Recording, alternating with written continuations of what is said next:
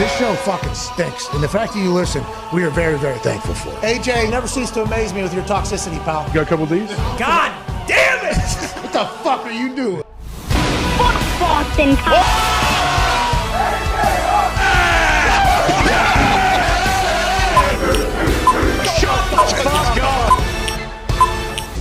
Hello, beautiful people.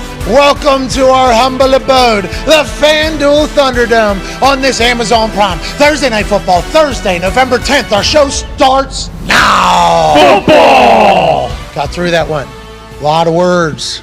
And a lot to talk about today because Week 10 begins for the NFL season, in which the Atlanta Falcons travel to the Queen City, where you don't go downtown, you go uptown. Charlotte, the home of the Carolina Panthers, which are seemingly in a transition purgatory period of what is now, what was, and what's coming next season inevitably. If you think about these two teams, the Atlanta Falcons, although they lost, they had a chance to win that game. Oh, yeah. Remember, there was a double fumble within the final 45 seconds of the game that could have led to either team getting into field goal position. It was the Chargers that inevitably got in. Cameron Dicker the kicker, kicks a game winner for the Chargers, but the Atlanta Falcons have been a team that has been able to run the ball well. And if you think about who they're playing against tonight, the Carolina Panthers in this NFC South rivalry matchup, Joe Mixon just scored 5 fucking touchdowns against the Carolina Panthers last week. I understand there's a lot going on in Carolina. They still got some good players. Let's not get crazy. DJ Moore, great player. Burns, great player. There's great players on that team. But with that being said, it seems like what they're not great at and what they've shown recently of being not great at is exactly what the Atlanta Falcons are like topping the NFL at, which is the run game with Cordero Patterson doing their thing. So I'm leaning very early here to the Atlanta Falcons getting a big-time win on Thursday Night Football. I think we're going to have a good game. I think this is going to be an electrifying game. The Carolina Panthers have been a part of some electric games. Now, if you think a couple weeks ago, old PJ threw the ball 75 yards. Yeah. Longest completion of the season. One of the best throws to win the fucking game at the end. Send it to overtime or whatever. At the end of the game, helmet comes off, missed the extra point. Overtime, missed field goal. Atlanta Falcons get a win. I mean, these two teams, whenever they played each other, have created magic. But last week, the Carolina Panthers were electrifying because they were letting the other team just have a full highlight reel.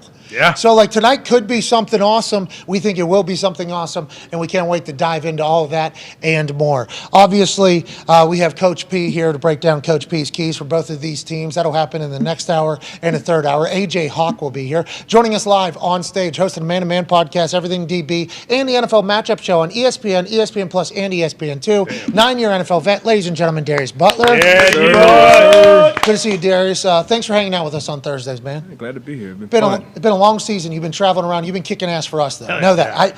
I don't get to see the entire NFL Matchup Show. For that, I apologize. I'm a bad friend. Hey, no problem. I do download it, though, so you get to stream. Appreciate I'm trying to Appreciate that. I'm playing the game. You know, I'm playing the game for you. I don't get to watch it all. And I assume you're crushing it on there. I keep up with you on social with some of the behind-the-scenes shit's great. Yep. And the clips are great that you put up on Twitter from that show. I assume you crush it for us, pal. Appreciate you need it. to know. We are very, very thankful. The tops of the tables here at Boston Connor, at Ty Schmidt. One half of the hammer, Dahn. Cowboys, Tone Diggs is here. Tone, how you doing, pal? I feel great, dude. How you doing? I feel really good. Going in this Week 10, I feel like we kind of have an understanding. Now, this slate of games is not fantastic. So bad.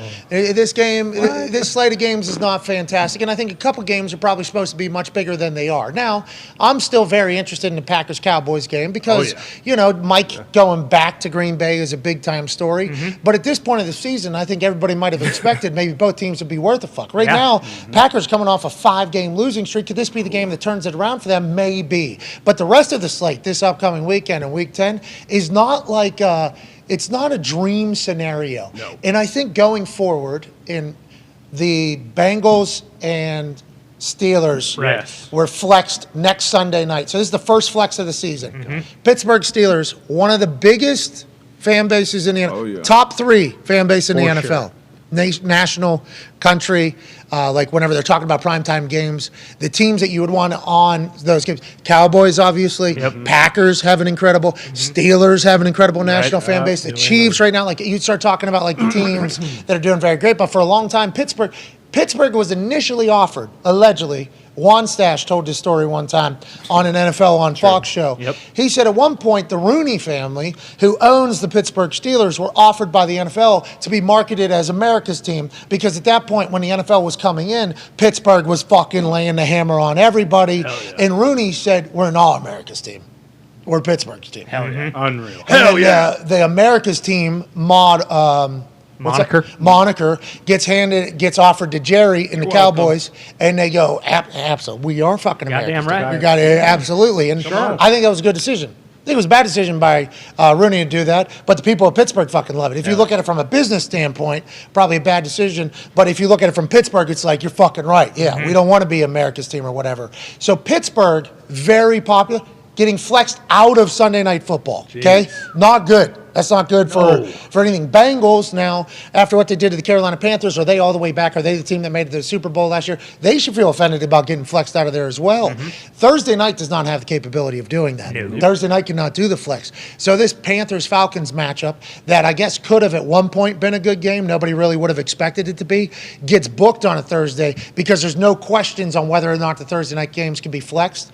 The schedule makers have an interesting job, and I think going forward with how much money is on the line, because remember, on Sundays, I think every 4 o'clock game is up for grabs. Yes. Yeah. Like networks can bid on them. Yep. So if you think about what the NFL is, which is a complete business, you would assume that they would want to be able to make a lot of money off those. So the schedule makers are going to have to set up games that are big in advance, especially if it's going to be a live auction week to week on who gets to play the game. So that's just a new TV rights deal coming into the NFL like weekly, which is bananas. Wild.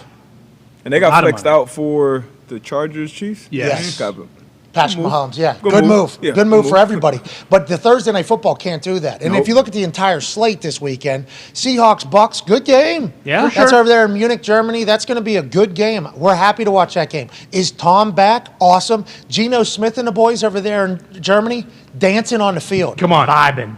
I don't know if they were doing high knees in the aisle on their trip to probably Frankfurt. No, it's German techno. They're doing the exact opposite. Whatever Team 3 does, they're doing the exact opposite. I think that is what Seattle has been doing. I think that is what they have been doing. Right. So they actually had a rule as they were getting on the plane. Nobody's allowed to stand up, even to piss. Nope. We're all staying seated. Remember what last guy did? Yeah. We used to have to fly to New York for a game. This guy's fucking doing Wolverine blood push-ups in the goddamn thing. We don't do that anymore, potentially. But that's a good game, just because Tom Brady's playing it, and the Seattle Seahawks are awesome to watch this year. Then you got the Jags, Chiefs. Okay, Chiefs are playing. Yeah. Texans, Giants.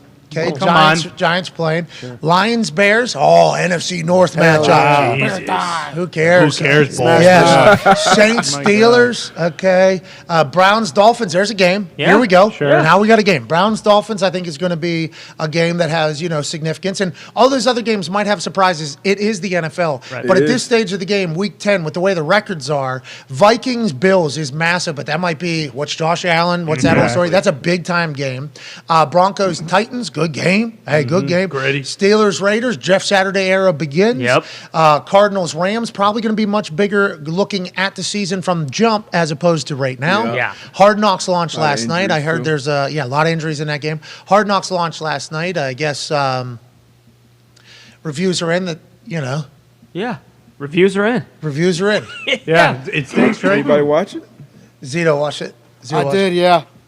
What were your Zito thoughts on it, actually Zito? They made Cliff look real bad. Okay, so that's she's reviews are actually- in. That's reviews are in. No. Okay. Zito's the only one to watch it. None of us Oh, watched jeez. it, so we will have to give it a go to see if what Zito said is accurate. If I had to find like a word for Cliff last night, dopey. Just doping Jesus. around. Good Lord. Like you snooping Yeah, around. made him look just like sad. that. I think he's normally described as like a dope guy. Yeah. Dude's Dope, dude. This Dopey. dude's dope. So negative dope. Oh, you're saying Oh, like a Mike this Francesa. guy's a no. dope. That's what Yeah. you're saying. Yes, it Like was. the- Like a I seven felt doors. bad. I was like, I want to like send him a card. Like, I hope you're doing good. Kind of like that situation. He's doing all right. What Well, the They hell? just got read up. Yeah, Yeah, but he's taking losses hard. Obviously, He he's a I gotta competitor. watch. Yeah, Doesn't I gotta really- watch. he got re-upped, Maybe up, but maybe up to something. Anyways, you can see what's that. I gotta watch it for myself before I jump into conclusions. Yeah. a lot of cameras, a lot of mics. You know, we do have to.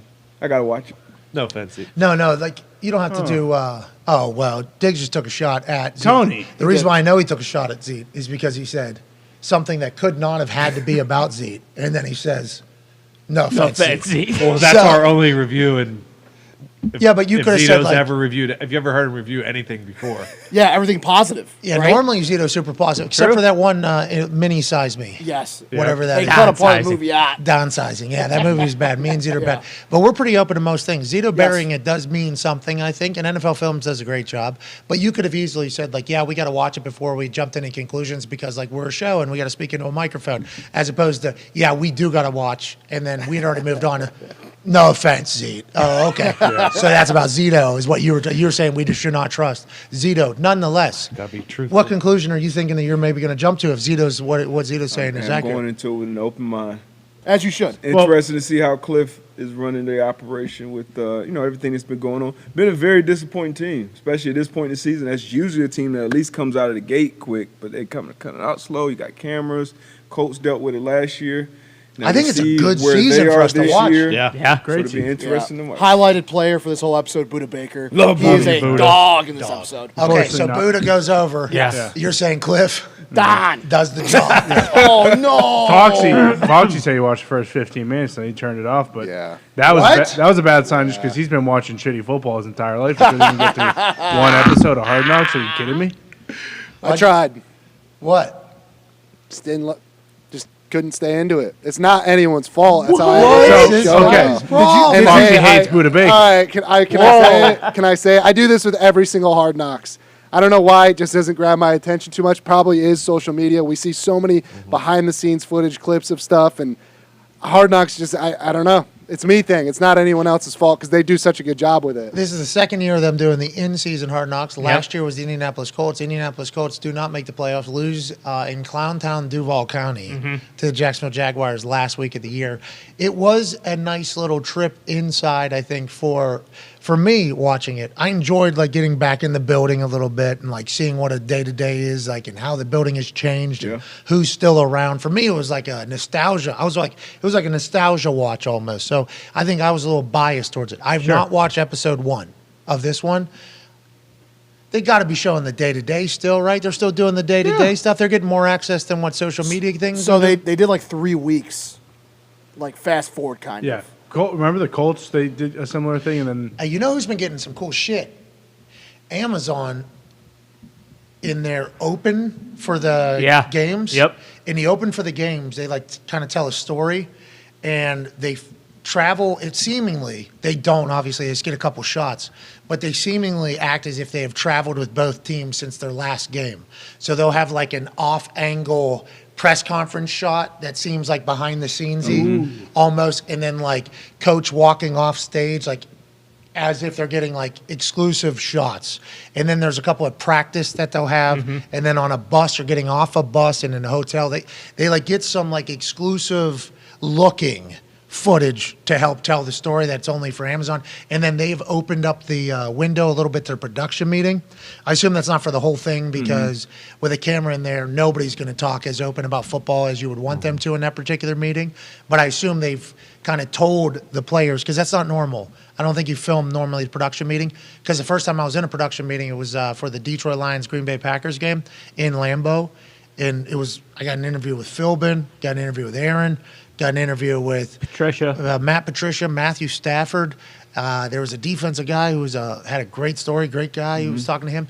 And as I'm in there, I'm like, they should be fucking filming this. Like this is That's really when they kind of build that storyline that they're telling, obviously, throughout the game. You know, usually for people who don't know, you know, players travel in, and then as soon as you check into that hotel on the road Saturday, you go up to whatever room to meet with Kirk, Al, whoever You else did is that? calling. They called you up I there? did it probably like twice. I never did. Probably like twice, you know, but usually it's like the store, either like the star players or somebody they want to have a story kind of built around. You obviously always the quarterback almost, but then that's when you're in the game and they say, hey, you know, we talked to, Gino earlier this week, and he talked about how he talked to his dad this week during practice, whatever the story is. So it's cool. The content behind the scenes would probably be dope. Yeah, the content of it was fucking awesome when I was in it, and I asked about it, and they said, well, nobody will say what we want them to. Like, the fear was that they're very open in that because it's not even pinpointing like one player saying they told you. They'll be like, they're going to try to attack these seams here because they've seen that this Panthers defense is loose in this end. Like the commentator saying that is coming directly from the production meeting the day before, where they're talking to the offensive coordinator either earlier in the week, the head coach the day before, the defense coordinator.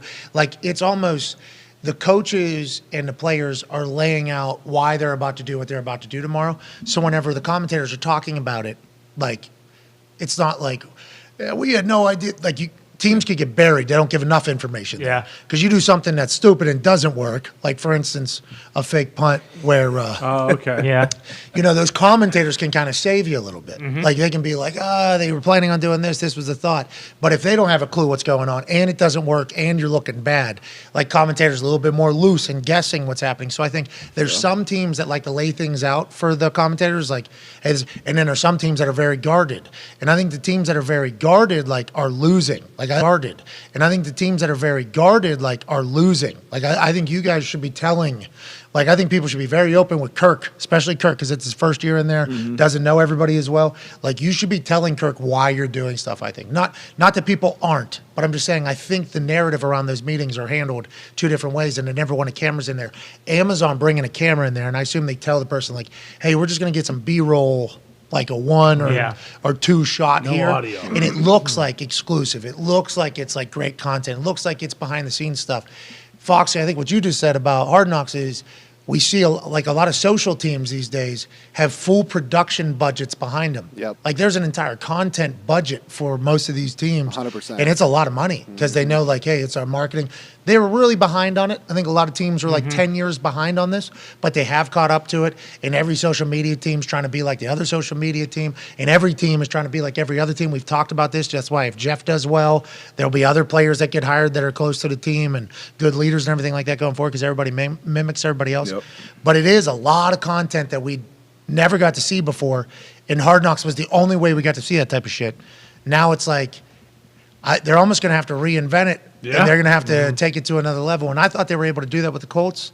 I'm excited to see what they're able to do with the Cardinals here. Yeah, I'll reserve judgment until I actually watch it, but it's also tough when they start it this far into the season because we know about all like the Drama. dysfunction and the drama going on. So if you're not showing that stuff, because obviously they don't want to just set them up for failure and you know every week be showing the dysfunction between Cliff and Kyler and all that kind of stuff. But if you're not showing that stuff, then you're not really telling the story of the season so far. So it's like I caught the last 10 or so minutes of it, and it was most of the game against the Seahawks, and they did show some of that stuff. They had Kyler mic'd up. It was pretty telling. And then they had Cliff on the sidelines, and then they had D-Hop, and they showed a play where D-Hop was like wide open down the seam, and Kyler didn't even look that way. They showed D-Hop come over to him, talk to him like, hey, what's going on? They showed Cliff trying That was to that settle. conversation on the sideline. They showed Cliff trying to settle everyone down, like, hey, let's go, guys. We got to get in our rhythm. We got to do our thing. So they did kind of, I don't know how much they highlighted early in the episode, but they definitely touched on it later. Because WWE-wise, if you're NFL Films, you're in season, all the drama that's been leaked is your commercial. Yeah, exactly. Because you guys are the only ones that have it, right? Because the team isn't going to put that out. No. The Cardinals social media team can't put that out. No way. But films, that's what they kind of have to. Yeah. That's what you have. But And teams can still say, like, yes or don't no, put yeah. that out. Yeah. That's don't what I'm put that saying. out. Like they have to, but I don't think they can. Yeah. Especially Well, with their relationship with the NFL. I think it'd be difficult. And like last They're in year, a tough spot. NFL Film is in a tough spot right now with Hard Knocks. They're innovative. They changed the game with Hard Knocks. But every social media team now has past them. a phone in the building every day. And they were obviously anticipating the Cardinals to be like 7-2 at this point, or you know, like right up there in the NFC West. And it's like, oh, well, now this team kind of sucks, and they all hate each other, and we can't really use any of that stuff because obviously they're not going to sign off on it. Burying them. They also they showed one other thing that was really cool, just real quick. Steve Keim, the GM, was up in the box with the owner, Michael Bidwell. And they showed both of them watching the game together and communicating.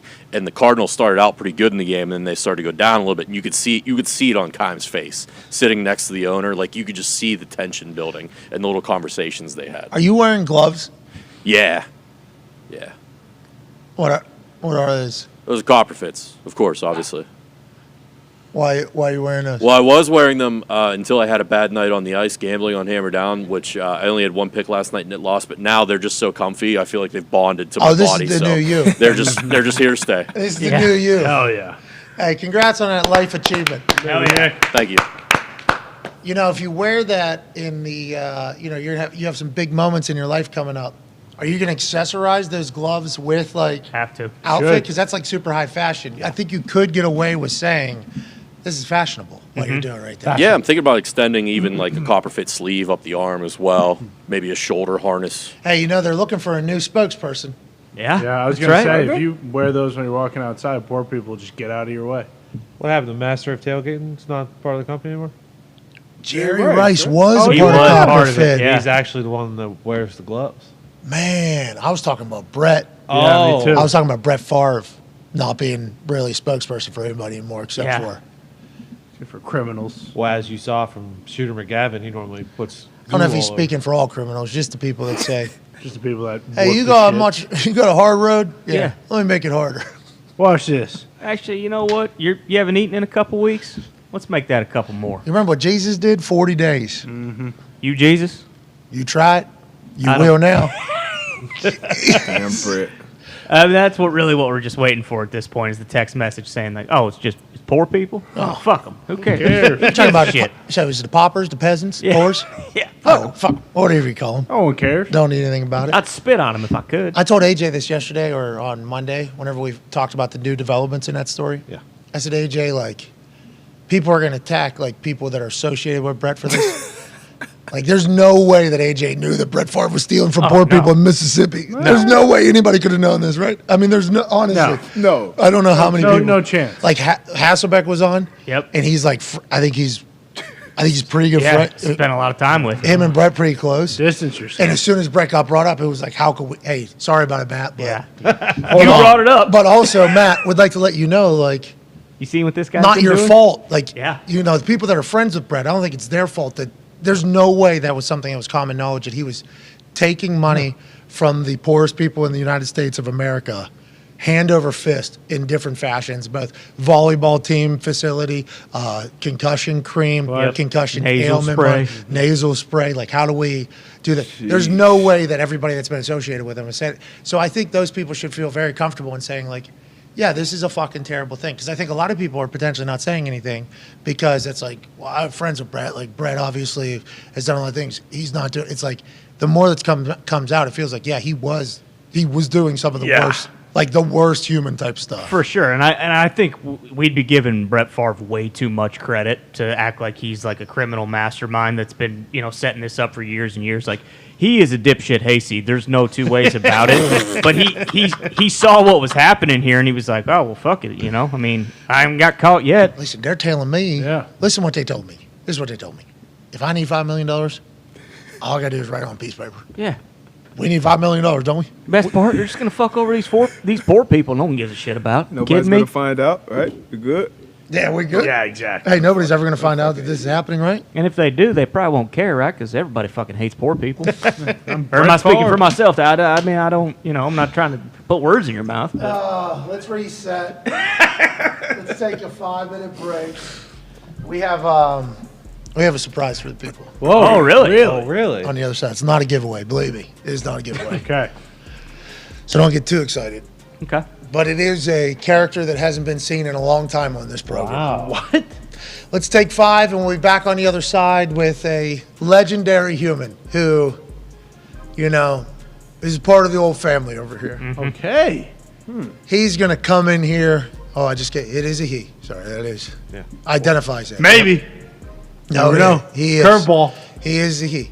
He's going to come in here. It's about to be a buzzsaw. Okay? Everybody needs to know it is about to be a buzzsaw. A whirlwind is about to come. And we're talking about one of the greatest resumes of all time as well. That's right. Be a friend, tell a friend. Take 5. A friend of the program who we haven't seen in a long time is here. They'll be joining us in 5. The conversation shall continue. We have a lot of guests today. Oh, yeah. Von Miller included. Oh, let's go. Let's have a Thursday, November 10th. Fight. Fight.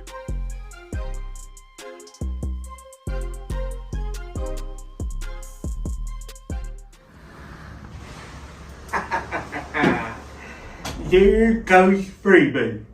Sing it with me, baby. This is how we do it. La la la la la la la. Coach Freeman, I know I'm being hard on you. But like Montel Jordan says in that great song, this is how we do it, baby. That's Notre Dame football. That's what it's all about. If you notice, our next day aired a Clemson helmet to my office here because I've been pissing and pooping in that thing all weekend, using it as my own personal toilet. Just like you guys use the Clemson Tigers as your own personal toilet on Saturday night. Everybody's saying, hey, Coach Sweetie, he's the best, he's the greatest, he's the best coach of all, he's the best recruiter. Well, guess what you did? You took that boy, put him over your lap, and you fucking spanked his ass. Not only that, you take that DJ ooey ugly lay, and you made him one sad ooch. That's Notre Dame football. Listen, we've had a tough season, okay? There's no two ways about it. And you knew there would be scrutiny. You knew old Coach Lou would be coming after you if you lose games to teams like Marshall and Stanford. But what's the best way to drown that out? By beating the shit out of Clemson and dashing their college football playoff hopes. And speaking of the college football playoff, yeah, we might not be going this year. We don't have a good enough record. You know that. I know that. Everyone who prays the touchdown Jesus knows that. But when they move to 12 teams and you play like you did yesterday, oh boy, are them fighting Irish gonna be shitting pretty, baby. I'm a God-fearing man, everyone knows that, just like you are. And I don't have many vices. But boy, have I been enjoying a nice cigar and a nice ride on route ever since we won, baby. You did this for me, Coach. This is what you did. You should be proud of yourself. You should be proud of those boys. And with everybody talking about conference realignment, I have a simple request, or maybe just something to ponder. We're already in the ACC in basketball. Maybe consider joining the ACC for football, too. I know we're independent. I know we get a lot of money from being independent. But you fucking own everybody in the ACC. Clemson, Florida State, NC State, North Carolina. Shit, it doesn't matter who you put in front of us, okay? If you go to the ACC, mark my words, you're going to be going to the college football playoff every single year. Keep it up, Coach. I love you. I'm proud of you. And let's get this going, okay? What do you think? What I saw on Saturday, that's how a Notre Dame Fighting Irish football team is supposed to play. You were tough, you were intelligent, you were smart, you were all the things you need to do to win. And because you won, you let good old Coach Lou enjoy a nice Cohiba. And I got this drink in my cup. And there's nothing better than that, baby. Go Fighting Irish. Go get them next week. Signed, Coach Lou Holtz.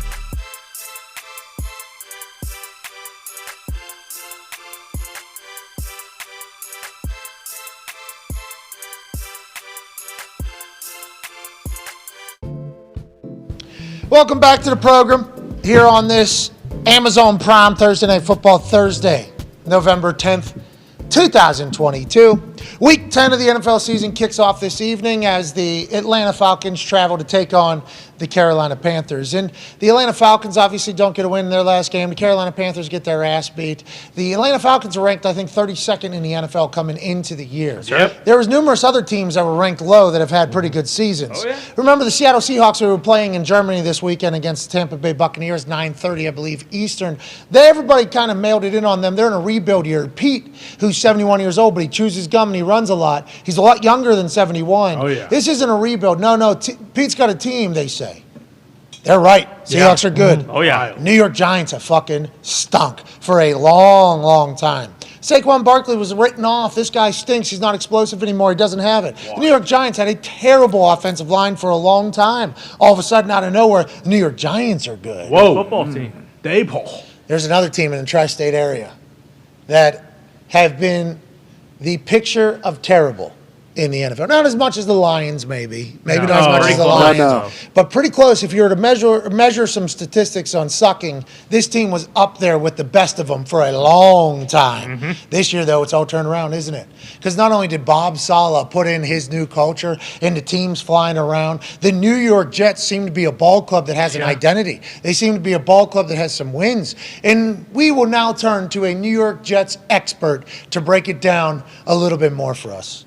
Ladies and gentlemen, friend of the program, future WWE Hall of Famer, a man who has been in a war zone What? in Poland, I believe, What?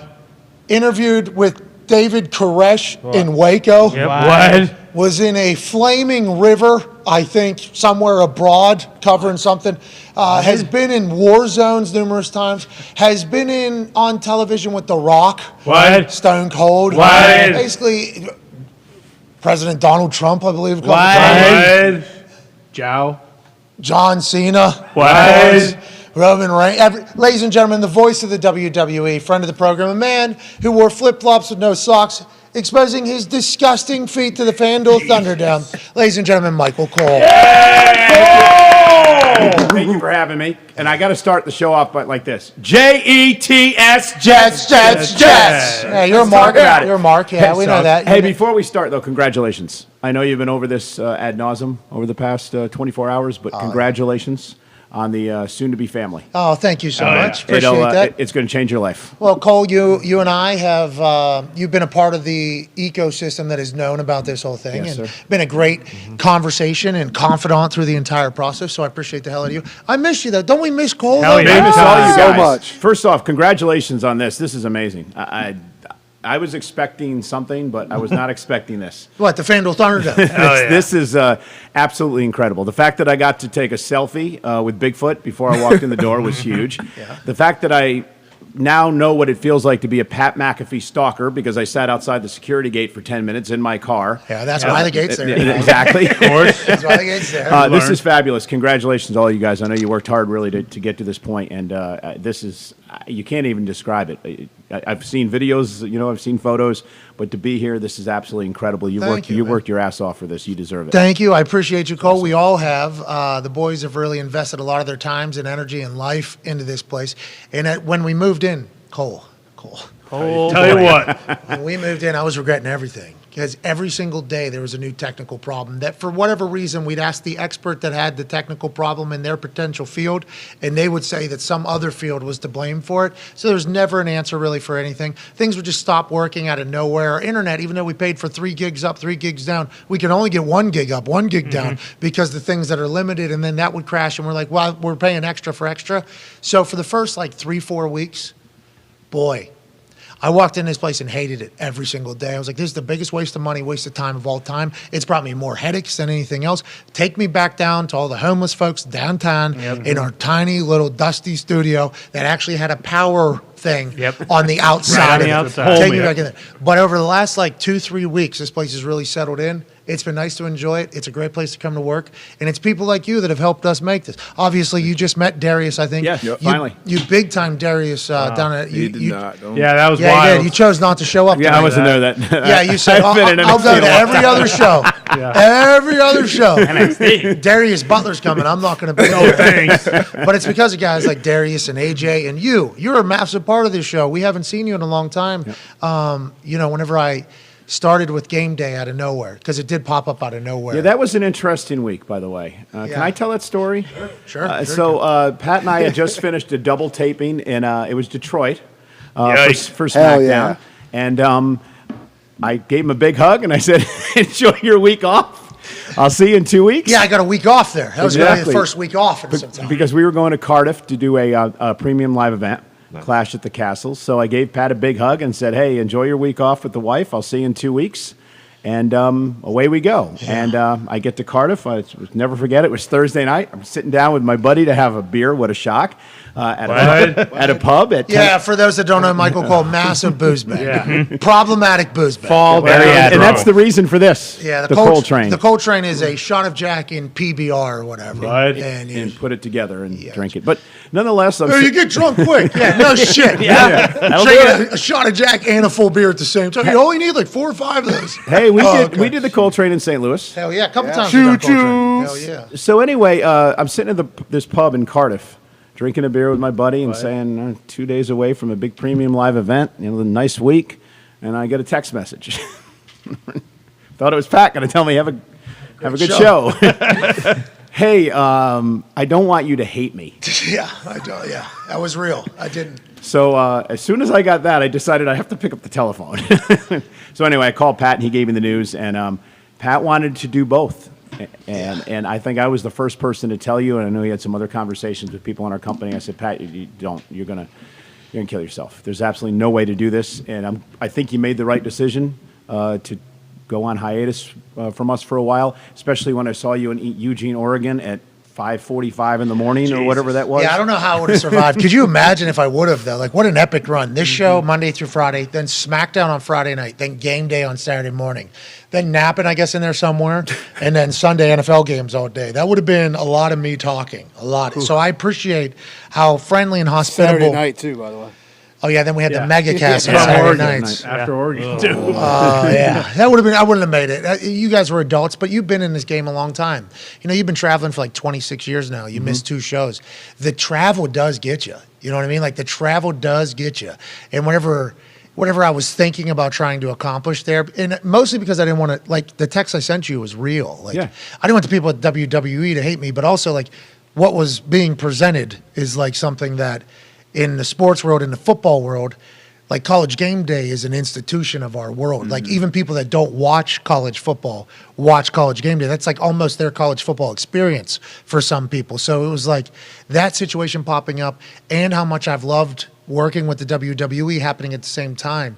It was like in my head, I'm like, all right, I'll just have to do both. Like that's what I have to do both because I'm getting these incredible opportunities to do this type of stuff that I would dreamt of, actually dreamt of with WWE. Never dreamt of getting into College Game Day because I didn't think it would be feasible, to be honest with you. Because normally it's quarterback, Heisman winner, whatever it is. But WWE, I always had a dream of. And then once it was like presented, like, hey, you could be a part of Game Day. I'm like, holy shit! Never could have expected this opportunity, and I didn't want to disappoint anybody over there because of how much respect I have for how much, the amount of respect that you not only showed me, but all of our guys, like everybody in the WWE family was so nice to all of our guys. Oh, yeah. No matter when, no matter how, everybody was cool to us. So I didn't want to piss you off. I'm thankful that you guys were like. Well, everybody's but Connor has been respectful to all of us. So yeah, you're right. Whatever. Yeah, right. Shut up, Mark. Yeah.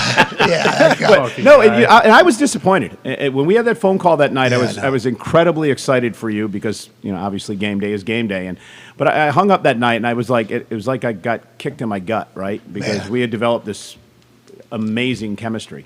And, but then I thought about it for a little bit and I actually called my wife and she's like, you're being incredibly selfish here to feel like that. And I'm like, yeah, Pat's my buddy and he's a real close friend of mine and this is incredible for him. And then obviously we had the talk 24 hours later and we moved on and life's good and hopefully we'll see you back soon. I do want to say one thing though. Hey, have you guys been, because I've been seeing on the internet my return date. I'm like, well, I haven't fucking heard my return. Is that right? I would like to hear. I'd love to hear what our speculation is January. However, that is our speculation. We have not heard that officially from anyone, so that is what we're hoping for. Listen, a lot can change in the next couple of months. I just want to say that SportsCenter is finally Sports Center Game Day is finally watchable again. All right, listen, we're not getting into that. Okay. Come on. That is I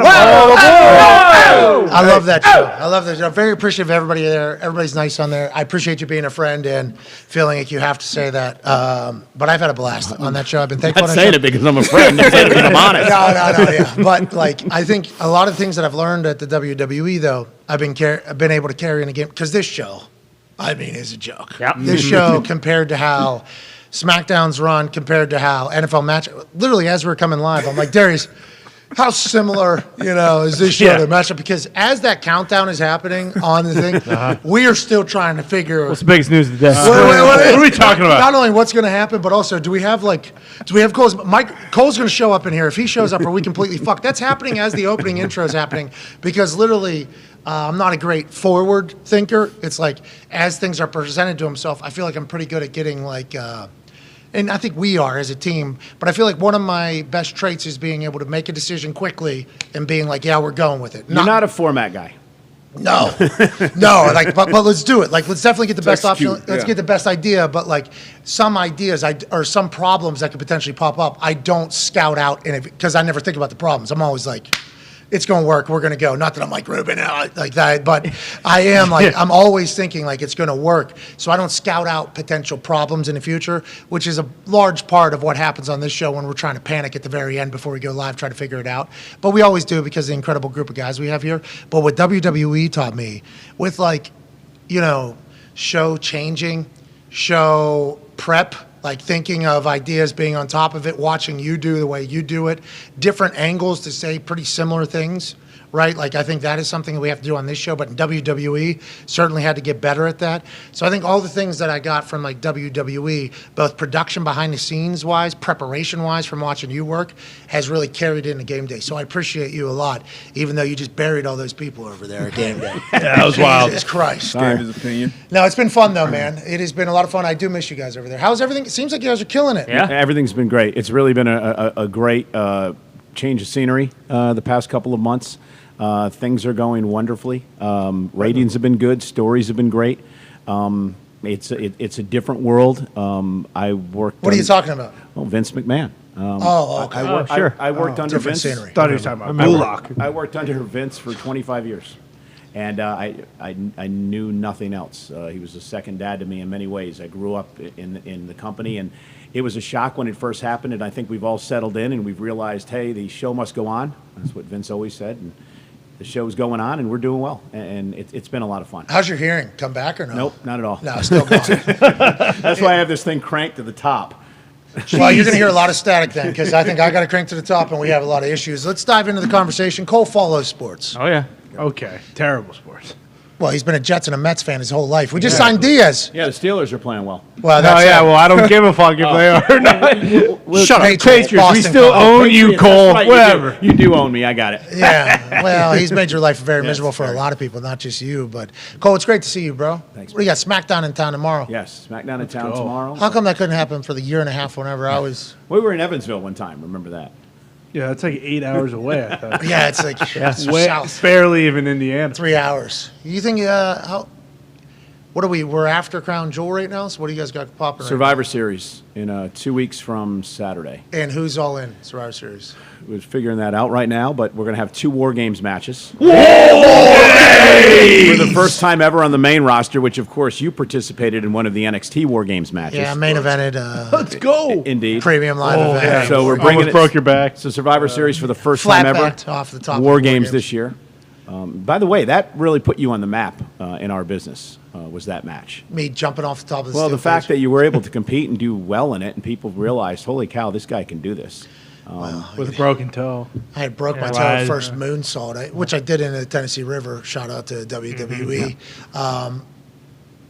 Yeah, I did a moonsault through Roddy, maybe? I forget. Somebody was in the table. Yep. And my toes just went right into the ring. Yeah. Broke my big toe. That's the first thing I did in a match. Yeah. That's literally minute 1 of 47 or something like that. After having to load in 18 8 tables. tables. Right. What a rib. Yeah. Hey, Pat, you'll get all the tables. Okay. Don't mind if I do. Let me move 10 tables. Yeah. I'm a fucking mover. blown up, broke a toe, Pretty serious L4, L5 injury. flat backed off the top of the cage. What was that? Your second match? Yeah. Yeah. Main event. Did you ever do that? Main event? Yeah. I was semi-main event WrestleMania. Cole's undefeated. Yeah, I am undefeated, and you're not, by the way. So I am. just In make that sanctioned clear. matches, I'm You're not. undefeated. Mr. McMahon beat you, and Yeah, but it wasn't sanctioned. It wasn't sanctioned. Wasn't It wasn't sanctioned. sanctioned. Because the guy who's in a match can't sanction a match, especially on the spot. the owner of the company can sanction anything he wants. No, he can't. Not whenever. What's I not read sanctioned? the rules. All We right. read They just hired. What's this that? Saturday, so yeah, it's a good point. Yeah, there's see? not a lot of rules, Pretty much. but that one is rule because it's not just the owner. Like, there's a whole Texas. I mean, I think Texas had to be a part of Yeah, a the, little bit. the Competition. federation. Yeah, exactly. Yeah, so OCW had to go through the same thing. exactly when we had Yep. that years ago. So I'm undefeated in sanctioned matches. You're undefeated in matches. Look at us. Okay? There we go. Bunch of undefeated guys. There we are. It's great to see you. Have you missed any shows since last time, or you're still Nope. on that streak? Still going. Okay. Still rolling. 25 years, 2 shows. Yeah. 52 weeks a year. Well, I guess they double tape, so he gets It's like a week off he every gets a once week in a off. while. Oh, okay. But no. he's still handling Well, bullshit. wait a minute. These double tapings aren't weeks off. We had a double taping this week and ended up going to Saudi Arabia to do. Oh, prep nice. school. Oh, you got So vacation. there you go. That's a vacation You spot. didn't take money from them, did So- you? Hey, were you worried about the threat? No, Wasn't there a threat? Not at all. There was a threat, but we were in the capital city of Riyadh. Had assurance from a number of different places, including the State Department. That Yeah, but you everything's gonna guys be have fine. done a show, right, where, like, I think in Iraq. In Iraq. We got bombed. Yeah, In they Iraq. were doing a show for the troops over in Iraq at a Space We camp? we were at in the middle of Baghdad, and we were actually putting up the ring in the little arena that we had built, and they sent 3 mortar shells our way. So we got shelled while we were building the ring. The last mortar landed about 75 feet away from where we actually were. And so that was Vince McMahon led WWE. Yes. Went back into war zones after that, by the way. Yeah, War shells come in. You think? So, You think what I'm are we not dead? You think I'm not coming back? I think they even upped it. They're like, we're doing this twice a year whenever we go in there. So with Triple H running the show with the threat, I was intrigued to see which way it would go. Show went on. You guys went right into it. I think that's a very, like, because I know that WWE is a massive part of, I don't want to say like evolutionizing, but kind of Yeah, a it part of was. evolutionizing that area. Oh. Whenever it comes to entertainment, WWE is one of the first like outside entertainments that isn't like state run over there, and it's like the first time a woman had a match over there. Super like the whole. It's a big, and we're talking about this, and people might judge us by talking about this from American standards, but in our hopes world that we're all living in, we hope that the entire world becomes a place that is accepting and equal and awesome. We all hope that. Not everybody hopes that. There's some assholes that don't. But I would like to let you know, we, as a team, say aye if you're hoping for that. Aye. Everybody's hoping for that, okay? Reality is that some parts of the world don't care about what some people hope the world looks like still. They are still living in a much different world because that's the way their rules, their religions, that's how it's always been. And, you know, there's always the conversation of should America meddle in all these things? And we have in the past, and it's never really worked out well, and I'm not diving into that whole thing. But I think like the WWE helping, hopefully, a country that has been very, I think, in viewing of our standards of how humans should be treated morally and everything like that, way behind. I think WWE has been quite a step, I think, for progression over there almost. And I know WWE takes a lot of heat from this for everybody, but there was like 2 women's matches over there. There was 2 women refs, authority. A woman was an authority in the middle of Saudi Arabia a couple weeks ago. Like that is not normal. And I don't know if without WWE that ever happened. It's been a progression. We had first, I think it was 2018, we had first women's match ever in Saudi Arabia, which was Natalya and Lacey Evans. We moved on to a championship match a year later. And this year, to your point, we had 2 matches. They were both for championships. We had the women's tag team championship match. And for the first time ever, we had a women's stipulation match in Saudi Arabia, which is a last woman standing match with Bailey and Bianca. So, we're gradually moving on. The country is starting to westernize a bit, and, we're hoping to... That's the word, westernize. Yeah. We're hoping to trying to think continue as that was. trend. Yeah, I hope so too. I think it's a good thing because if you just never help, Can't do anything. like nothing's ever going to happen. Never Like, going to change. Yeah. And this like kind of leads to the conversation. Like if you disagree with somebody, you don't have to just like just never talk to them again. very, You can be right. like, hey, we can come to I don't know.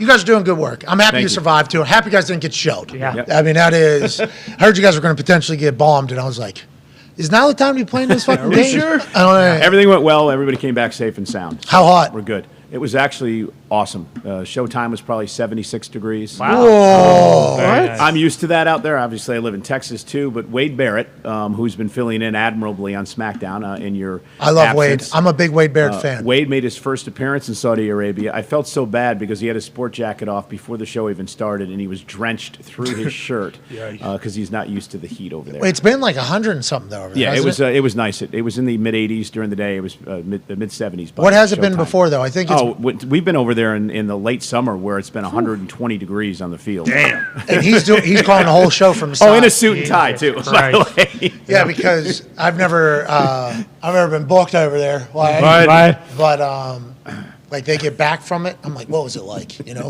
like I have so many questions about what a completely different world is like. Basically, is what it is. And you start talking about it, and I'm like, how about the show? You know, was the crowd into it? They're like, I was into it, yeah. And then I think Corey Graves said it was so hot. And I was like, oh, I didn't even think about that. And then you guys cut like this maybe 7 to 10 minute promo about how the air felt as the night went on and sitting out there for 3.5, 4 Stifling. hours in that heat and what it was. Yeah, I think you guys are doing good work, Cole. Thank you. Good job, Cole. Thank you, Way guys. to go, Cole. Thank you. Nice job, Cole. And shout out to Wade Barrett. I'm afraid I've got some bad news for you. I'm a big fan of his. I think he does a great job. Now let's move to some football. Tonight, Falcons and Panthers. Falcons favored by 2.5, I believe, going into Carolina. D-Butt, what are your thoughts on Week 10's kickoff matchup here between the Atlanta Falcons, who have a great run game, and the Panthers, who seemingly can't stop a fucking cold? Joe Mixon gets 5 touchdowns a week ago, runs really well. Is that going to be the story of the night? What are your thoughts, Derek? Man, it's gonna be an ugly one, weather-wise. You know, you got Hurricane Nicole out there throwing things off, and right. two. I mean, one team. You know, the Falcons. They got a lot going into this game. They can start off Week 10 and have still the division lead right now, depending on what happens in Munich. But they'll have the division lead at 5-5, so it's a lot on the table for them. So I think the Falcons are going here with the right mindset. Run the ball down the Panthers' throat and get a win. You heard a maniacal laugh there from an Italian that wears a cowboy hat on this particular stage every single day and hosts Hammer Dahn, the podcast, whenever he heard about Hurricane Nicole, who I guess she is Wet. She's a breezy wet bitch. I guess she is going to be a little problematic there. Now, it is not yet into the Carolinas, but I do believe it's feeling its effects. Tony, you got all excited about this because this is sitting right in your unders wheelhouse, isn't it? There's a couple times a year where you get a chance to do an all-weather under. There was one earlier this year. There was the wind game in Buffalo, New England last year. Hell yeah. Sometimes what was that, Philly earlier this year, I think it was, where it was like Philly, Jacksonville. 3 inches of water on the field. I believe there's a 80 to 100% chance of rain for tonight's game. Is that a lot? And there's a wind advisory of gusts up to 40 miles an hour. Is that a lot? So now, did I take all the unders? Did I take the rushing unders? No, because we're going to run the rock. Because I think we're going to run the ball. Falcons are a very good running team. You saw Joe Mixon run for all those yards last weekend. So I didn't take the rushing unders. I did take some passing unders, though, because one, it could be 70 and beautiful. PJ Walker and Mariota aren't going to throw for that many yards anyways. Tony! All right, a little bit of a burial. Tony throw 70 yards in one throw. 2 weeks ago, and then last week he played so bad that he got benched. So well, then the backup came in and scored 3 touchdowns. Yeah, exactly. So, I mean, I took the quarterback unders. I took all the wideouts and wide receiver unders. I mean, it's a risk. I'm sure one guy could catch a quick screen and go fucking 60 and ruin the entire parlay. Yeah. But it's worth it. I mean, this is an insurance bet because if I were to not take this bet and everyone were to go under tonight, I'd wake up tomorrow morning very upset. And you don't ever want to wake up with any regret. That's the life. That's the style of life you live. Exactly. No regrets. It's like when you do a lottery pool in a big office. I'm sure there was a lot of these over the last couple of weeks. What happened with that? They lost power? Somebody tried to set that up? Yeah, I don't know. Probably. What happened? Somebody got their hands on Danny it? Ocean, yeah. Danny I never Ocean. believe tried in any of fucking- $2 billion. You got to assume somebody's going to try to fucking work that. thing. Ever since But you McMillions. always in the office pool, if someone walks around and says, hey, do you want to get in this office pool for the lottery?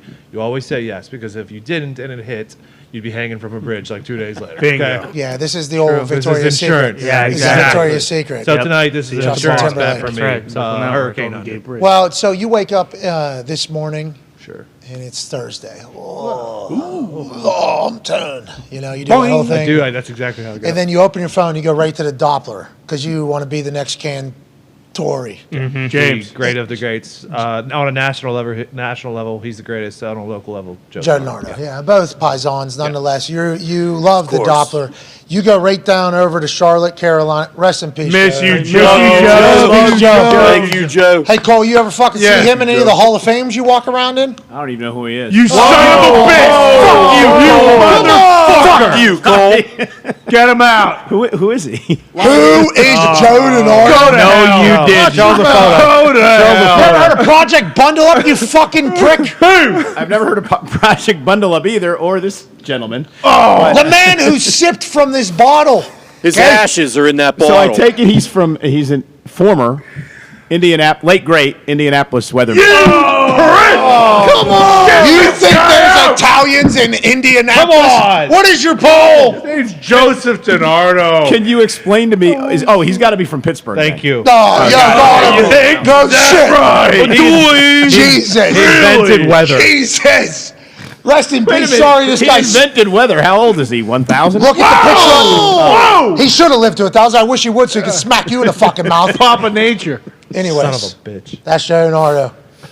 May he rest in peace. Miss you, Joe. Joe knew. Love you, Joe. Sorry, Cole.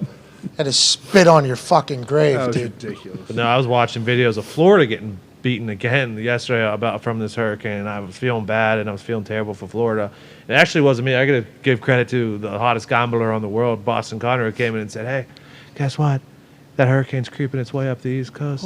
It's gonna make a little bit of noise tonight for Thursday. We don't Night like Football." this. We hope everybody's safe. No, yeah. Yeah, the way you're delivering Right, that is Connor comes in. Hey, guess what? Hey, guess what? Hurricane is terrible. Everyone's gonna die. Yeah, don't. Whoa. Whoa. Too far. That's what I Piece was of saying. shit. Just building it up. Yeah, Okay. Hey, that's remember, not- Cole didn't know who Joe DiNardo was. Wait a minute. You're yelling at me for talking about a guy who's already dead.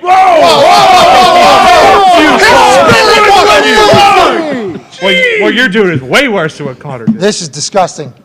I'm just saying the way he told the story made it sound like you were giddy. Sounds like you might have been. We are not. My We do bad. not like any Wrong of this. voice. Wrong voice. He was like, "Hey, Diggs, bad news, but Good news for gamblers. maybe D'Angelo fucking." Anyways, Connor, you hit that obviously $25 in a $38,000 bet with the double touchdowns both for the Atlanta Falcons and for the Chargers and then the Raiders, Jags. Chargers, Raiders, Jags. And you hit a plus 21,000, I think, last night, right? Hell yeah. He hit a plus 21,000 bet last night In the NBA. in the NBA for points. So what I we're didn't talking see this one. what we're talking about right now, yeah, he didn't flex it enough. Kept it to I was myself. on the fucking treadmill this morning, just doing my thing, and Connor just comes up casually and he goes, plus 21,000 last night. And I look at it and I go, you hit that? He goes, yeah. And I go, What game? we should be telling everybody right now. That Yeah. we did this. Gambling in He was like, America no, right I only bet $20 on it to win 900 something. This guy, $20 into 900 something last night. Tonight you have the super boost. You have taken the reins, and we want to let you know with the way your brain is operating right now. Let's fucking ride this thing. Yeah. You were doing the research about the hurricane because you knew that you had the super boost. So although Tone said you sounded giddy, you were not giddy because people are going to have to potentially face some devastation from this storm. And for them, we would like to wish all of our well wishes, and we will help and donate if anything happens, just like we did with the previous asshole hurricane that came through Florida. But you had your eyes on it. The super boost this evening has officially been announced. It is. Deontay Foreman and Cordero Patterson each to have a touchdown. So that's both running backs, right? Both running backs, one for Carolina, one for Atlanta. Foreman scored 3 touchdowns last time they played Atlanta, and then I believe Cordero Patterson did not play last time they played Carolina. So we got to think about why Connor has been so incredibly hot. This dude this weekend did not leave his apartment. No. All he's been doing is watching games, betting on games, and playing video games. Boom. Right. Whenever there's no games on, he's playing video games. That's late night. Then he's just watching it. He's fucking dialed in right now. Yeah. And I think you looking out to see what this bitch Hurricane Nicole is doing and seeing that it's going up there and liking the running back. Darius, you said plus 500. I didn't believe this was plus 500 either. But looking at this, I feel like we got a good one right now. Now, you've said this a lot. Yeah. We have hit in the past. Exactly. We have hit in the past. We've gotten our hearts broke way too many times. Torn So out. many times. This one feels good, though, D-Butt. You like this hole and you like the thought behind it? This looks really good. Everything we've been talking about, running the ball, both of these guys are going to get a lot of touches, especially in the red area. I love this one. Plus 500. Yeah, it's great. Spelled Connor's name Yeah, it's wrong. not a good sign that it's CONNER yeah, when Connor's it's OR. OR. So I think there is a chance. I should have seen that. We I might should've seen that. might be Who cursed edits here. your stuff? Who's your editor? Well, we all got eyes on it, to be honest. Once we're talking again, about what happens right before we go live. I mean, this thing got thrown together maybe 20 minutes before we go live. There's an edit to a video that happened about 5 minutes before we go live. Exactly. There's a lot of things getting thrown around, so things do slip past the goalie every once in a while. Don't love that That's bad juju, John. No. That's the thing. We're taking bad juju with the bad juju of a hurricane, and we're mixing it together. You got to kind of cross Two those bad things. jujus. Yeah. Negative. Exactly. Two negatives. Two negatives. Equal Boom. positive. Boom. Bang. Sit on. Good. Ever done math before, Cole? Yeah. Yeah, Wake you know up. anything about I math? wasn't very good in math. Well, yeah, probably weren't good at a lot of things, Yeah. especially with your knowledge of fucking the greatest Doppler user of all time, Joe DiNardo. That was unbelievable. Yeah. I can spell though. Can you? Thank you, Joe. Well, I can spell your name. Let's go. Thanks. Can you spell respect? RESP. ECT. What is that Look word? over your left shoulder right now. Mr. DiNardo. Thank yes, you. sir. Show some. Lord to you. Stand for your tribal chief. Miss you, Joe. What are you not going to stand for your trouble, chief? How's Roman? Roman's good. Yeah, he's great. Yeah. Sammy. I saw him bury you, Cole. Yeah. Yeah, that was at the press conference. You were Yes, really stirring some shit, weren't you? You were the hype. I forgot about. We didn't even talk about this earlier. I was just scrolling through the internet, and I see a WWE IG post, and it's your face standing at a podium with the thing, and then it goes to Roman Reigns, and Michael Cole is not very oozy right now, is he? I'm like, Cole's stirring shit right now at a press conference. When did you see start the doing that? Picture of the Omas's hand on my palming my face. That was another Like a another one. basketball. Yeah. Oh yeah, I do remember that. Yeah. Why you sign up for this stuff that just puts you in harm's way? What's that all about? I'm a war correspondent, Pat.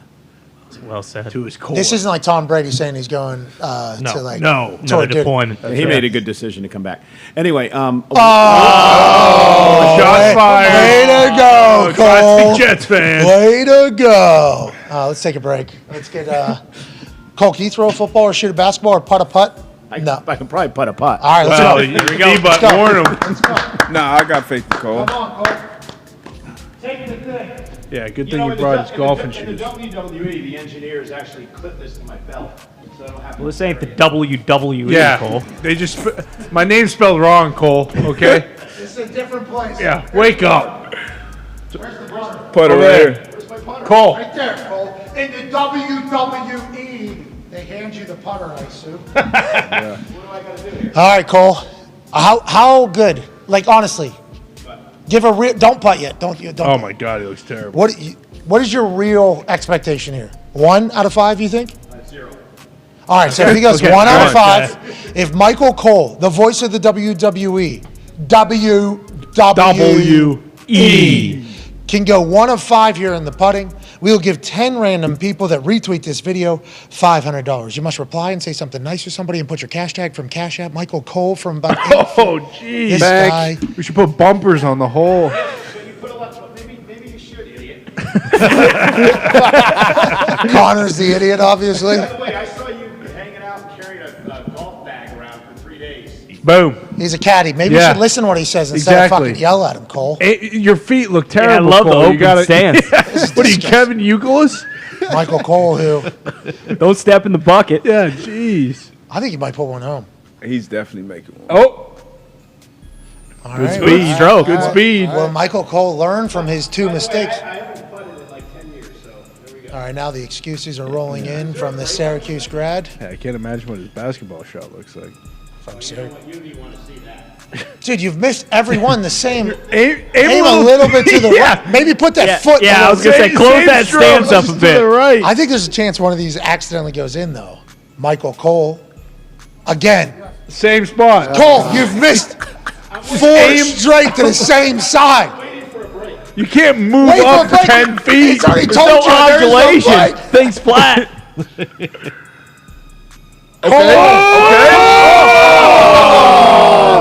Emergency break. All right, that's hour 1. That's on us. We apologize. This guy's been to war zones. He was the first person to talk to David Koresh. Yep. Mortars. The whole thing. He was in a river that was on fire. So that's drowning and burning. 2 of the top 3 worst deaths at the same time. Yeah. He was Michael in Cole Cleveland. can't handle a 7-foot putt. He's missed every putt. Put your left foot forward a little bit, will you please? You're hitting it like Ichiro. Yeah. Ichiro. Jesus, you've missed My left God. every single time. Close that stance like Pete Alonso. There it is. All right, Cole. Boom. There it is. If Cole makes this putt, we will give 15 people 500. 15. Whoa. Where are you putting the This ball? guy stinks. What the hell is going We'll be on? back for hour 2 on the other side. AJ Hawk will join us. Coach P's Keys will be in the next hour. You got There's a lot one of- more? Might as well make it a million, Pat. He ain't making that fun. This guy not sucks. even- not a Left every time. Every time. Let's take 5. AJ Hawk will be on the other side. And let's cover all the real news of the NFL. Russell Wilson was a human for once in his press conference. Yeah. We have to talk about that. The Commanders got some weird shit going on. I think the prosecuting attorney, the head one, the Attorney General of D.C., gave them a heads up of all the shit that's coming. Yeah. Because they're sending out emails to people and saying, hey, we owe you money, we do this is coming out. Feels like the Commanders are kind of grasping at straws right now to kind of save everything. Who knows what the AG will say. Racine, I think, is the Attorney General. That is the Commanders' biggest foe right now. Bob Griffin talked about Jeff Saturday's hiring a little bit and more. AJ will be on the other side. Take 5.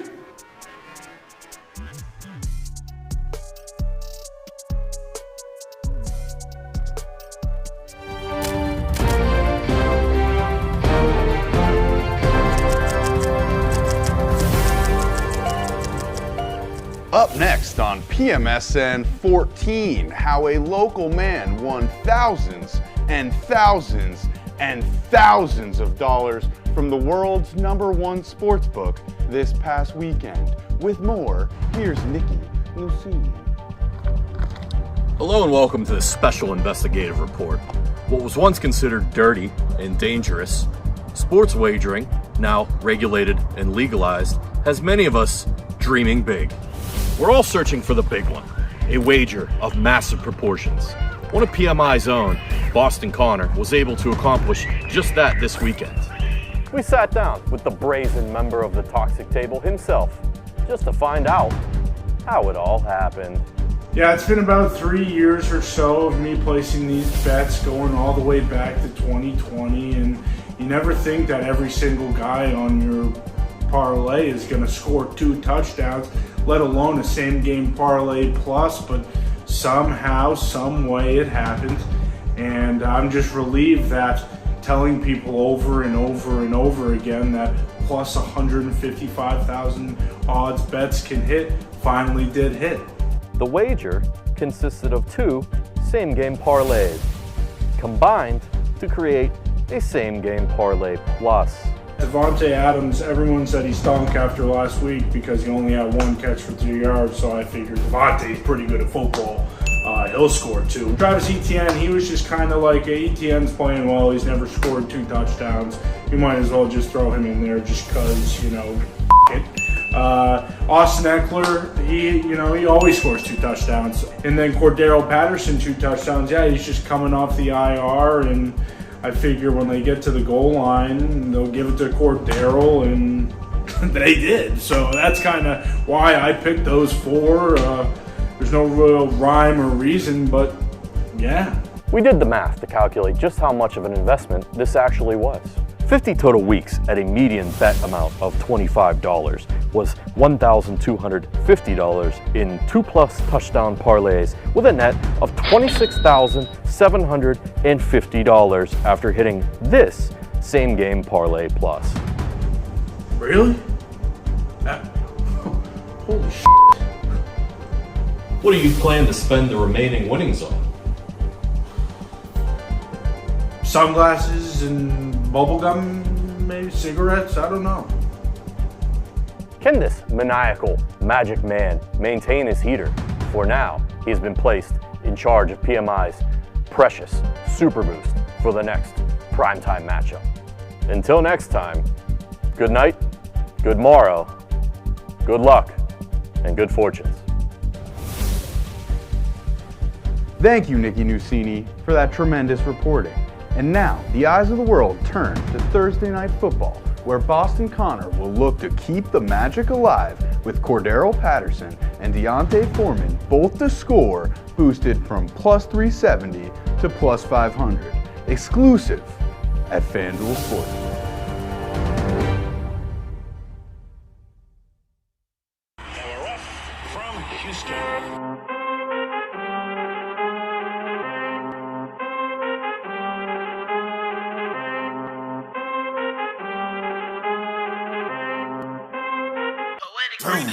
I need all the wins, yeah.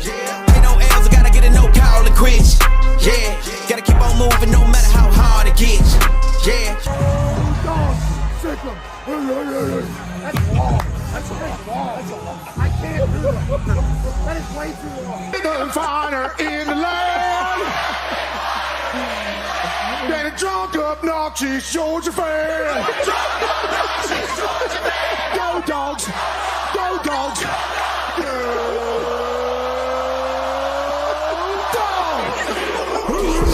Yeah, better move out the way, cause I'm coming with harder hits. My head is as hard as a brick, but I'm harder than all of this. You better move, you might get knocked out. Knocked out. You better move, you might get knocked out. Knocked out. You. This show, we went to Knoxville for the Florida game, and I picked Florida. You did. And Tennessee won. Yes, you did. Then we went to Knoxville again. A couple weeks later, they played Alabama, and I picked Alabama, sure and Tennessee did. won. And everyone's telling me on Twitter, make sure you pick Georgia to win. Right. Guess what? What?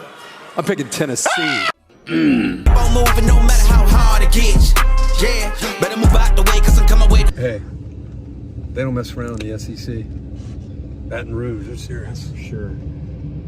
Loaded up, ready to go. These boys will get us there. Hard it hits, my head is as hard as a brick, but I'm harder than all it is. You better move, you might get knocked out. Knocked out. You better move, you might get knocked out. Knocked out. You better move, you might get knocked out. Knocked out. You better move, you might get knocked out. Knocked out. My heart on my sleeve, stress, shield my greed. That's how I get it. Success ain't no giving. Some days I don't eat, I don't sleep. When I'm focused, I'm dangerous. They don't want it when I'm anxious. Ain't no limit till I tank. I'm running on fumes. The opposition don't amaze. The roads racing through the pavement. Get your hands out of my bag. I know that's because I've been in it. I don't need to brag. I guess that's what happens when you taking care of your business. But some family, you do the math. I'm out of my pocket. Houston, we got a problem. I ain't perfect. Let them watch me elevating. Got them nauseous. Cause I'm the pilot in the cockpit. Nose diving in the house. And whoo. Watch how I get ahead. Watch how I get ahead. Watch how I get ahead. Woo. Watch how I set it up. Bet you I shut it down. Watch how I get a win. I don't think they really wanna come against the winner. Got a finger run up in a grenade.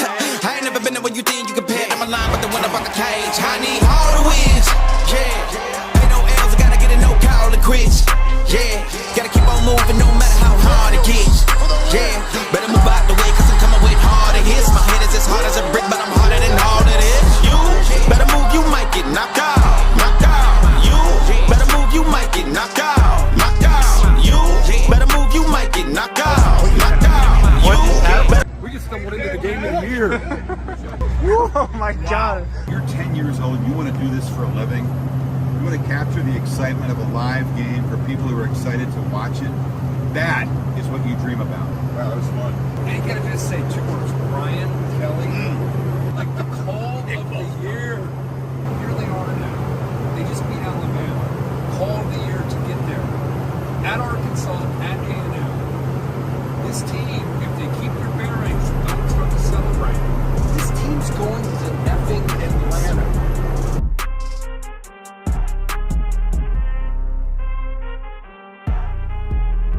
Hey, Why? let's go. This show fucking stinks, and the fact that you listen, we are very, very thankful for it. AJ, you never cease to amaze me with your toxicity, pal. You got a couple of these? God damn it! What the fuck are you doing? Boston.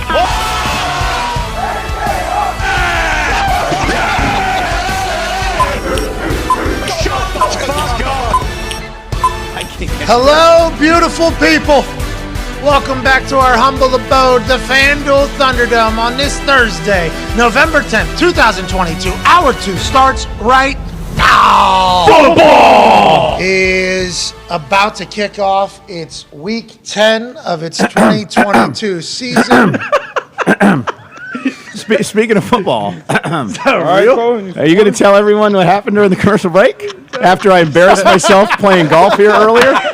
What happened? Are we going to talk about what happened during the break? Welcome back to the program. We are apologizing How I just put a Nerf football through the basket. Nerf football. Nerf football. Okay. Is he talking about that right there? Yeah. Can't be talking Oh, about you that. put the whistle? No, I put a football through the hoop from the stage. No. Like one throw, first try, one throw. When? I didn't see During the that. commercial break. I know you guys got cameras everywhere, so I'm Okay, assuming that cool. they're rolling. Although you and I could just, you're friends, right? You could tell the world what happened during the break. I don't know what you're When did talking you? When was that? Yeah. We actually have 30 fucking cameras in this. Foxy? place. Too many cameras. Foxy, were any of Foxy. the cameras pick up anything Cole did? No, camera saw nothing. I didn't even see anything. That's nice. That's really nice. Unfortunately, That's really nice, Foxy. Yeah, that's nice. Unfortunately, we actually asked them to always have the cameras rolling and recording. They never gave that to us. Yeah, we wanted it because. Oh, so that's the glitches you're talking about in the whole Thunderdome. We're trying to work through the glitches. Well, right now it sounds like you just made something up. Honestly, to okay. kind of Yeah. put a full Right. to the show. Darius? But, Darius? I played the fifth. See? I was So on he my didn't phone. deny it. He said he was on his phone and he played. Yeah, so he Yes, didn't I say was, a lot I of was taking a cameras. piss. He A lot of was in the phone. Maybe Join the Dirty's. side. Jabba might have caught it. Yeah, we have an Jabba? extra camera right here. Job, Jabba. did you catch it? Somewhere, I mean. No, he's a mark. I guess not. He bust out his camera. Must Beep, not boop, see beep, it either. boop. That's a shame. So you're saying That's nice. when nobody saw it somehow, you took this baby Duke football. Okay, it's a baby Duke. Yep, Nerf maybe ball. do. Whatever.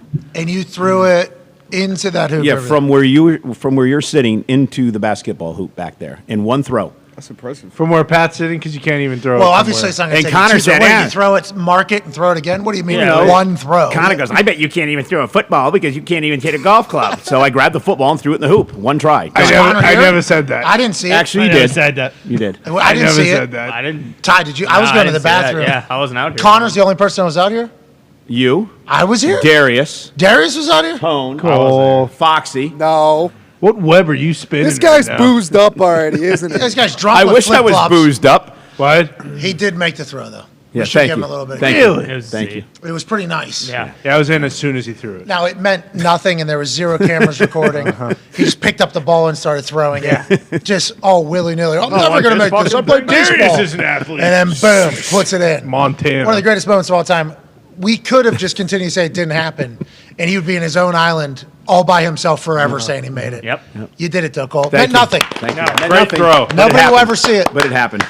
Michael Cole, the voice of the WWE, has joined us. Darius Butler, the host of Man to Man podcast, and Everything DB, is on stage. The Toxic Table, Tone Diggs, one half of the Hammer. Dahn Cowboys is here. And joining us from an attic, a man who definitely didn't see Michael Cole do anything with a football or a golf club. College football national champion, Super Bowl champion, Ryder Cup champion, COVID survivor, multi-time. Ladies and gentlemen, AJ Hall. AJ, I don't know if you saw Michael Cole in the first hour, pissed on Joe Nardo's grave, missed 8 putts. Then whenever nobody was watching or recording, did one of the greatest feats of athleticism that he'll ever be able to do for the rest of his life. Quite a hot start for the voice of the WWE here in the FanDuel Thunderdome, AJ. Well, I absolutely tuned in and got to see Cole walk directly into the Joe DiNardo firestorm when everyone just attacked him. When who's this guy? And you pop up the memorial shot and everything. Like, Joe DiNardo lives, man. He lives on through this show. AJ, are you a Joe DiNardo guy? Yes, Cole. Now I am. Yes, What are we Cole, even? Because I You was like in the your sun? position, Cole, 2 weeks ago, I'd say. Okay. Now I'm Joe. Now I'm Team Joe. I've always been Team Joe, I guess, but I didn't know DiNardo. about Joe until recently.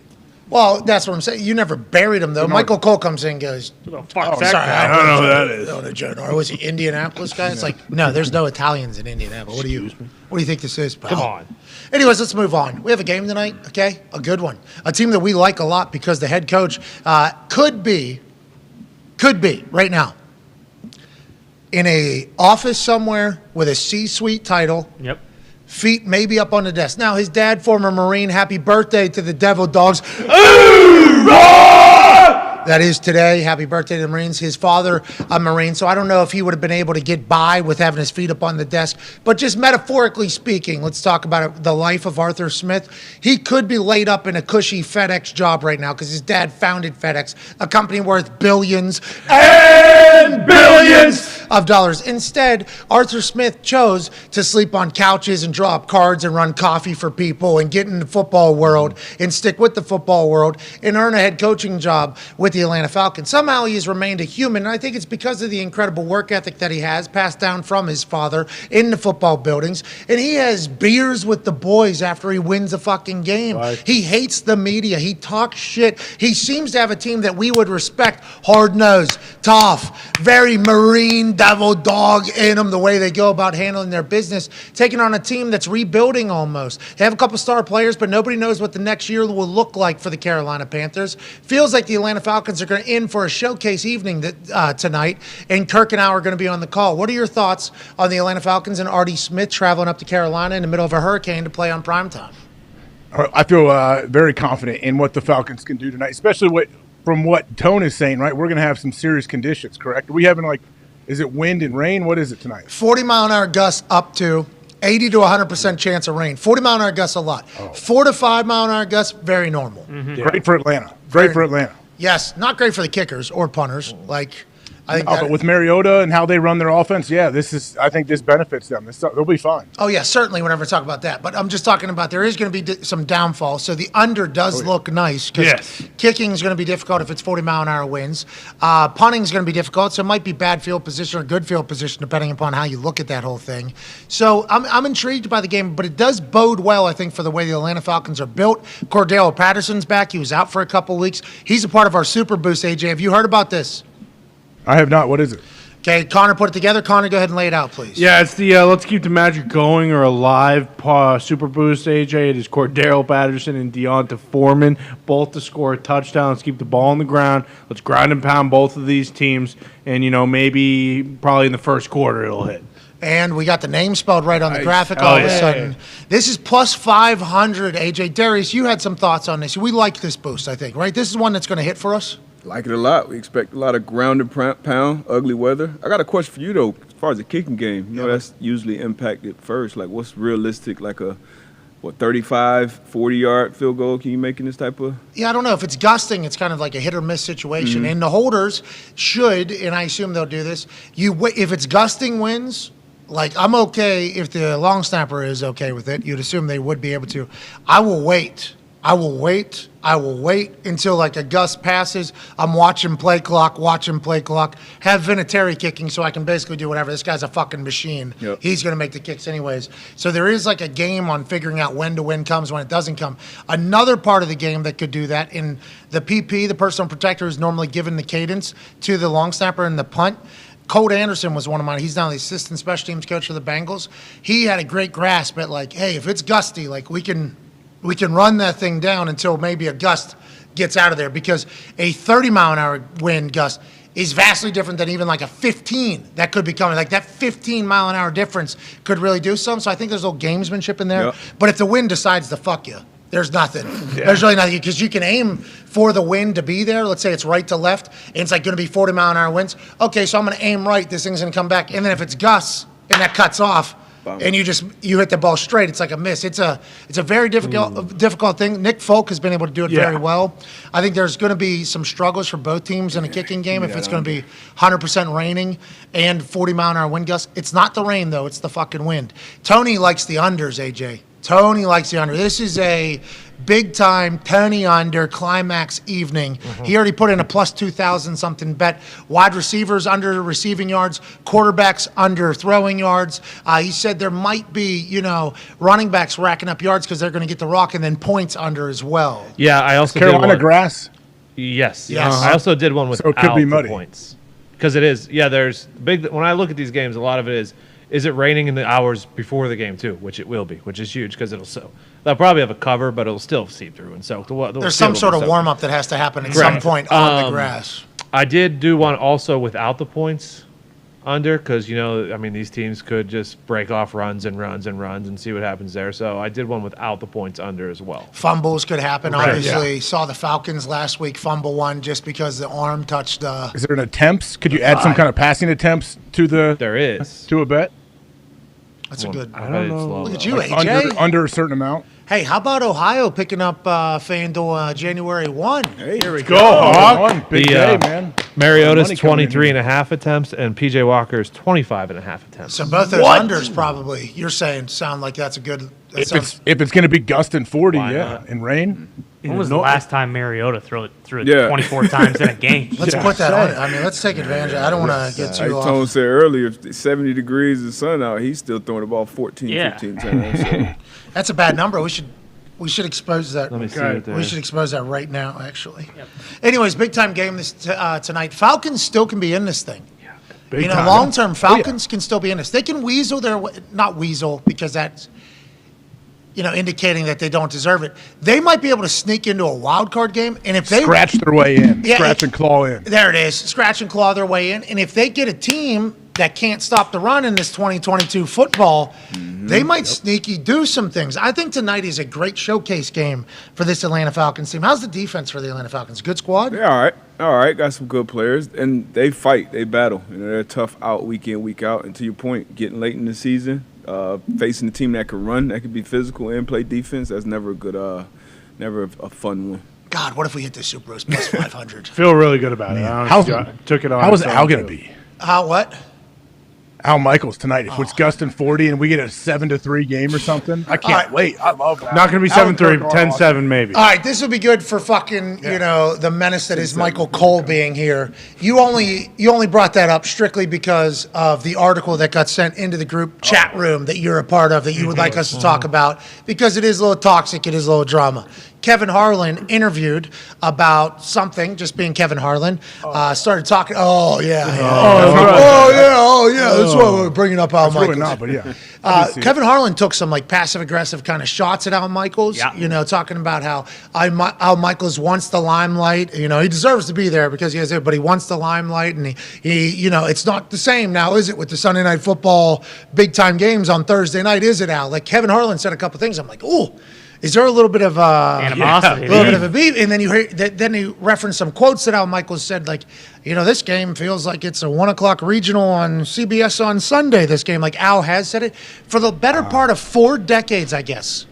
Al Michaels has been on the biggest game of the week. When Monday Night Football was Monday Night Football, Al Michaels was fucking calling the Monday Night Football games. Then he goes to Sunday Night Football, and his run there, it was the number 1 game every single week. They were able to flex the big games in there. So him going to Thursday night, I think people in TV were talking about, like, hey, this is going to be a different experience for Al Michaels on Thursday night. Troy Aikman alleged to it whenever he was potentially going to take the Amazon job, and instead he goes to Monday Night Football about the games are on Thursday night. Was Kevin Harlan taking shots at Al Michaels? And do you broadcasters have beef with each other, Michael Cole? I know you went to Syracuse. You're all probably on one of those group chats. Hey, us suits that talk stuff need to keep in touch. Is that drama, or are we reading way too into it? And do you think what Harlan is saying is real about Al Michaels? So I think there is drama. I mean, as broadcasters and commentators, we have egos just like star athletes do.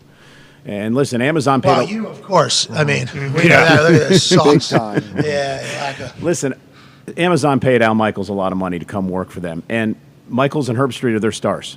At the end of the day, the first season on Amazon, they paid 2 announcers a ton of money to be the face of that product and be their stars. Al has every right to have an ego. Al taking shots, he knew what he was getting into. He knew that these games weren't going to be the marquee Sunday night game. And one of the things that we learn, even in our profession, is the fact of the matter is that no matter if the game's the shits or if the game is great, you have to treat every single match in wrestling, every single game in football, like it's the Super Bowl. Even more so when it's the shits. Exactly. Hey, when it's the shits, it's your time now. And almost like, hey, you can make this better. I think is a big part of the whole thing. And for a number of reasons. Number one, Amazon has paid a lot of money, $1.5 billion, right, to have the NFL rights or whatever it ended up being. So they need Al Michaels to keep the fans intrigued, to want to stick by the game. The bettors are always going to stick by the game, but the casual fan, you want to keep them involved in the game, make the game exciting. That's what you're getting paid to do. it's also to show respect to everybody on the field, because whether or not your team's 1-8 or your team is 8-1, every one of those athletes are out there busting their ass every single Thursday or Sunday or Monday, and you need to be able to put them over, give them every single thing that they can to put them over on television, and that's what you're getting paid for at the end of the day. I think Al and Herbie. And I love Al. Don't get me wrong; he is fabulous. Herb Street's fabulous. Well, and obviously we're all friends. Yeah, exactly. I'm very tight with Herbie. I mean, you can even. They got a new vlog that Jake Herbstreit's doing for Kirk Herbstreit at his YouTube. We showed like a 3-minute clip of it. Incredible work. What Herbie's doing right now, from Thursday night with the NFL to game day to Saturday night primetime games and all the traveling in between and everything, it's incredible footage that Jake's putting together. We're happy for you, Herbo. It's good video. We think Al and Kirk have done a fantastic job, but I do think that Al probably, whenever he's lays his head down at night, he's like, this is certainly a little bit different than what I'm used to. But I think Amazon wanted Al and wanted Herbie. To your point, they're the stars, but like Al's voiceover something immediately makes it immediately makes it feel bigger. And I think after this game, this game won't be a great game, and there's a hurricane coming through, so who knows what to expect. But they got a run now of a couple games coming up where I think like Amazon's going to be flexing pretty hard, and I hope they do it. But it is a different world on Thursdays than it is on Sundays when you can't flex those games, Darius. Completely different world. Even if we look at this week's slate we were looking at earlier, the Sunday night game I think is 49ers Chargers. Yeah. So that's probably one of the best games of the weekend easily in that flexing. That's a weapon. That's an absolute weapon. But last Thursday was decent. I wonder how Bezos will get them to flex those Thursday night. He's going to, right? Don't you think that's going to figure out? Too much money not to. Money. I wonder if that Black Friday game would just remain TBD, and then like 3 weeks out from it, they pick. Yeah, that would be smart. Like I wonder if there's if it's like, hey, we have a Black Friday game, and the games will just get moved from Sunday. One of the games, whichever one, will get flexed into the Friday one, which is like 3 weeks out. I think that could happen, right? Couldn't it? But isn't it harder? They have to negotiate that with the union, though? Would they have to go to the union and say, hey, the union will say, we want 4 weeks notice or something? Nick just sent in something about how the games are up for grabs next season. Yeah. They, like the CBS, Fox, they're up for grabs for bidding, which is crazy that the NFL is going to be able to benefit. So is that money on top of it? That's money on top of the huge chunk they gave just to get the game? I don't know if there's more money involved. I just know that's the way they're going to pick them for that season. That's how college is, I think. But here's my question for you guys, Pat, AJ, Darius, you guys who played pro ball. It's one thing to flex on a Sunday. If you have a 1 o'clock afternoon start or you have an 8 o'clock start. How are you going to flex from Sunday to Thursday? Can't happen. Right. So that's why I think that Black Friday game, though, I think they could be able to do it because it's like it's like a special one-off. Yeah. And if they do it like 3 weeks in advance, that's how the NFL could tell Bezos, like, we'll let you control what this one game is that you're probably paying an extra few $100 million for. But I don't know how you change it Thursday. We have the question you just asked. We have asked this question a lot. Like, how do you even fix Thursday, even if you're Bezos with literally all the money in the world? I don't know how you fix the Thursday night thing. You got to give them at least a few weeks. You have to, right? At least, got to. Yeah, but then you can only play one Thursday night game a year because it's an actual disadvantage for teams. So like they're trying to balance that. There's a lot that goes into it. That got changed too because of Thanksgiving. Because I know the Pats and the Bills both play on Thanksgiving on Thursday, and then the next week they play on Thursday Night Football. But for Black Friday, like why even risk it? Just say, hey, we want Chiefs Bills. Give us Chiefs Bills on Black Friday, and that's it. Well, everybody's wanting Chiefs Bills. But if Bezos has the biggest pocket, Well, NBC has a long relationship with them. ESPN has a long relationship. It's like them trying to balance these relationships while also acknowledging the bank over here is very big, and this is the future. Right, they did the one game on ESPN Plus, right? Wasn't that Orlovsky's game? Yeah, London game, Denver and Jacksonville. I wonder what those numbers were. Probably not great. Probably not great. Good. I mean, comparative to everything else. Plus? No, I don't think they put them out. But that's 9:30 in the morning. A terrible Denver team. It's still hard to get people to go to. It's just an extra step for people to go to ESPN. Yeah, you put a link on your Twitter to go somewhere else, people aren't going to click it. Nope. Like nobody wants to leave where they are. Like that, and I'm one of them, so I'm partially to blame. But like we are the most lazy motherfuckers on earth. Even whenever something's at our fucking fingertips, the metrics behind like people clicking on links to leave one platform to go to the other are very telling. You know, like everybody adds in ways to go, oh, you can link your this to link to this. And I appreciate that. And I think it's an awesome way to, you know, raise a little awareness for whatever you're trying to push. But stats and metrics say like the 0.00% of people that actually click those links, it's not very active model. And Twitter's going through a lot of changes right now. So I'm just saying we experienced that on Twitter just as a small level. I couldn't even imagine being a league. Now, Amazon reported 16 million people went to Prime. A lot of people already have a Prime subscription because they're shopping for everything. ESPN Plus, I would have assumed that they had their masses already in there as well. Yeah. But They it was have 20. They have like 20. They have, I don't know how many million subscribers ESPN Plus has. They make that public. But you're not living on there, though. They do bundle that ESPN Plus up thing with With Don Disney, Batista. Disney Plus, yeah, Hulu, so all if you that got kids, you bullshit. probably Don got Batista it. is right. But you got to go find it. Yeah, you're not Yeah. just flipping Well, through the channels. That's the thing with Amazon. just Like, turning it on. These games have been kind of, you know, they've been competitive, but there hasn't been a lot of explosion. And they go to a commercial, and it's like, oh, I want to go, and you can't go anywhere. No. They should almost do a commercial show on Prime. So, like, another stream should be during the commercials. Taron Killam. Have Taron Killam do his comedy sketches. Yeah, the pile on. Move the pile on. He's wearing like a Skittles Hell yeah. t-shirt or something. That's how they do the ad. They should move the pile on, to commercials. But that is something they should think about. During those commercials, have it be like a roundup of what just happened, recap of what just happened, and then you can go back to the game. Because when it gets to commercials, not being able to fucking flip the channel has become something. Yeah. And in the future, with streaming, I think that could be an answer, maybe. And a lot of those things too, like ESPN Plus especially, like there's so many bugs in the app still because like they're not used to 9.5 million people or whatever they reported for that London game. Like they're not used to that many people watching a single thing on ESPN Plus. You know, like typically it's like you're watching an out-of-market basketball game or an out-of-market baseball game. It's like not as many people who are watching an NFL game or watching those kind of things. So it gets, you know, like while I was watching it, like either it goes to black and then you have to like sign back into your account. Like there's just like those little kind of like bugs that they still haven't really worked out that I think people are just Getting sick of. Exactly. And everybody will figure it out. And we assume next year will be vastly different than this year for Amazon and for all the streaming things going forward. And I don't want to tie everything back to the WWE, but the voice is here.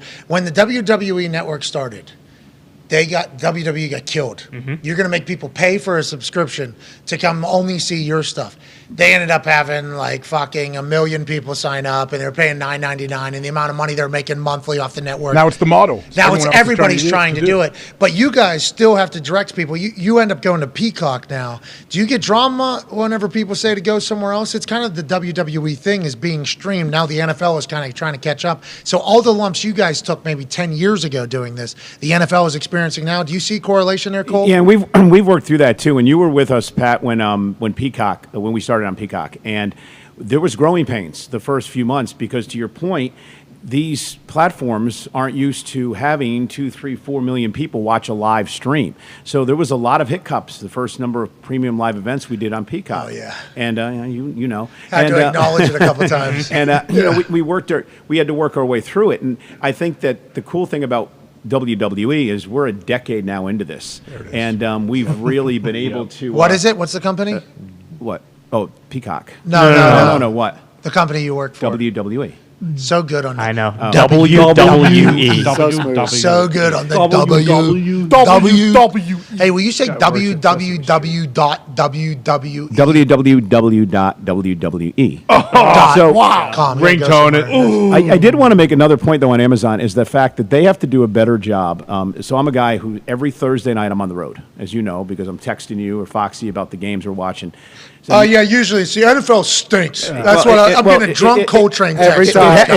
It has been a horrible year, but nonetheless, they've got to do a better job of getting these hotel chains to get Prime into their bars. Because the last 6 weeks that I've been into a different hotel chain, watching the Thursday night game, I had to watch it on my phone. And then you got to exit out at the bar to send your very negative text messages to your friends. I'm right and then there back. with you, Carl. To that point. Yeah, you're on the road as well in Philly, right? Yeah. So they have to do Because it's not on the TVs. The TVs aren't. So smart. DirecTV Business allows it.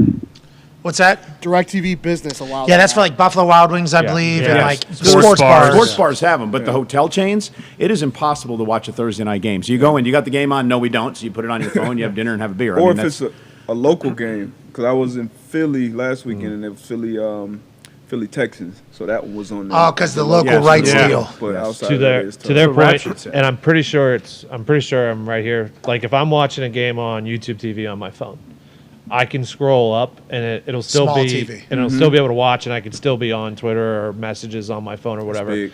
Amazon Prime Video or whatever does not have that Very ability. on your difficult. phone. So that is, hold on though, because I feel like they're 2-3 years behind them. Because remember when that started becoming an option, that was a game changer. Yeah.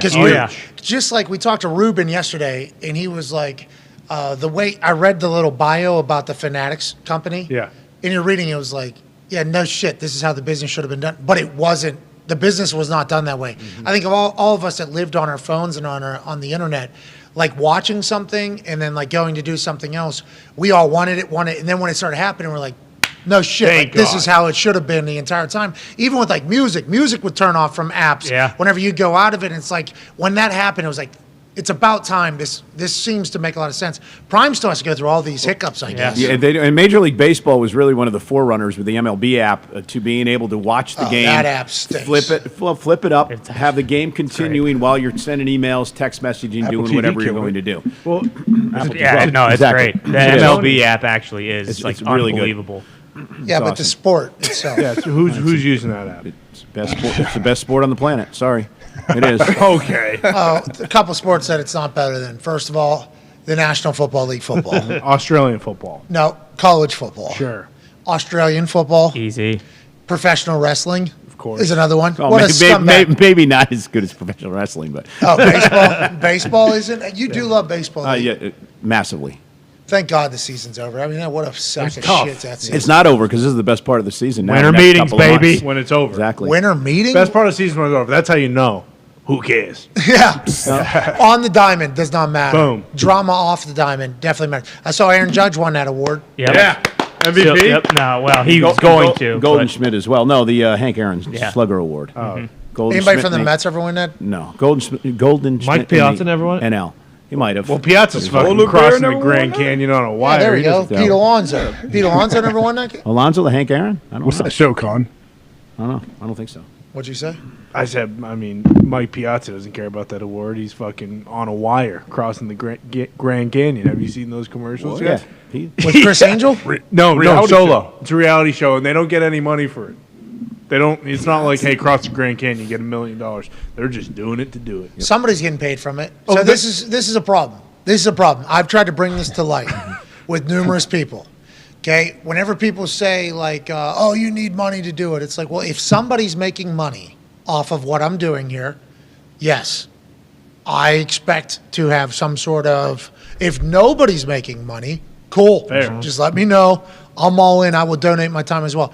Piazza's walking across the fucking Grand Canyon for free. Yeah. And this is being a reality TV for free. This is all for charity. Yeah, I believe it's on CBS. It's not for charity. I think the whole push for it, though, is like there's no reward at the end of this. I assume Piazza get paid to be on the show. I'm worried about Mike Piazza. Yeah, I saw this fucking thing too. This ain't the Flying Melendez, okay? Like it's like Mike Piazza. I mean, I assume they already filmed it. Piazza might be dead. Like someone should call in and check on Mike Piazza. He could be dead right now. It's real. That's baseball, though. That's Yeah. what we're talking about. Exactly. We're talking about Mike Piazza walking across a wire of the Grand Canyon, maybe dead, instead of talking about the Hank Aaron Award, where a baseball. What about the World Series? What a great World Series. Was it? Yeah. Astros. Well, Phillies. you know, the Philly stuff, they forgot how to hit. Yeah, if Yeah. the Phillies won, it'd Okay. be a great World Series. Yeah, Everyone the was Astros kinda were forward those to that. cheaters. Do they kind of get that off their back now? Yeah, for Yeah, sure. for sure. So Yeah, it's of like, course. Okay. What, with the pay cheating attention. from Don't before? even start Yeah. with the cheating stuff with me. That was the most ridiculous, overblown story in sports. Well, Come on. the Deflategate was pretty If you don't big. think the Astros are the only Spygate. team that was doing that, come on. Please. Bengals They got gate. caught.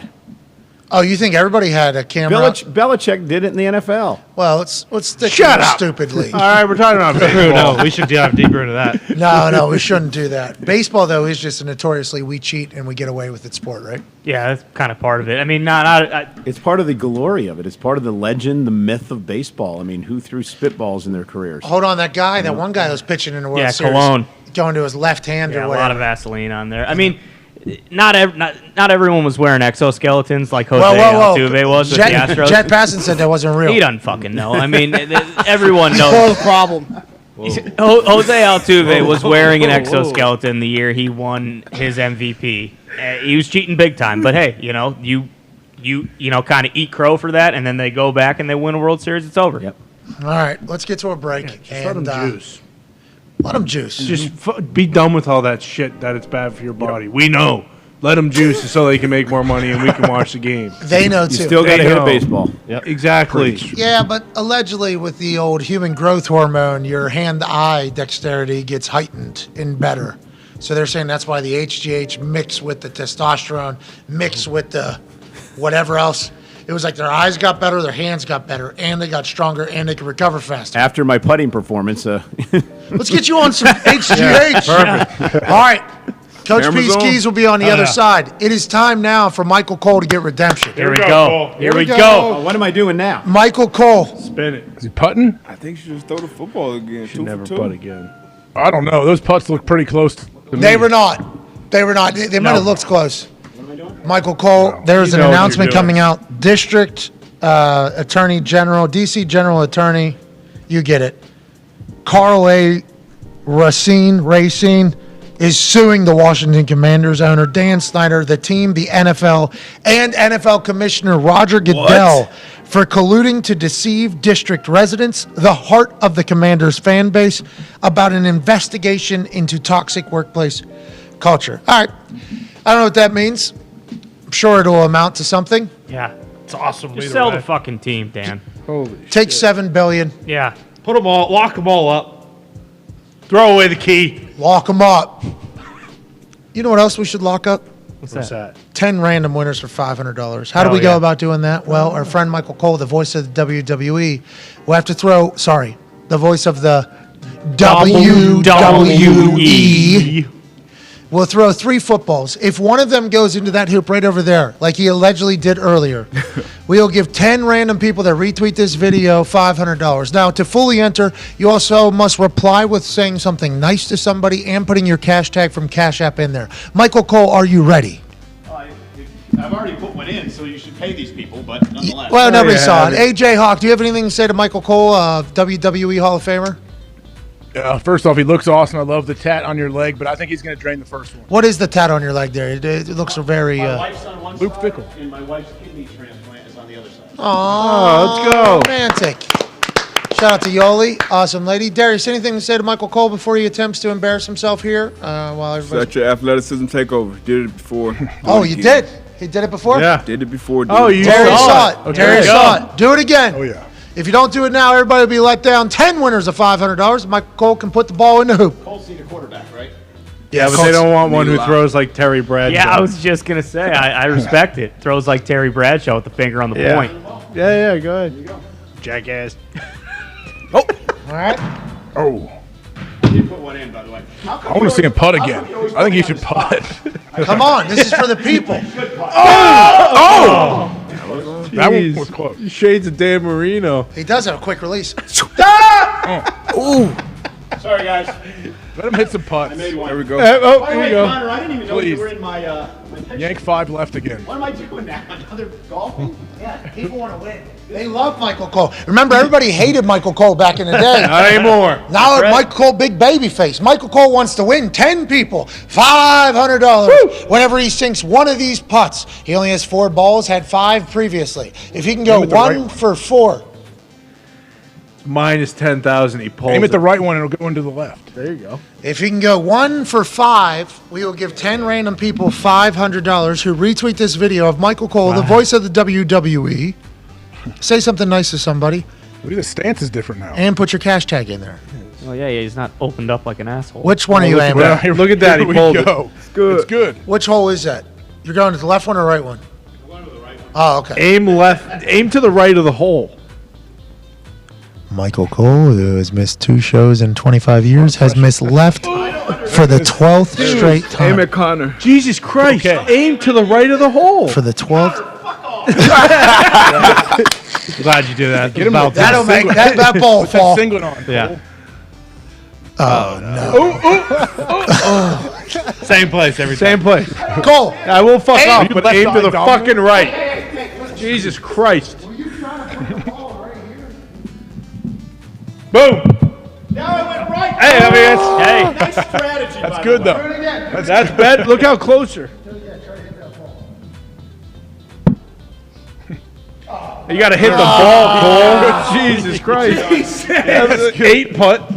You don't want a 10-footer coming back. All right. Way to leave it straight. No, that wouldn't have went in either. All right. Let's take 5. Coach P's keys will be on the other side. We'll be joining Artie Smith in the Atlanta Falcons team meeting from Monday to kind of get their mindset going into this Thursday night football clash of the NFC South rivals, the Atlanta Falcons and Carolina Panthers. Be a friend, tell a friend, take 5. 5!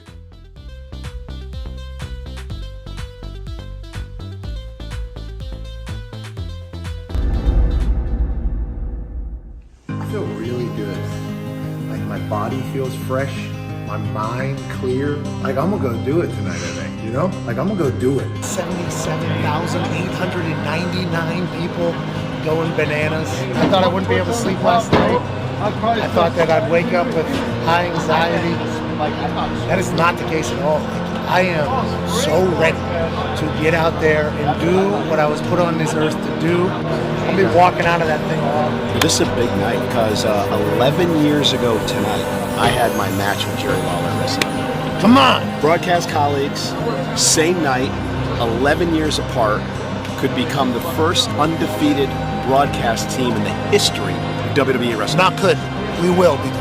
Only 2 superstars have actually commentated on the same WrestleMania that they had a match on. Pat McAfee joins that club tonight. Pontius is in and Party Boy's here. Pontius is here. Party Boy is in WrestleMania. Pontius' cheeks are out in WrestleMania. Now he's putting that thing up on Sami Zayn. I would like to say that that's the first time I've seen Pontius' ass, but that is not the case. Hey, look it. Weeman's here. Punches and bunches from Weeman. Weeman's so active. Oh, look at this. Body slam. Weeman, body slamming Sami Zayn. Weeman used to kick himself in the face. Are you kidding me? Now he's body slamming Sami Zayn. You know, I've walked out that ramp into this setting probably 10 million times in my mind. There was a time where every time I walked out of a door, I was acting as if I was walking into a WWE arena. So tonight, whenever I feel that energy, just hoping that I don't have a heart attack immediately. I'm hoping that I don't get too gassed, and I'm hoping I put on a damn good show because I've been thinking about this for 23 years. Let's walk the grill and do this thing, huh? I'm prepared, I'm ready, I'm excited. Hey, who do you want to see tonight? I want to see Pat McAfee tonight.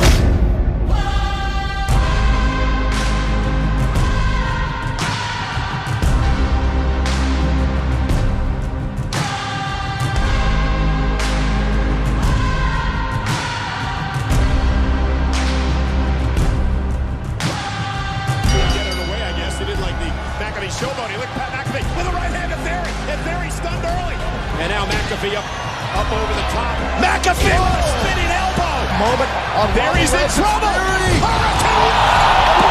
Up here. And McAfee driving Theory running to the announce table.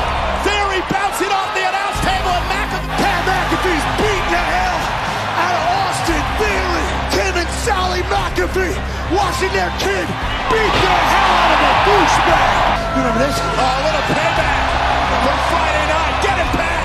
Both these guys get it.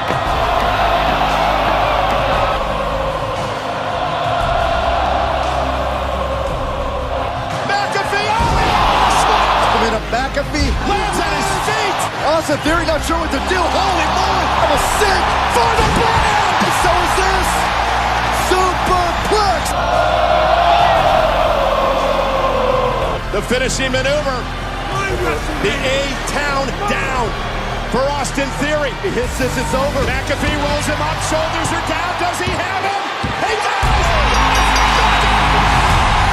McAfee wins! Yes! Dreams come true! Believe it, Michael! Your broadcast partner has earned himself a WrestleMania moment. I can't believe it! This is absolutely incredible! Yes, Pat! Yes! McMahon gets himself, oh my God. Stop it. Oh,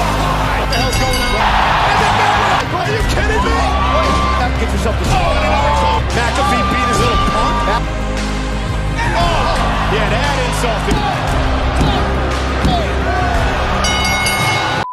I dreamt of being Steve Austin. I dreamt of being in a building when that glass breaks and all of a sudden the toughest son of a bitch on earth comes out. The fact that I never got to see it as a kid, then I get to watch his last match live, it was awesome.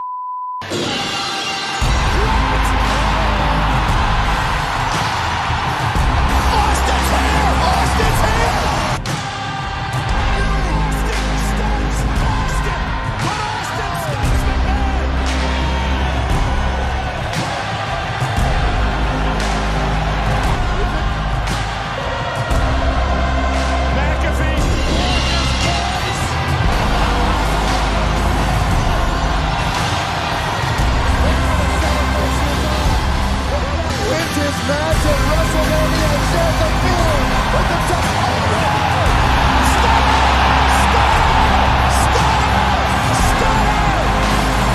Austin Stubbs McAfee! I hate to say it, but DTA Pat.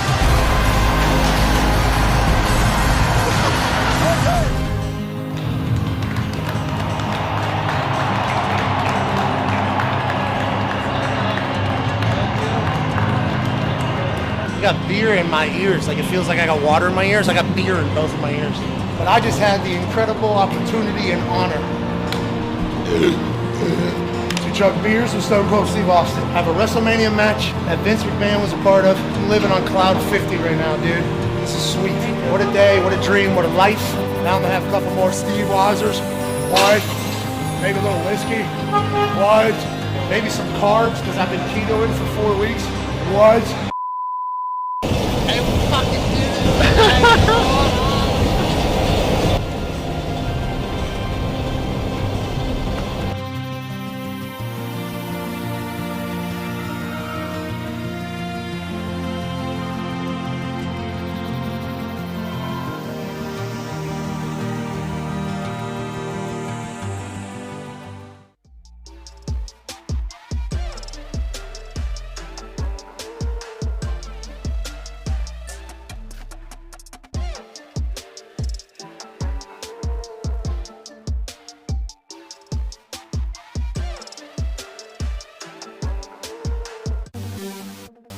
Hey, welcome back to the program on this Thursday Night Football Thursday, November 10th, 2000 already. Wow. Wild. Hey, we're really chugging right along, aren't we, AJ Hawk? To my left, you're right on the screen right now with the big face, the representative of Ohio. Yeah, we're really bopping through this season. Hey, AJ, did you hear the news? Oh, Jesus. Cole. Oh, no. Cole, this can't be. This Michael Cole is here, the voice of the WWE. 2 in a row. What's the news? Did you hear the news, AJ? What's the news? They had they had security footage of me throwing the football into the basketball hoop. So it actually happened. So during the break, it has come to our attention that we do have 30 cameras in here at all times. One of them was still rolling. Our security camera footage was still rolling. Yep. And it captured this moment from the first break. If you look at the bottom, Michael Cole is, yep, this is definitely security. Michael Cole has a football in his hands. We can run it. My bald head. That's me. Me and him are chatting on the stage. I'm like, next time I'm going to have you throw a football from right here into that hoop because you can't putt. Right here. Yeah, I'll just tell you. You got to come up here and throw it. Michael Cole goes, well, Darius, he's an athlete. And then he does this. Boom! Fuck it. How about money? How about that, AJ? Hey, I believed you. I believed you all along, Cole. Thanks, I know AJ. they tried to act like they didn't, but I knew you did it. You're my guy. Now, I was going to intro a full thing. You know, I was going to dive into it all.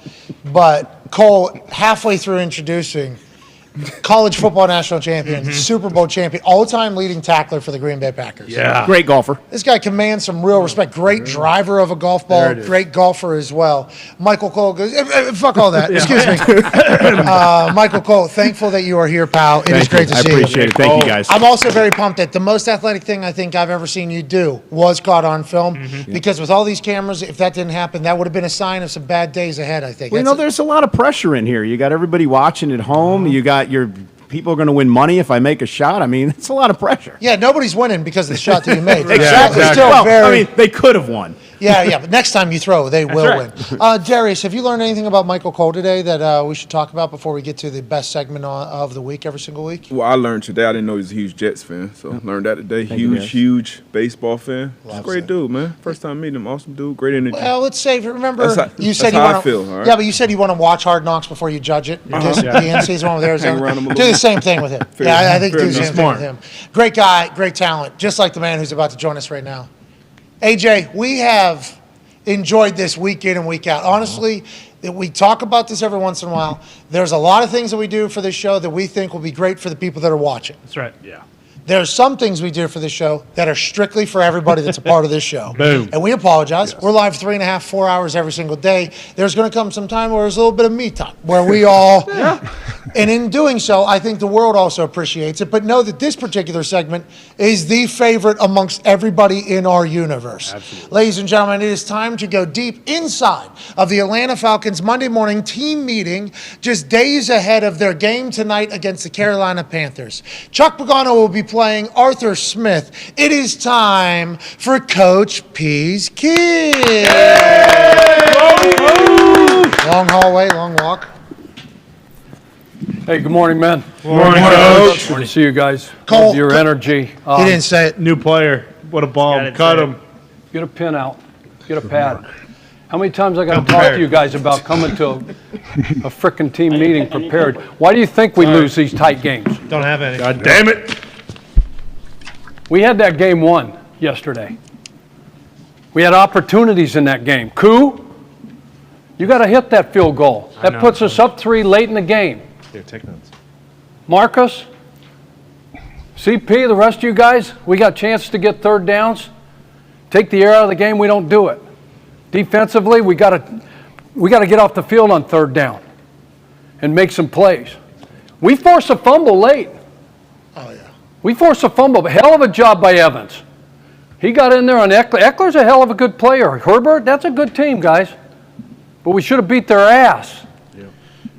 And it's bullshit we're sitting in here with another loss. Yeah. We got to learn to finish. We got a ball on the ground. Graham, what an unbelievable job picking that thing up. Now, how about some ball security? Come on. Jeez. Butterfinger. I'm happy you said it, Coach. I mean, you're running like hell. Ball security. I'm sweating, We talk Coach. about it all the time. The peanut punch, couple weeks. I mean, that's all we talk about. It didn't get punched. I know that. Got big thighs, damn it. Wasn't a thigh either. It just fell out. Shit. You'll do better next time.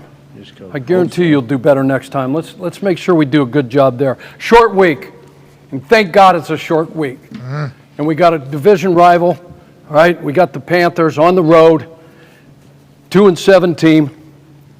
Take a look at them. Oh, they stink, Coach. They're so bad. They traded everybody. Okay, we right? just played them. Yeah, 3. What's this week all about, man? Beating the shit out of a bad team. Mental? Yeah. Beating the shit out of who? The bad Panthers, team Panthers. Panthers. Beating the people you're supposed to beat on your schedule, right? That's When right. it comes out, beat the people you're supposed to beat. And recovery. Anybody watch the news? Yes. Anybody understand what's coming? Election day. Thursday night in Charlotte? What is it? Joe Denard. Besides Nicole. Going to be rain. So we got to do a great job, not only with the recovery stuff with our bodies, the mental stuff, because all we're doing is walking through. Okay, but then we got to do a bunch of wet ball stuff. Okay, we got to, coaches, you got to get with your player, and even the D-line now, because of Graham, get some wet balls working there, because we had a dry one, and we just dropped the damn thing. I don't know how it happens, but you were giving great effort. Thanks, Coach. I Coach, you're appreciate saying it. just spray the balls, you're saying? Spray the balls down, get them wet, soak the field. We're gonna do walkthroughs on soaked fields. Should we sleep in Bring our some extra socks and cleats and things. Should we But, sleep in our hey, showers, Coach? What's that? Should we sleep in our showers? You don't have to go that far. Okay. You know, You don't be have to sleeping a- on the football you don't have to be you don't have to be a smart ass either. Coach, I was just Matthews, Jesus Christ. Yeah. Just because your block better. dad's a Hall of Famer, you got to Goddamn come in right he here and was. start. I First know round he was. Jesus. A lot of jocularity. We just Hey. lost. Yeah. A jocularity. So look, Is it funny? Not to watch me. this tape. Okay? Watch that tape. 35-0 at half. It wasn't even close, guys. We'll get into it. Let's look at the offensive keys, all right? We know who these guys are. Okay? They know who we are, all right? But it's still a matter of getting your ass ready to go. We have to run the rock. Hell yeah. Patterson. Yes, coach. Algiers. Yes, Huntley. sir. Wide. Mariota. Wide. Patterson. Wide. Huntley. Wide. Algiers. Wide. Mariota. Wide. Mariota. Wide. Algiers. Wide. Huntley. Wide. Run the damn football. 28th. Okay, ranked nationally, right in the National Football League. 28th. Okay, did you see what Joe Mixon did to him, guys? 5 tons. 4 tutties on the ground, 1 receiving, 140 plus yards, all right? Oh. We've got to be able to run the run, and we got to have power runs. We got to run physical. Amen. That physical ass run on the goal line last week, we got to have that again. Dog. Believe me, coach, I don't plan on fucking letting go of this scepter.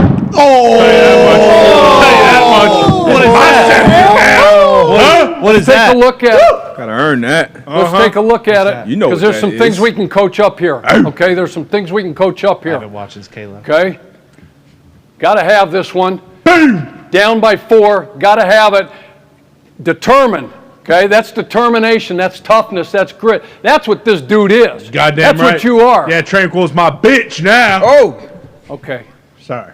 Humble. Remember, Coach. Yes, part of Coach. our core culture stuff is humility, right? Yes, Coach. Stay humble. Yes, coach. Okay? And you shall be exalted. Yes, coach. Amen.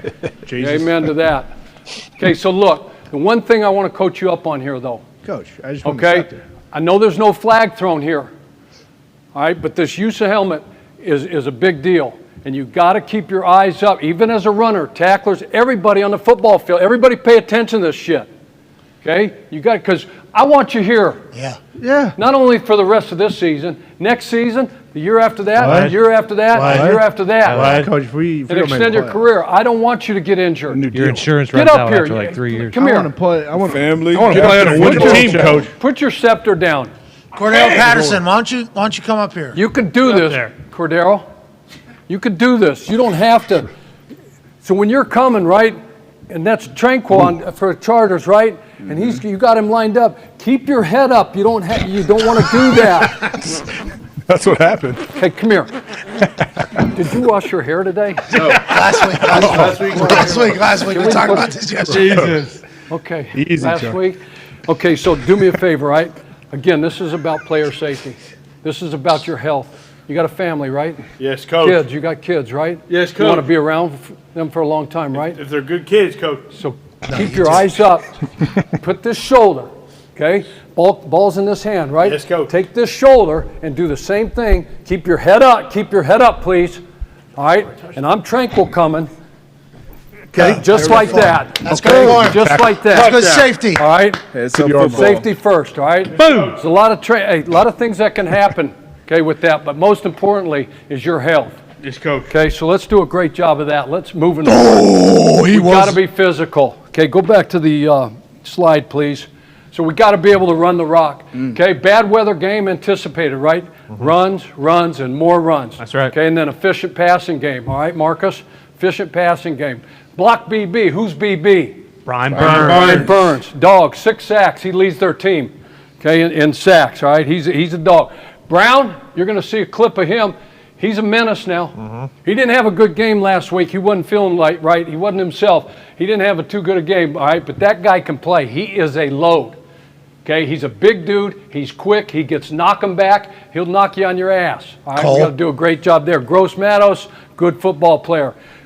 Thompson, Littleton, Louvu.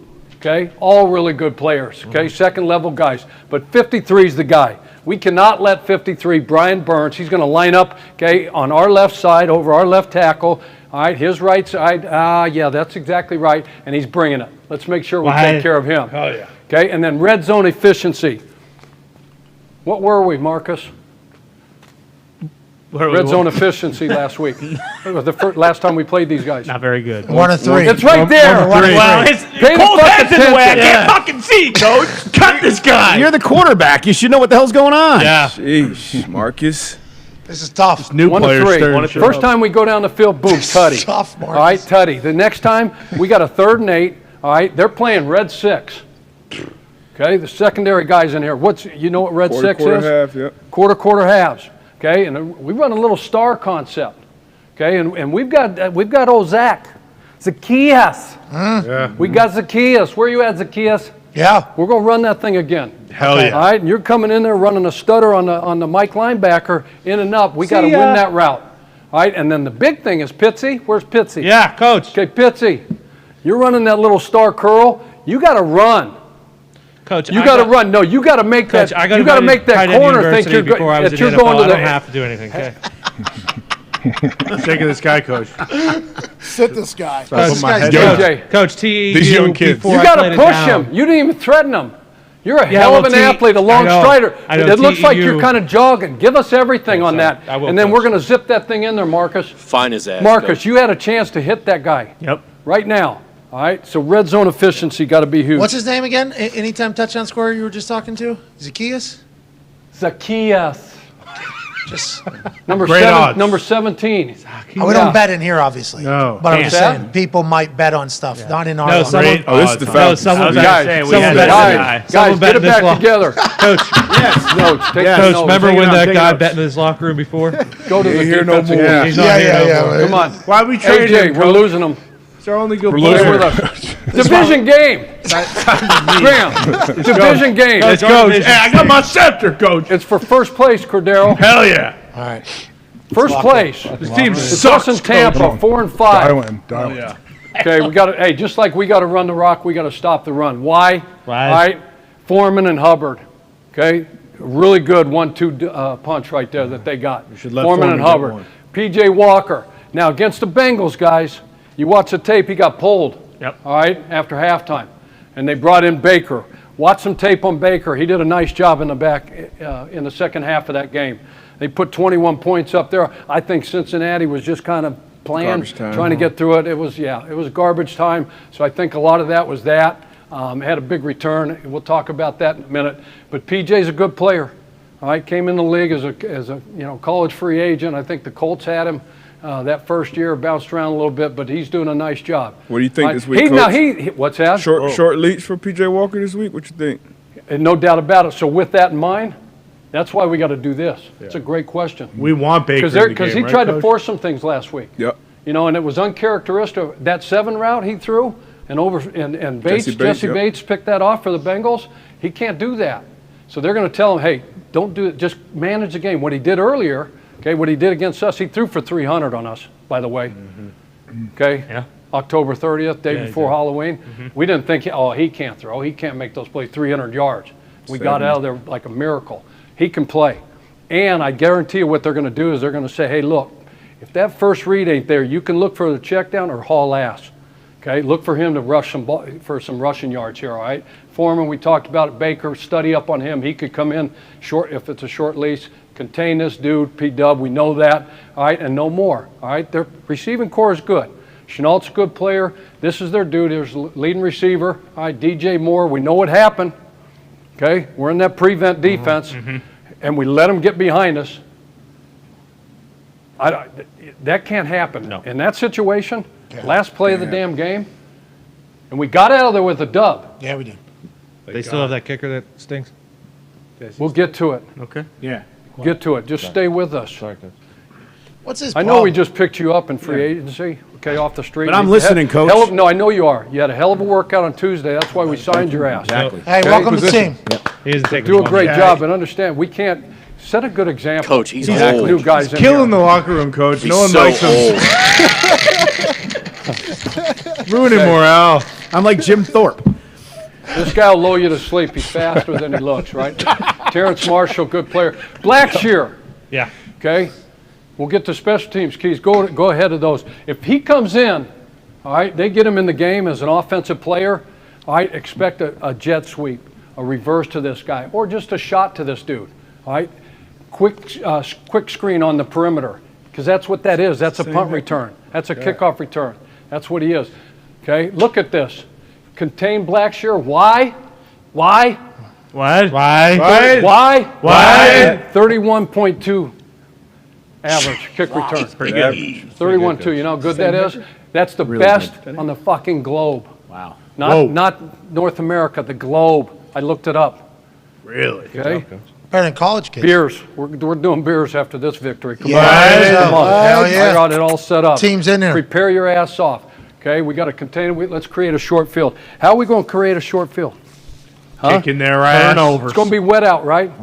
So kicking game, we got to do a great job. Snap, hold, kick, the long snap to the punter. We got to do a great job with the wind. All right, they got a good guy. Hecker's got a leg, right? Yeah. He got a cannon. I don't know what it's going to be like with the wind. Okay, and we'll decide on coin toss and deferring and what we want to defend, all that stuff. He struggled a little bit, Eddie. The Conquistador, Pinheiro. Yeah. All right, he struggled a little bit. So fucking funny. He's lining that thing up. God, whenever I see him, I think of that missed kick, Coach. He had a chance. Joke. All right. We got his number. I don't know what it was, but yeah, he. Yeah. I like This Eddie. is one of Eddie's the a good worst player. locker rooms I've been in. All right, let's go to this. Okay. Who Cup you just lost. Who do we talk about? First things first. Who do we got to buck? What number? 53. 53. Excellent. I love our focus right now.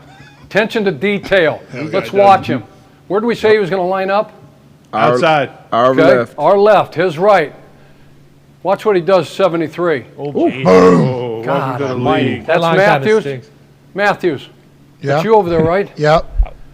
Are we going to be better than Yeah. this? Yeah, Coach. My dad's in the Hall of Fame. I was first round pick. I got it. Okay? First overall, let's- I thought. Hey, let's take a couple sets and then let's set his ass down. Shoot the hands. Head back, hands inside. Shoot the hands. Boom. Look at this Set his guy. ass down. Look at this guy, Get up Coach. there. Get up there, Diggs. Look at how high he is, and he's on his heels. It's Matthews. I mean, too. you can't block like that. Let's do a good job and make sure he doesn't wreck the Jonah damn game. Williams. Yikes. There are going to be opportunities for us, all right? Brown, what do we say about Brown? He's a load. Big, strong, quick. Right. He's a load. Had a bad Okay, game. he'll slant, he'll angle, he'll swim. Watch it. He can't wreck the game. 3rd and 1, 3rd and 2 situation right here. This is a short yardage situation Oh, my right God. here. He tackled 3 guys. Look on at that what he play. did. Run it back. You guys think of bullshit. Like, Monster. okay, Carolina. Hey, they just fired the head coach. They got a new one. They got an interim. He just fired 2 more guys on the defensive side of the ball. They don't have anybody left. They're going to play. They're professional football players and coaches. They're going to show up and they're going to play. off me. Okay, he took the dive. He took the quarterback. Everything, guys. Damn. Wow.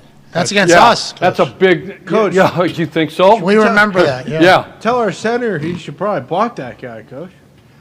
Well, let's look at it for a second. Let's see what happened. Let's see what the breakdown was. I mean, Okay? Got good position right there, right? Yeah. You coach him up, Matthews. Coach, I play tackle. I don't give a crap. You coach him up. You're supposed to hold everybody accountable in that room. Tell him what he needs to do. on, Cat. That's part of the problem. We candy coat things. We take care of each other. We coddle each other. Coach, I don't pretend. You guys want to win a division championship? Yes, Get in the tournament? Yes, Well, quit Coach. coddling each other. Coach, if I remember correctly, you're an O-line guy too, so maybe. Okay, running game, right? Stop the run. Foreman, come on, check it out. Watch Big 4 against the Bucks. Tampa's supposed to have #1 defense in the league. Okay, #1 defense in the league. Man, that guy's good. Running through them like Swiss cheese. Hubbard's supposed to be back. Okay, he missed last week. Okay, with an injury, supposed to be back. So don't sleep on him. All right. Go to the next one. Oh, that's good Who did we news. say their top wideout was? DJ Moore. DJ Moore. Okay, we know firsthand 12 days ago what happened to us. oh no. Okay, keep him in front. And here we go. Sorry, Let's just Coach. go ahead and look at it. Let's coach this thing up. All right. We know what the situation is in the game. They don't have any timeouts. It's a last play scenario. Okay, first and foremost, run it back to the rush. We only got a 3-man rush. We're essentially playing 5 under, 3 deep with a 3-man rush. You guys, don't worry about this, that. We're getting a sack. Just contain this guy and keep him in the pocket. And don't be selfish right here, Carter. Lorenzo. Come on. Lorenzo, don't do that. I went gangster, Coach. Sorry Okay, about you it. went gangster on us. Don't go gangster on us. Just push the pocket, keep him in front of you. He's got to buy time. He's going to hold it to get the receivers down the field. Okay, and then run it back because they're going to come back to the same concept. They're going to look at the tape just like we're going to look at the tape, and there's going to be some things that we missed, and they're going to see some things that they hit and missed, and come back to those things. We are who we are. They are who they are. The game plan, the schemes, all that shit, it ain't changing that much right now. We may put a wrinkle in there. They may put a wrinkle or two. Trust your fundamentals, your techniques, and your eyes, and do the damn right thing. Yes, Coach. And don't let anybody what? Behind you. Behind you. So wait a second right here. I'm a deep half player. Talk to me. Deep Talk is to you me got right to here. stay deep as the deepest. So who's coach. going to handle if they throw this sail route right here? Yep. They got a 3-level route. Give them that one, right? Yep. Let this guy sink underneath this. He's doing a great job. Great. Yep. Right, Armstrong, Cornell. Yeah. You got to come up big. Okay, you're starting. Okay, AJ's Yes, probably coach. going to be out. Hawker. But keep them in front of you. This can't happen, guys. We learned our lesson from that. Okay, and we move on. Embarrassing. But that cannot happen. Okay, and then special teams, our coverage units. Okay, I don't care if we're up 35-0. This is the opening kick return for them, second half last week. I don't care. You got to cover your asses off. This guy Chris Tabor does a nice job. All right, he does a nice job. Hey, Cordero. Yes, coach. Didn't he coach you in Chicago? Yeah, I remember.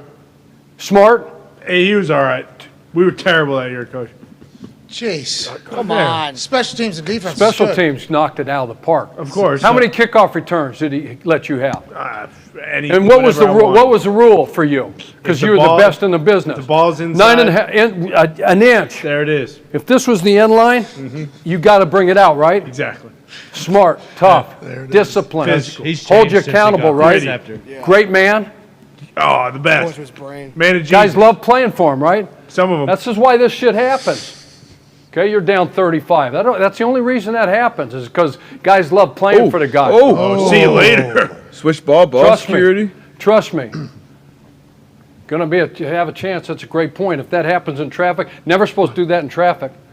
He waited. He He's waited. Okay, There we not go. bad, not It's the bad. traffic kicker there. Get him on the ground. Who's that? McPherson is just a McPherson? mean cuss. He's not supposed to be He did out his there. job, right? Made him cut back. Yeah, did his job. Yeah. Genius. Yeah, Hey, didn't get division's run on the over. line, guys. Division's on the line. This coach. Okay, got to beat these guys. Got to sweep these cats. Okay, get a win. First place in the NFC South. Let's all right? go. Can we get that done? Yes, Can coach. we get our bodies right? Yes, Can we sir. get our minds right? Yes, sir. Can we work some wet ball stuff? Yes, Yes, coach. sir. All right. See you. Don't forget to tell your dad happy birthday, coach. Yep. Happy birthday to your dad. Happy birthday, Mr. Smith. Marines. The Marines' Thursday. birthday's coming up on Thursday. All right, great team, man. Thank you, Coach. Thank you, coach. Thank you, coach. Thanks, Coach. So that's what the Atlanta Falcons were saying to each other when Monday morning, preparing for this Thursday Night Football matchup. What will the Carolina Panthers be saying on Monday morning? We'll find out from Coach P in about maybe 10 to 15 minutes. I do think that, I believe He's feeling Chuck, hot, huh? he was warming up during the last break. This is something that has to happen because How many? we've had a lot of balls thrown at that hoop today. First one, Chuck. Drain the first one. By a man named Michael Cole. And the only one that went in was the only one that didn't matter. Yep. But he was setting the precipice, setting the stage for you to not only deliver an incredible Coach P's keys for the Atlanta Falcons on this Thursday Night Football, but also to bury a football into that hoop. So 10 random winners can receive $500 if they retweet this video, say something nice to somebody in a reply, and put their cash tag in there from Cash App. Chuck, you feel good? AJ wants to say something to you before you let this ball fly. Oh, no, I'm good. Chuck, I said you're going to make the Where you first at? one. I have full confidence. Jeez. There he is. Darius, anything to say to Coach here before, as he attempts to do what you Hey. did yesterday, which Yeah. was throw a ball into the hoop? Let it fly. I mean, Hell play yeah. action is always there as well if you're not feeling the drop back. So let it Michael fly. Cole, you've obviously experienced Should the have a putt-off woes with of him. this. What Yep. do you think he should be thinking as he throws this into the hoop here? Don't think at all.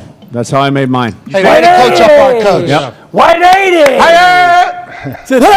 Hey, there we go. Oh, play action. Steps up in the pocket. Good protection. Little strong.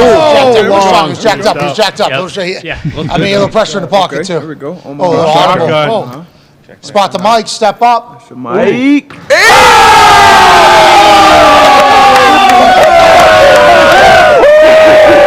10 people rolling $500 as he puts his mitts all over the glass.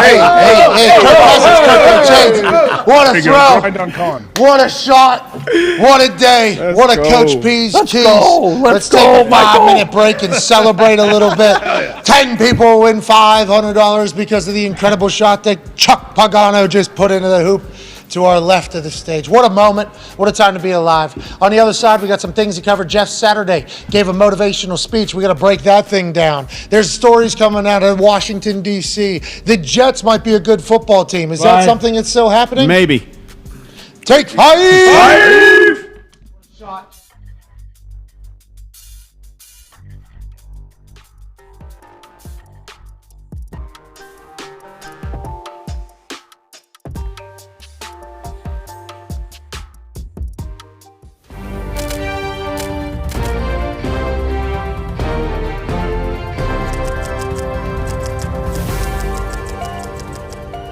Up next on PMSN 14, how a local man won thousands and thousands and thousands of dollars from the world's #1 sportsbook this past weekend. With more, here's Nikki Lucini. Hello and welcome to this special investigative report. What was once considered dirty and dangerous, sports wagering, now regulated and legalized, has many of us dreaming big. We're all searching for the big one, a wager of massive proportions. One of PMI's own, Boston Connor, was able to accomplish just that this weekend. We sat down with the brazen member of the toxic table himself, just to find out how it all happened. Yeah, it's been about 3 years or so of me placing these bets going all the way back to 2020, and you never think that every single guy on your parlay is going to score 2 touchdowns, let alone a same game parlay plus, but somehow, some way it happened. And I'm just relieved that telling people over and over and over again that plus 155,000 odds bets can hit finally did hit. The wager consisted of 2 same game parlays, combined to create a same game parlay plus. Devontae Adams, everyone said he stunk after last week because he only had 1 catch for 3 yards, so I figured Devontae's pretty good at football. He'll score 2. Travis Etienne, he was just kind of like, Etienne's playing well, he's never scored 2 touchdowns. You might as well just throw him in there just because, you know, it. Austin Eckler, he always scores 2 touchdowns. And then Cordero Patterson, 2 touchdowns. Yeah, he's just coming off the IR, and I figure when they get to the goal line, they'll give it to Cordero, and they did. So that's kind of why I picked those 4. There's no real rhyme or reason, but yeah. We did the math to calculate just how much of an investment this actually was. 50 total weeks at a median bet amount of $25 was $1,250 in 2+ touchdown parlays with a net of $26,750 after hitting this same game parlay plus. Really? Holy shit. What do you plan to spend the remaining winnings on? Sunglasses and bubblegum, maybe cigarettes, I don't know.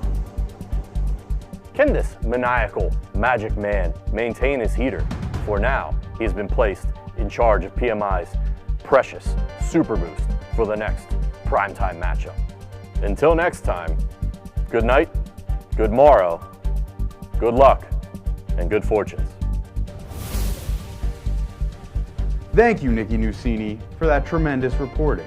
And now, the eyes of the world turn to Thursday Night Football, where Boston Connor will look to keep the magic alive with Cordero Patterson and Deontay Foreman both to score, boosted from plus 370 to plus 500.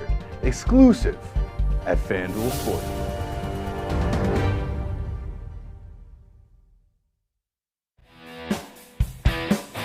Does Josh Allen's injury bring the Buffalo Bills down a notch? Unquestionably, right? Because he is their run game, right? They try to make changes. Who knows what's going to happen, right? Hopefully he can come back, but a UCL injury is nothing to take lightly on your throwing hand, and I'm sure he's going to try and tough it out. If he can't go, that's why they went out and made a trade for Case Keenum. They have Matt Barkley on the roster. They can weather the storm, but they are a far cry from who they are going to be if you take Josh Allen off of that offense and off of that team. That hit looked ugly, man. I mean, listen, you see like balls get hit at the end of a play, right?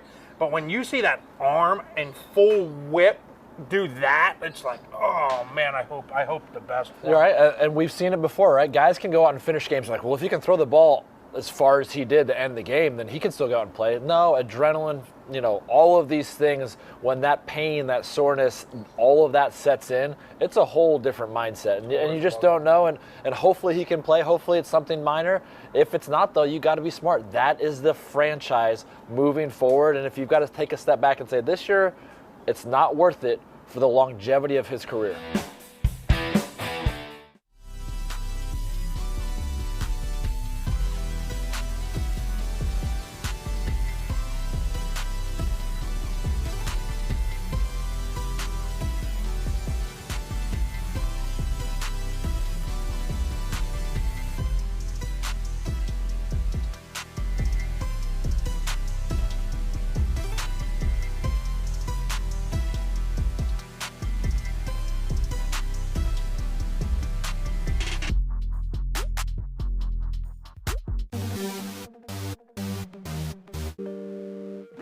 Hey, welcome back to the program here on this Thursday Night Football, Thursday, November 10th, 2022. The Atlanta Falcons will be traveling out of their hometown of Atlanta up to Charlotte, North Carolina to take on the Carolina Panthers, where the Falcons will be favored by 2.5 points. Hurricane Nicole is scheduled to make landfall around then, and there's 30 to 40 mile an hour gusts of wind, 80 to 100% chance of rain. The unders look pretty. We'll dive into that a little bit more later. To my left, your right, is a man who's a college football national champion, a Super Bowl champion, a Ryder Cup champion, and the all-time leading tackler for the Green Bay Packers, A.J. Hawk. Hey, baby. Hey, AJ. Talks the tables here at Boston Connor, at Ty Schmidt. One half of the hammer, Dahn Cowboys Tone Diggs is here. The voice of the WWE. Michael Cole is here, obviously a stallion, and the host of the Man to Man podcast and everything DB. Darius Butler is joining us. But now, from Western New York, a man who has a Super Bowl with 2 different programs, 2 different franchises. All he does is win, win, win, no matter what. Ladies and gentlemen, the owner of a chicken farm, Von Miller. Yeah, boy! What's up, Hey, man? guys, thanks for having me again. Hey, first and foremost, congrats, Pat. I saw the news, man. Congrats, man. It's super dope, man. I got one son, and I got another son on the way in February, man, and there's nothing like it, man. So congrats to you, bro. Well, I appreciate that. Congrats to you as well. It sounds like you're expecting and going through the whole process, and I assume you're an incredible father. Just because every conversation I've ever had with you, it leads me to believe that you are good at everything that you attempt to do. And I will probably ask some questions at some point, and maybe, hopefully, if it's a son or a daughter, we'll get them to greener pastures so they can learn a little bit about fucking chicken farming. You know what I mean? So the kid will be, yeah, absolutely. Vaughn, let's dive into it. Josh Allen's UCL is kind of the conversation of the day whenever you talk about nationally with this Buffalo Bills team. You guys are a wagon. You guys are unbelievable. Josh has something with his elbow, the UCL, on his throwing arm. We saw it get affected. We saw the shot that he took. How are you guys handling it internally? I know that's like a day-to-day situation, but how's the team chatting about the situation with Josh Allen, and how do you feel about the whole situation, Vaughn? Honestly, we haven't been talking about it. Josh has been the same guy, walking around. He's still Will Ferrell. He's still joking and pranking, and his spirits is still high. He's still the same Josh. We went over his house after the game. I didn't even know he had an injury or anything like that. But we went over his house after the game, and everything was normal. And I was on Twitch on Monday, streaming some Call of Duty, and everybody was like, "Is Josh okay? Josh okay?" They're like, "Hey, what's wrong with Josh?" And then we get the news that he injured his elbow, but from him and his energy, like, he's the same guy. He's the same guy. I'm not too worried about it. If he can't go, then Case will step up. If Case can't go, then I have played some quarterback back in my day. We got Stephon Diggs and Gabe Davis and Isaiah McKenzie and all of these guys, man. I can make a few plays, not like those guys, but I can make some plays for them. Some shake. Go ahead, AJ. Hey, what's it like when you have your Josh Allen, your quarterback, is also like one of the toughest guys on the team? I would imagine that has a nice ripple effect on the rest of the squad, because guys, hey man, look what our quarterback does day in and day out. I can't be sitting here hanging out because I don't feel great. Yeah, of course, man. And he's the franchise. And everybody watches him, and everybody goes as he goes, and he's sitting in the rehab room, and he's the same guy. He's still joking, and he's still doing the same stuff. Everything is normal. Like I said before, if he can't go this week, then it'll be next week, and eventually we'll get him back, and we're gonna need him for the home stretch and into the playoffs and the Super Bowl, of course. But from this day-to-day process, he's the exact same guy that he was before. So I'm not too worried about it. How far out do you look, Vaughn? Because when I was just punting balls for a living, I was just so much on like what's next. Like literally if you caught me on a Tuesday, which was our off day, it's like what I know is Wednesday 7:30 a.m. I got a special teams meeting. Like that's what I'm focusing on, and then we just kind of go through everything. I try to fully focus on it. Some people have like a more like zoomed out view. You guys have. I think the Vikings this weekend. Then you have the Lions. Then you have the Bears, and then you have the divisional is rest at the end. Do you know that? Do you guys talk about that, about how like this Vikings game is a big fucking game because of how good they are?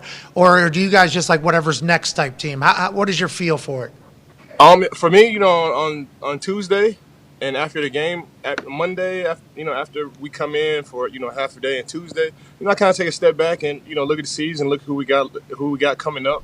This week we got the Vikings. Next week we got the Browns, and then we got the Detroit Lions, and then the Patriots. So I know the schedule. I know who's coming up, but it's just a laser focus on the now. And everybody is just gray matter. It's just nameless, faceless opponents that I go against. And of course you get standout offensive linemen that like we have this week, and those guys kind of stand out a little bit. But for the most part, it's just different team, different numbers. I just go out there and I do my stuff, and I'm in my routine each and every week. I do this on Wednesday, I do this on Thursday, I do this on Friday, get ready for the game on Saturday, and then we play. So when you got 17 games and you can't really look up, especially if you got opponents like how we got now, and going against O'Neal and Darisaw, man, like you can't really overlook these guys. You gotta really put all your attention on a team like this, even if it's not a team like this, even if it's not a winning team. You got to put all your attention on these guys. This is pro sports, and that's what I do. I give them all my focus. I give them all my energy. We play them.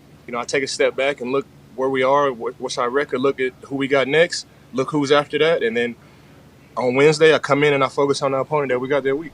Thanks for letting us be a part of your routine on Thursdays. It's been pretty fun. Darius, your question for Von Miller. Yes, sir. As a guy that's been in the league, over a decade, you kind of alluded to it earlier, mentioning, streaming on Twitch, playing some COD. But what's like your process? Like, how do you decompress once you leave the building, get home, like throughout the week? I love to play golf. It's your costume. I have my son. I love to play golf. So. The weather's still good here. I think it was about 58, 60 degrees today. So the golf course is still good. My son's in town. So whenever I have my son, it's just when I go home, I don't watch film or do any of that stuff at home. I get massages and I get body work at home. But when it comes to football, I spend all of my time here. If I have to watch film, I come in early and I leave late, and I put all of my energy into my craft while I'm here at the facility. And then when I go home, it's just spending time with my son. If he's not here, then I play golf. If it's too cold outside, then I play Call of Duty. Those are the three things that I love to do, and that's how I decompress. I'm sure you're an incredible father. I know your golf game, you're getting better. How are you at Call of Duty? Are you a guy on there? Are you fucking sniping kids? No, I'm terrible. I'm terrible. I think it's just getting on. I think it's just another way for me to connect with my fans. And if I'm not playing Call of Duty, then I go to like Reddit and I look at current events in the NFL, and I just give them it's just another platform for me to interact with my fans. And I play Call of Duty, but I'm not like I'm not like Kyler Murray or anything like that. I'm still grinding guns, trying to level up guns and stuff right now. And, I can sometimes I like to say I'm turning on my aimbot, and then I can rattle off some kills and I do pretty good, but then I go back to being mediocre a little bit. So just kind of keep going. You play on the mouse? You play with the mouse? Your PC? Yeah, I'm on PC, but I use controller though. Oh, okay. Nice. Oh, look at this. So you don't want any glitching, but you still like the old school controller feel. Wow. Do you talk shit on there? Do you say, just killed you, your head's blown up? No, I really don't. My focus, sometimes when I'm playing Call of Duty, it's not like I'm playing football where I can I'm a pro at this stuff, so I can look up and I can talk to my teammates. When I'm playing Call of Duty, I'm so locked in. You got people moving from here and there. I'm just so locked in on what's going on that I don't talk to anybody, and half the time I just mute the guys too, because I don't understand how people can play Call of Duty and listen to music in the background. It irks me. So most of the time I just because you got to hear the footsteps. You got to be man. Yeah, you got to hear the footsteps. Yeah, for sure. I'm so locked in. Man, I did not expect this. I should have known this. I should have done more research. I didn't know that the video games was your. I would expect it too. Like you just talked about having fun whenever you're playing football because you know it. You don't know that. What year you think in your career did you like get confident enough to like enjoy yourself as opposed to being stressed out every week, or were you never ever like that? Because you came into the league right everybody's expecting Von Miller to be great as soon as you get into the NFL, right? Was there a moment that you got to the point where you're like you're comfortable having a lot more fun doing it, or was it just from jump whenever you got in the NFL? I think my first 4 years, my first 5 years, it was just like football. It was just so easy. Like it was so easy. You come to work, we're going to the playoffs each and every year. We got Peyton Manning. Where we play every week, we're supposed to win every single game. We got Peyton Manning. Defense is good. I got DeMarcus Ware on the other side. My first 5 years in the league, it was just easy. And then, Peyton Manning left, and I signed a 6-year deal, and I think I put it on a little bit added pressure because the contract that I had and Peyton Manning was not there, and now I'm the face of the franchise.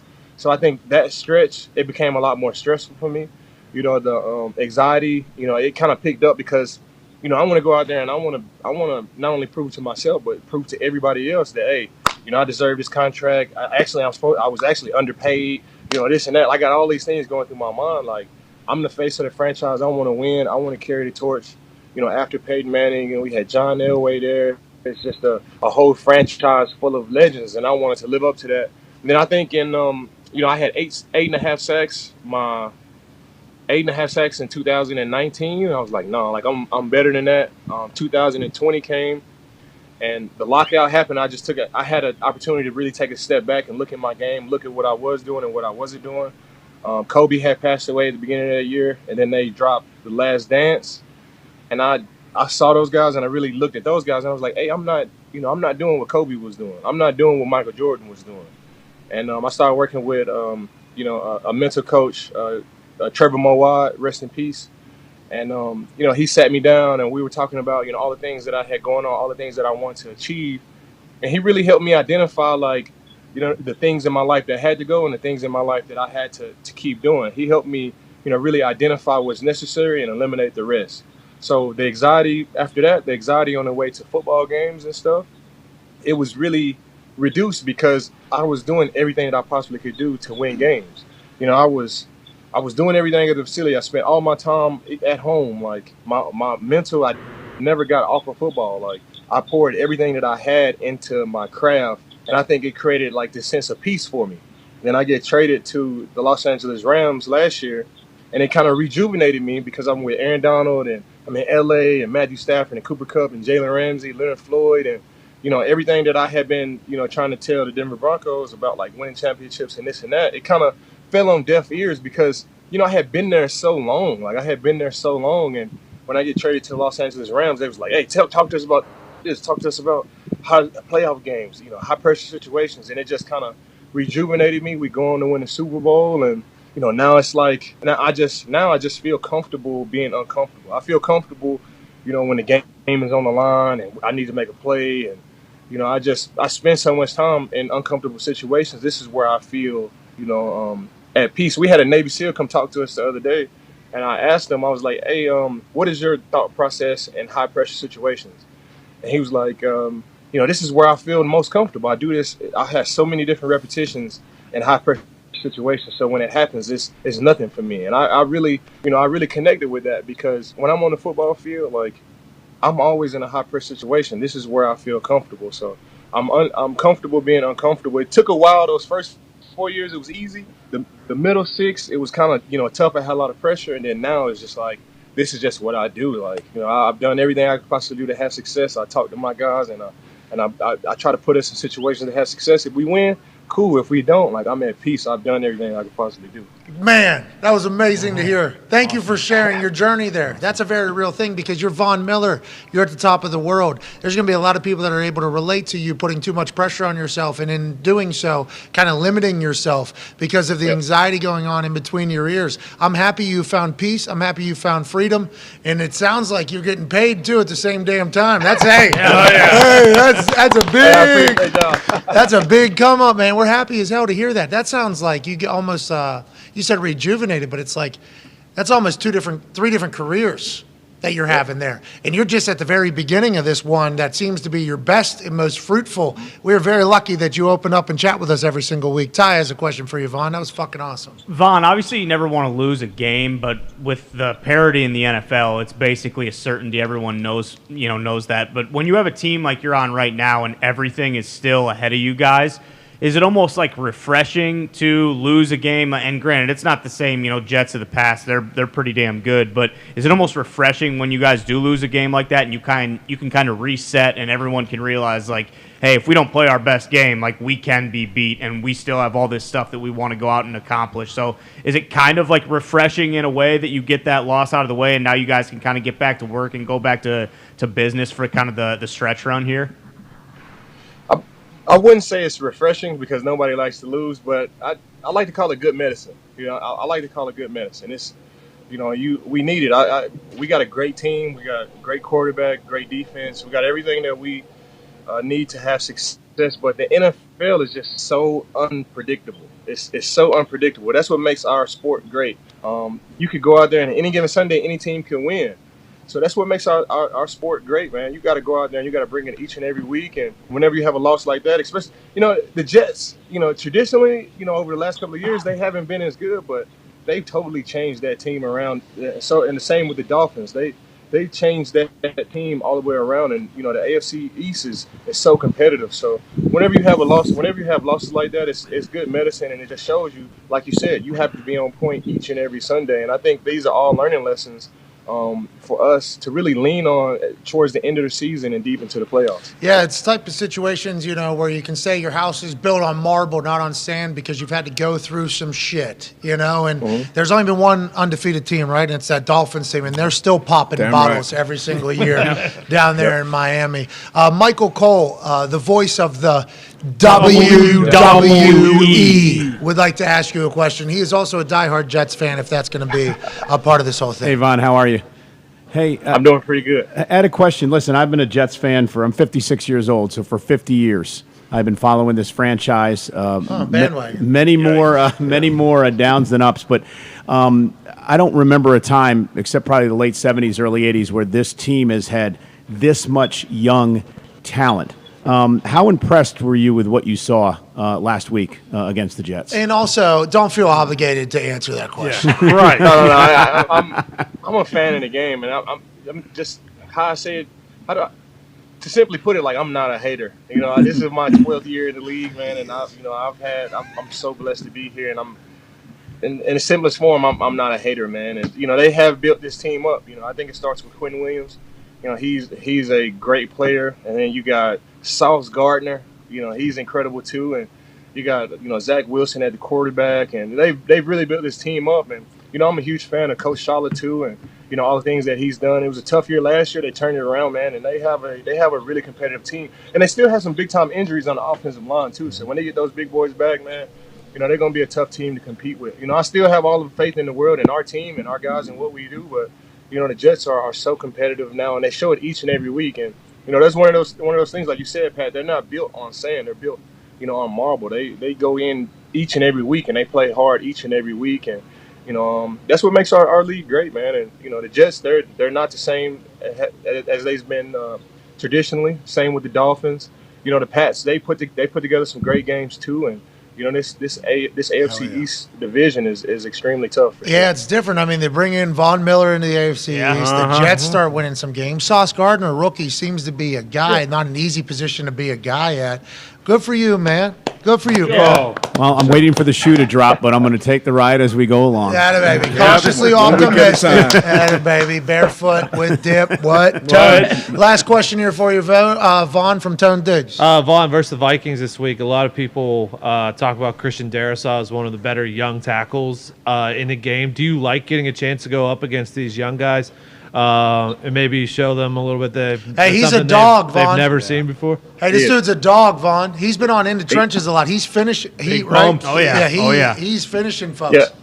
Yeah. I'm familiar with Darrisaw, and he's definitely a dog. And I want to go against the best. I want to go against the good guys. When you get a sack, on a guy that's not as good, it kind of has an asterisk next to it. It's like, okay, you got a sack, but you didn't. It was just one of the.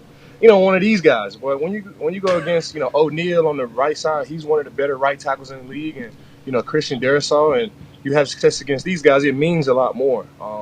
He's been playing out of his mind. He played great last year, and I'm a pass rusher, so I know great offensive linemen, and they got two really really good ones on the Vikings. Man, it's gonna be tough sledding for us, and we're gonna have to take it one play at a time. But I feel all right. I spent time.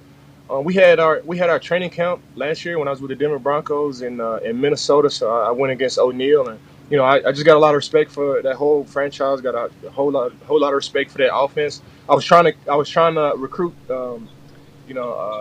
Kirk Cousins to the Denver Broncos when he left the Washington Commanders. Well, At the time, that was the name of the team. They're going to have a new name, by the way. For somebody, they sell this team. I assume ownership's coming in with new name. Only a year old, this Commander's name. I don't know. Yeah. They might have 4 names in 4 years. When Kirk was on the team you were talking about, though, which you were quoting everybody at the time in which you said it. You were looking for him to come to Denver. It seems like he is a guy, not all of a sudden, but everybody's thinking he's a guy now. I've always been a fan of Kirk Cousins, man. I've just, I like his poise in the pocket. I like the way he throws the ball. He's had to work and fight. When RG3 was there, they kind of split time or whatever they did. He worked through that. They franchised him, I think, 2 or 3 times. He didn't know what his future was going to be, and he worked through that, had some success there, and then he goes to the Minnesota Vikings, and he's continued to have success. So I'm a Kirk Cousins fan. And O'Neal is a great right tackle, and Darrisaw is a great left tackle, and plus they got a walking home run, and Justin and Dalvin Cook, and Justin Jefferson, and all of those guys. Man, it's gonna be a tough game, and I'm looking for it. These are the games that you want to play well in. It's kind of like the Chiefs game, These are the games that you want to play well in. These are the games that everybody's watching, and you want to have success against the best players. I believe it's 4:25 on Sunday. The Vikings and the Buffalo Bills, who have a quarterback who doesn't know his elbow is hurt. If you listen to the way Von Miller discussed the after party in the days after when his elbow injury was being reported. Von, we appreciate the hell out of you, man. We listen to the Voncast every single week on Bleacher Report. I will start tuning in on Twitch as you are sniping people, and we can't wait to eat your meat from greener pastures. Hell yeah. Hey, thanks, guys. I appreciate you. He has a chicken farm. Yes. The cocks are walking around. Calm down, D-Bud. Come on. Jeez Louise. Good Lord. Anyways, Vaughn, we appreciate you letting us be a part of your routine, man. Thanks, guys. I appreciate you guys. I'll see y'all next week. Hell yeah, ladies and gentlemen, Von Miller. Yeah. All right, let's take 5. And on the other side, Coach B will come in as a Carolina Panther. Head coach Steve Wilkes. Yep. He was interim head coach at the time. Steve Wilkes was a part of the staff. He got hired to be the interim coach from within the staff, unlike Jeff Saturday, That's right. who we will talk about in about 20, 30 minutes or so. But immediately following this 5-minute break, we will go inside the Carolina Panthers locker room and team meeting room on how they're going to win this game tonight in a hurricane at home on Thursday Night Football. Then Chuck will make his pick. Then we'll wrap up all the news of the day. It's been an incredible Thursday Night Football, Thursday, November 10th. We assume that'll continue on the other side of this break. Be a friend, tell a friend, take 5. Bye.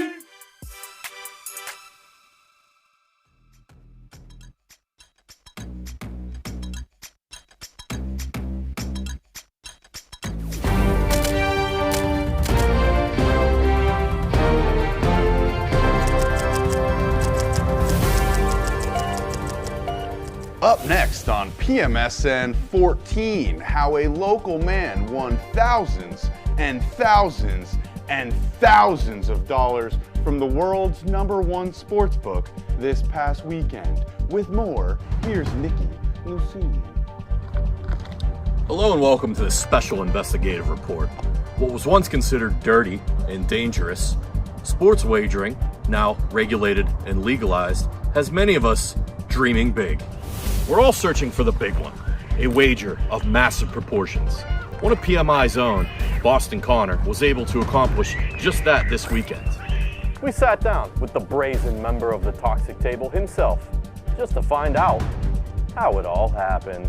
Yeah, it's been about 3 years or so of me placing these bets going all the way back to 2020, and you never think that every single guy on your parlay is going to score 2 touchdowns, let alone a same game parlay plus, but somehow, some way it happened.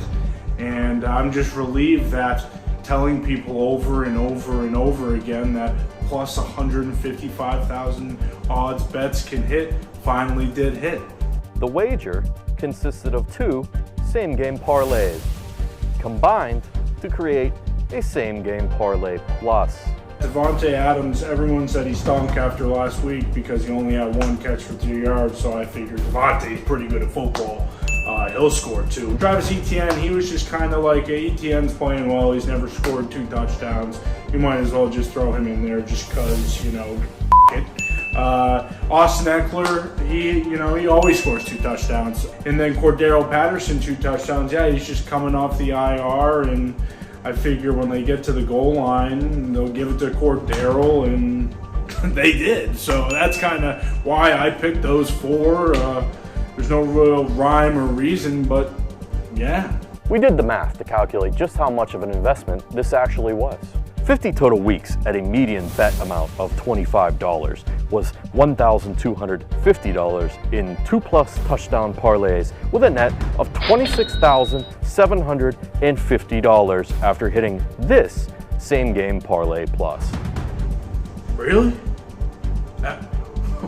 Holy shit. What do you plan to spend the remaining winnings on? Sunglasses and bubblegum, maybe cigarettes, I don't know. Can this maniacal magic man maintain his heater? For now, he has been placed in charge of PMI's precious Super Boost for the next primetime matchup. Until next time, good night, good morrow, good luck, and good fortunes. Thank you, Nikki Nucini, for that tremendous reporting. And now, the eyes of the world turn to Thursday Night Football, where Boston Connor will look to keep the magic alive with Cordero Patterson and Deontay Foreman both to score, boosted from plus 370 to plus 500. Exclusive at FanDuel Sportsbook.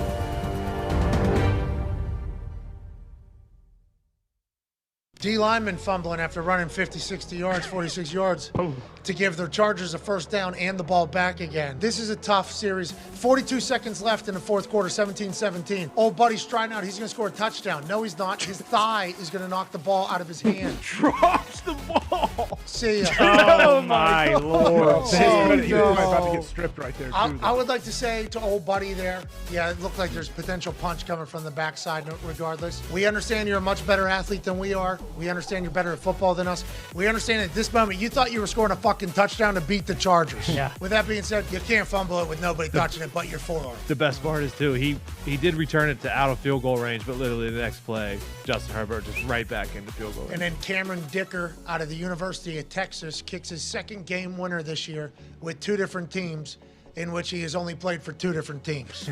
This guy's fallen into the kicker carousel and has showed up both times, both for the Eagles and for the Chargers. Excited to see what he does going forward.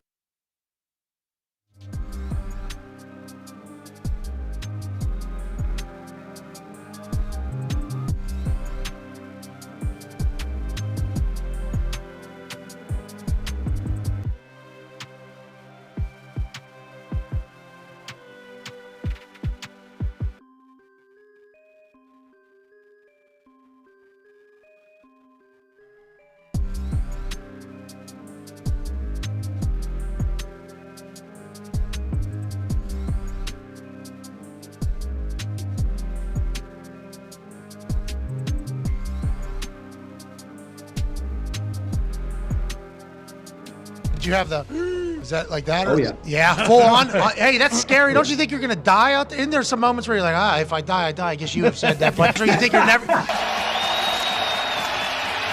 Cousins from the pocket, floating one, and right underneath is Justin Jefferson. On the move and all the way down inside the 15. Kirk Cousins takes a huge hit by Payne. You say you're never going to breathe again, right? And there's some of that thought out there. Were you having that on the field or no? You do have that thought for a second that you're in a dark place and you'd like to get out of it. I remember whoever hit me, Payne or whoever hit me pretty good, and I'm kind of, I don't know what I sounded like, but I must have been like, because as he walked by me, as he got up, he goes, you'll be fine, you'll be fine. So I must have been moaning or something. An absolute dog named Dustin Hopkins. Bury home 4 field goals, probably with a torn hamstring at some point. Burying home a winner in overtime. Not being able to stand on his goddamn leg. Having to fall because his foot cannot withstand the weight of his body, but it can withstand the weight of a program, of a franchise, of an organization looking to find their way. And in OT, when push came to shove, Dustin Hopkins did what he did 3 other times last night with a torn ham. He puts the ball through the fucking uprights. He was in massive amount of pain. His teammates saw him. The world saw him. They hoisted this one-legged man up onto their shoulders to say, pal, you are the grittiest dog we have ever seen. When are we going to watch that? What is it? What is the show? It is Max. Shh. Jude? It is. Please. Max is homesick from school. Quiet. Oh, Jude. Godspeed. Yeah, sound very sick. NFL players won't be the only great thing you'll be able to watch on TV. I cannot say anymore, but perhaps I'll be on it. Max, what's the name of the show he was on? Max. Say it, Max. Max, what was Say the it, name Max. of the- Takedown. Can you? Okay. Oh, Thank you, Max. That was awesome. What is it? Something takedown? Tailgate takedown. Thank you, Max. Thank you, Max. Can't wait to watch that. Connor, your question. We're gonna have a major conversation after this. If you had sent him away for 6 months in summer, he would have done that. Yeah.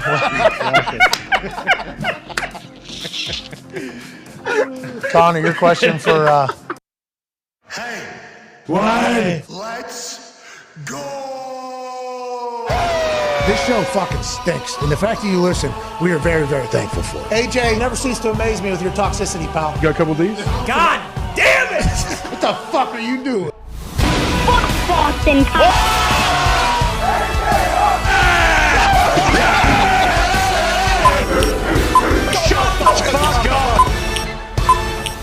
Hello, beautiful people.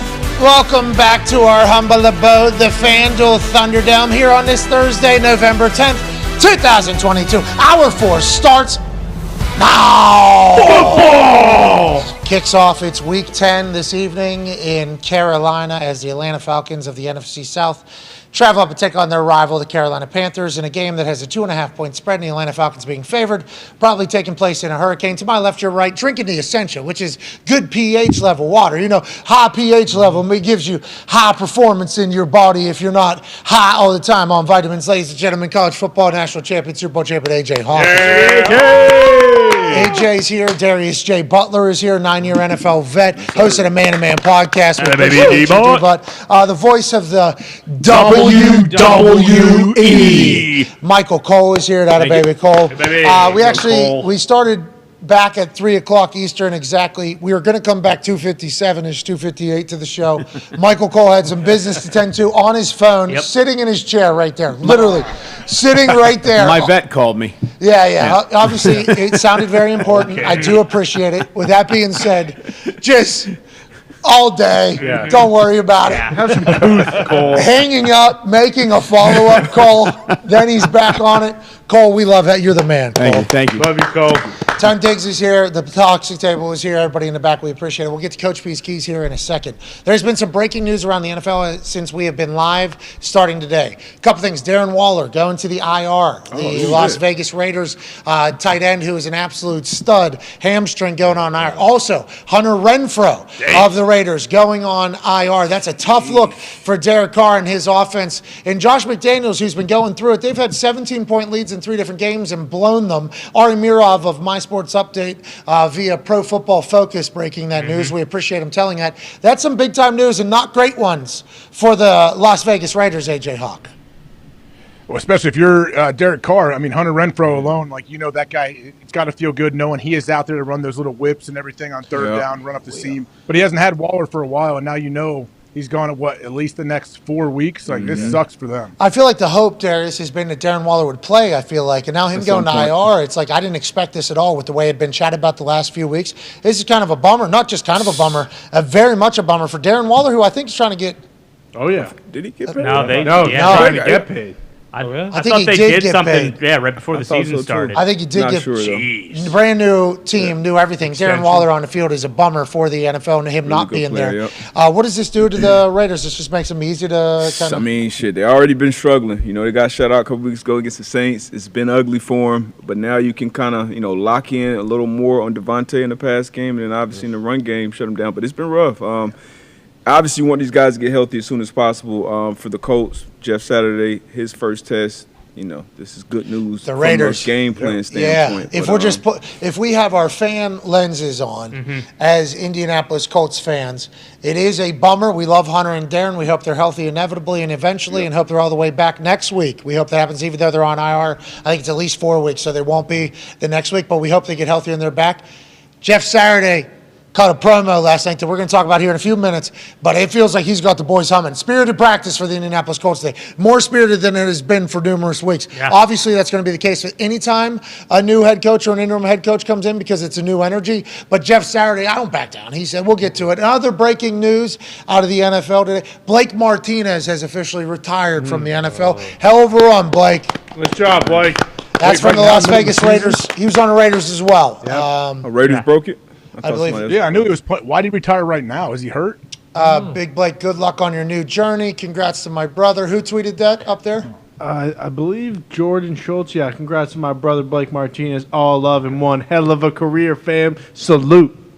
Okay, so that's what Jordan Schultz said. That's a Schultz quote tweeting. Yep. Boom. Salute. You can say it or you can just do it, but I think while Schultz tweeted, he said, salute. I would like to let everybody know that the way I found out that Blake Martinez retired is right before we went on air, Connor was reading these words in a fashion, and then at the end did a full to himself. He was talking to himself. Congrats to my brother Blake Martinez. All love and one hell of a career, fam. Yeah. And then Connor just saluted himself, and I said, what is that? And he goes, Schultz just sent his messages for Blake Martinez retiring. When he breaks news, it's more like a song. So, all love and one hell of a career, fam. Bang. Salute. Salute. Fam. Yeah. Just like Vin Diesel and Fast Are you and Furious. making fun of Jordan Schultz right now? It sounds like you're Absolutely gonna, not. If I was making fun of Jordan like Schultz, I would say per Lil Latte. But I didn't say that. I said per Jordan Schultz. Anyways, we appreciate Schultz and we appreciate Blake Martinez. We are sorry to Darren Waller and Hunter Renfro for going on our. That's no fun at all. We hope you get healthy. Godspeed. Boys. Other breaking news out of the NFL. Jeff Saturday cut a promo yesterday in his first press conference. He has worn the same little three-quarter zip thing, but with the collars down because he wants to be professional. His hair looks fantastic. Obviously, a week ago, he was preparing for what Pancakes episode he was going to put on Get Up in the morning with Mike Greenberg and team on Get Up on ESPN. Now he's preparing to take on the Las Vegas Raiders. Him getting hired as the interim head coach with zero NFL experience, not only the first time in 61 years that has happened, but also met with a lot of scrutiny. A lot of people saying this guy isn't fucking ready for this job. This dude is experiencing hella privilege right now because his friend owns a team. He's getting a head coach in the middle of the season. He's just the interim head coach. Things seem to be not going great at all for the Indianapolis Colts. They put up -2 offensive yards in the first quarter against the Patriots. -2. If Jeff Saturday somehow manages and motivates this offense to have 0 yards in the first quarter this week, it'll be a fucking upgrade over what it has been. But nonetheless, the hiring processes have been called into question. Jeff Saturday's legitimacy has been called into question, and his readiness for the job of the NFL, being one of 32 on earth, has been questioned mightily. And Jeff Saturday wanted to address that yesterday in a press conference, and this is how he handled it. Here's the deal. Everybody talks about I'm completely comfortable in who I am as a man, bro. I know I can lead men. Bro. I know the game of football, and I'm passionate about it. I have no fear about, are you as qualified as somebody else? Bro, I spent 14 years in the locker room. I went to playoffs 12 times. Jeez. I got 5 dudes in the Hall of Fame that I play with. You don't think I've seen greatness? You don't think I've seen how people prepare, how they coach, how they GM, how they work? I mean, won Super Bowls, been to 2. Like, here's the deal, man. None of us are promised a good job. I may be terrible at this. And after 8 games, I'll say, God bless you. I am no good. I may be really good at it. I got no idea. But I dang sure ain't going to back down. I can tell you that. What did that say to you, AJ? That was Jeff Saturday, who was being told, probably by Conti, hey, here's the things that, as you go in your first press conference, here's the things you're going to get asked about. Okay, obviously, you have zero experience. You've never coached before, and you came out of left field, and you said your first time you were called was in the middle of the game on Sunday when Jim Irsay called you, and you asked, why am I a candidate for this? So people are going to question your legitimacy or whatever, so be ready for that. And Jeff Saturday's going to people are telling me, I don't know football. Is that what people were saying? Okay. And they're like, yeah. And probably first question out the gates, Jeff was like sitting on the fucking hanging curve. Here it comes. Boom. I'm out of here. I think he went after it. I think people appreciated his transparency. But a lot of the people that hate him being hired said the automatic thing, this guy doesn't even know he's going to be good. This guy says he could stink. It's like, I think that's the authenticity that makes a good coach, which he continues to display traits that make somebody a good coach. Will he be a good coach? We're all waiting, including Jeff Saturday, to see, I guess. Yeah, he doesn't know. I mean, he's gonna do whatever it takes, whatever he thinks it's gonna take to win, and then see what happens. But I mean, he's a talker. Like Jeff is very smart. I feel like that's why he's so good on TV. Why ESPN likes him. I remember when I was in Green Bay with Jeff for a year. We visited the Green Bay prison there with some guys and our wives, and Jeff stood up and talked to all the prisoners and everyone, and was like gave an inspirational like whole thing to all of these people. Like it's really cool to see now.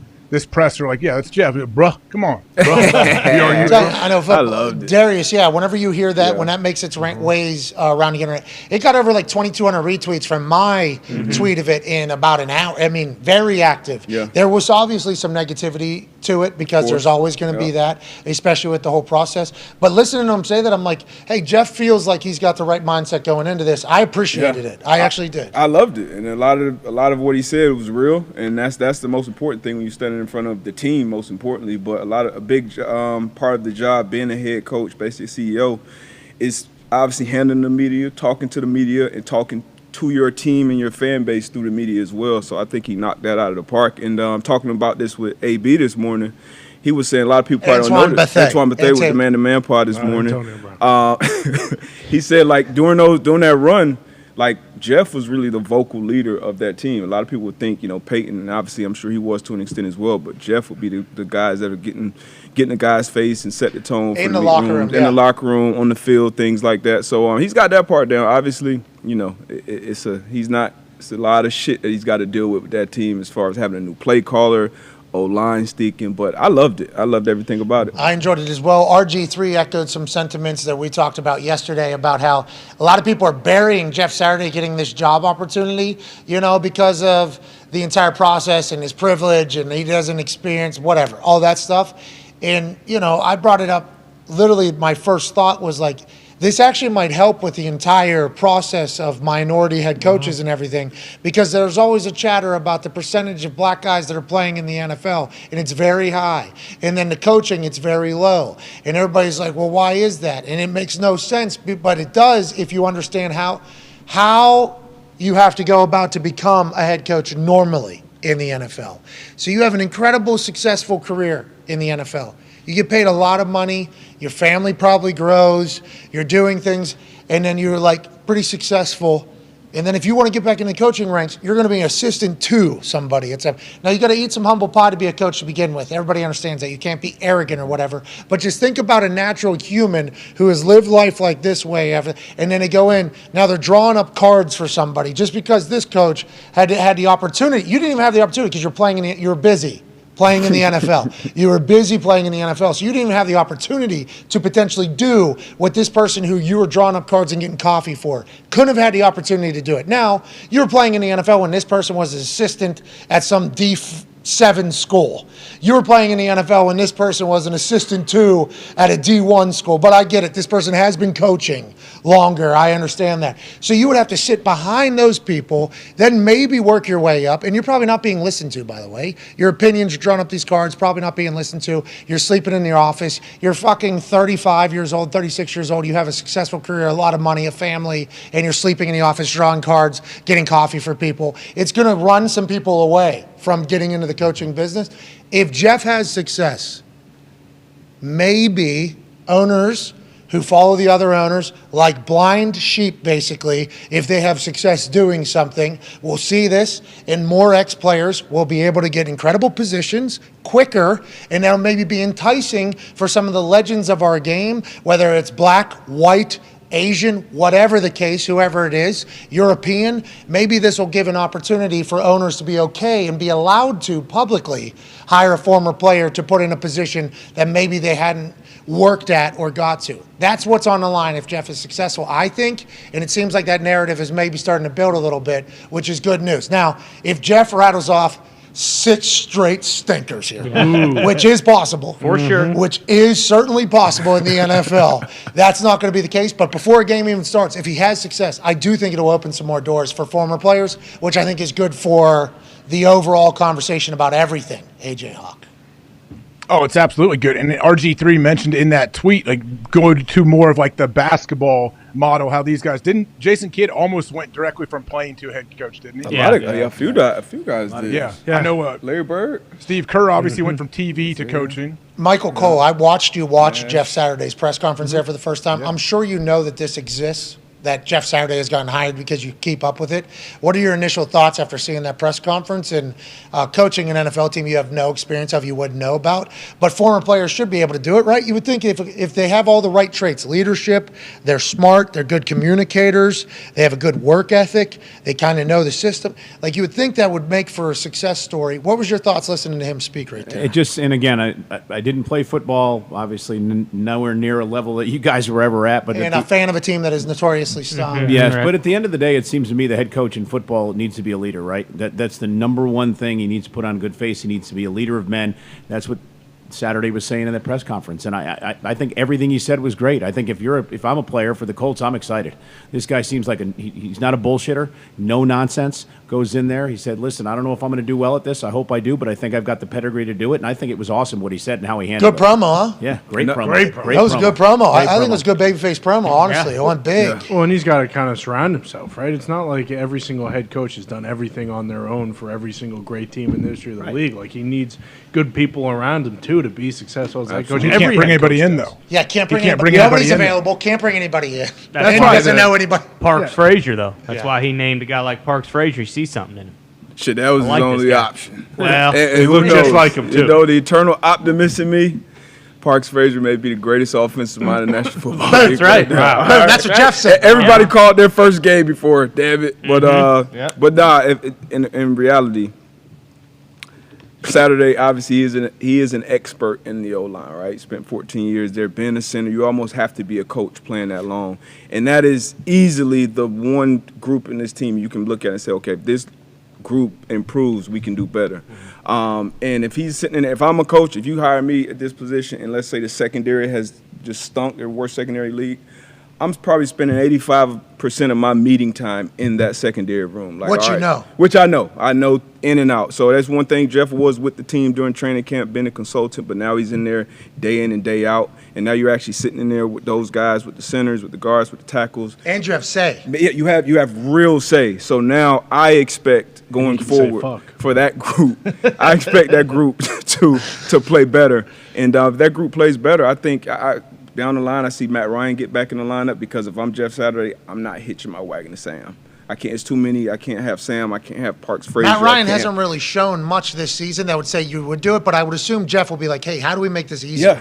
Yeah. How do you make it easier on this guy? Let's protect him. Let's get 28 going. Let's get our backs going. But it all starts with that O-line. If they can improve, and maybe that was Jim's thought process in this. Like, hey, if he can get this group going better, we can go from there. But I'm rooting for him. I'm just fascinated by it all. This will certainly be talked about forever. Mm-hmm. Oh yeah.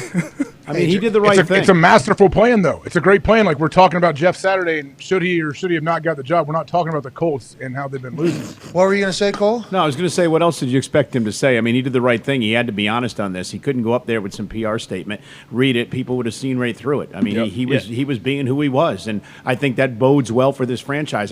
Could have been Sirianni. Well, Sirianni exactly. bobbled, but he did. Yeah, turns he's a out. great Look at Sirianni now. Yeah. But there's some guy. At least he was like self-aware. At least there's some guys who would have went up there and be like, "I'm going to be the fucking best coach ever." This is the thing that you learn from being in the locker room 14 years, an NFL locker room for 14 years. If a coach is somebody he isn't, up there. And you always hear, well, the locker room will see right through it.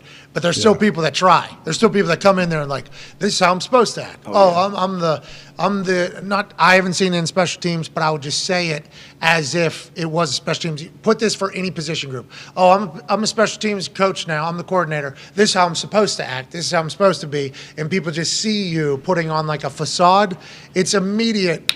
This guy sucks. Okay. So a lot of coaches go, do you know coaches that went, I know plenty of coaches that went from, hey, this guy was a position coach. He's awesome. Everybody loves him. He becomes a coordinator. Everyone hates him, and he sucks, and he's not a good coordinator. That does happen because they change, and they say, I have to behave like a coordinator now. I can't, like, have the relationship. It's weird. Most guys can handle it, but sometimes they can't. Yeah, there's a lot of those situations that happen, and that's why everybody talks about how if you're fake, the locker room will see it because of how often it does happen. That's why it's continued to be said. But Jeff Saturday, that was the same fucking Jeff that, I mean, you see in the locker room, you see on the sideline, we've seen it from NFL films. Yeah. Same guy we see on Get Up right there. He seems like he's going to be the same guy. In prison. In prison. Yep. Jeff got a great prison promo. And listen, Pat, I don't think the Colts are as bad as they're playing. Johnny Cat. So maybe the little change in scenery and bringing a guy who talks like this, the team rallies. We're making the playoffs. Now we're off. We're in the playoffs. Hey, it's so crazy it might fucking work. Yeah. Dude, I said it yesterday. What's success? And people are like, 2 wins? If he gets 2 wins out of this entire run? What if Jeff Saturday gets this team that has a great defense? Okay, they have a great defense on paper. This team has a great defense. This team has a fucking offense on paper. Exactly. Offensive line that could do stuff on paper. Backfield, I know they got rid of Naeem Hines. He asked to leave. That was before the Jeff Saturday era. He would have never wanted out of the Jeff Saturday era. That would have never happened. We got 35, the running back. I think his last name's Jackson. Deion. Did he get hurt? Deion Jackson. He did get hurt against New England. We just traded. We got who did we get from Zach Buffalo? Moss. Moss. JT practicing again. Jonathan Taylor's a guy. Pittman's a dude. Paris Campbell's playing well. Ellinger. Huh? You got to figure out. They got talent. They have talent. Punter needs to start hitting a lot better balls. I mean, he puts the defense in a terrible position every time they have to punt. Kicker. Go for it. He had a tough game last week, but. Yeah, it was windy, though. Yeah, it was windy. Nick Folk had no problem. Yeah. Yeah, they're two guys I don't know well, but they'll figure it out. They'll figure it out. Pat, what if they win the coin toss, they defer to the second half, and Jeff opens up with an onside? How sweet would that be? Well, then I think he's kind of mailing it in. Then he's saying, we don't have a what if chance. they get it?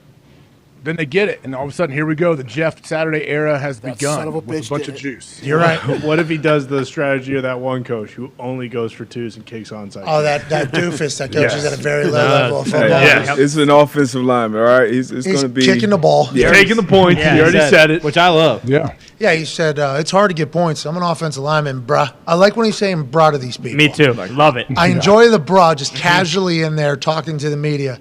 I'm very comfortable with who I am as a man, bruh. Okay? Yeah. Like, I don't know what you're questioning here. I just want to let you know, bruh, I love everything about it. What if they win? That'd be incredible. I hope they do. Hope they do. Good luck out there, Jeff. Good luck, bro.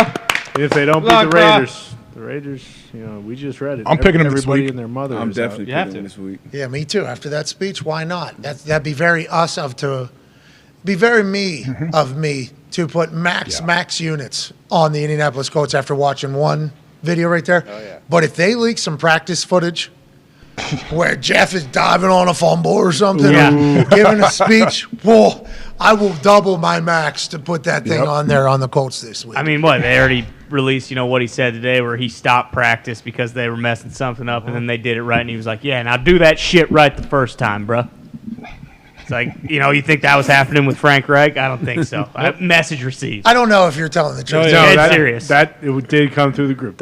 He actually said, do that shit right the first time, bruh. Yeah. I added the bruh, but yes, he did. He did say do that shit right the first time. All right, good luck out there, It's Jeff. gonna be fun, Let's go, Jeff. He knows everybody in the building too. He mentioned that in there, man. Like he started his family. Hey, these training rooms, equipment rooms, this. Like those rooms kind of survive coaching changes. So those same guys that have been in those positions are still there. So he was like, "Hey, these are my people. This is my." Everybody likes them too. Yeah, everybody likes them. And he said, "Hey, if I stink 8 games, I'm out of here." To Ty's point, when we were at training camp and if the offense screwed up when Frank was the coach.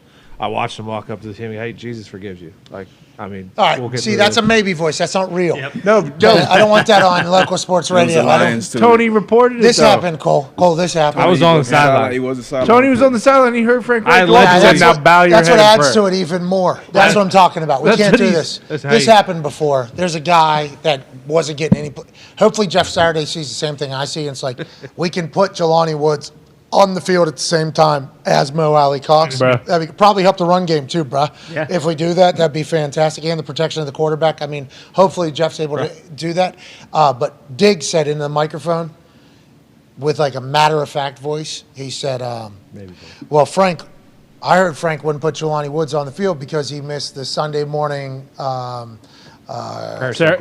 service or whatever, church, because Frank Reich was a priest or something like that, a minister, a pastor, super religious, says fudging, says freaking. So Tone Diggs says that's why Jelani Woods wasn't in there. Somebody was just happening upon our show, heard that, started calling into local radio in Indianapolis, like, we heard that Frank wouldn't play somebody because they didn't go to church. If that's the case, fire him right now. It started like an actual fire. Blogs started writing articles about it. That's right. And it was like, I actually came on, I was like, hey, Tone, need you to make sure that if we're going to talk about somebody's religion being a reason, let's make sure we make it very, very acknowledged that that's the maybe voice, not a real voice. Clear. Yeah, so Tone starts that shit every single day, Cole. Let it go. Wait till he does it for the Jets. It'll happen. It's not great. Sure. Yeah.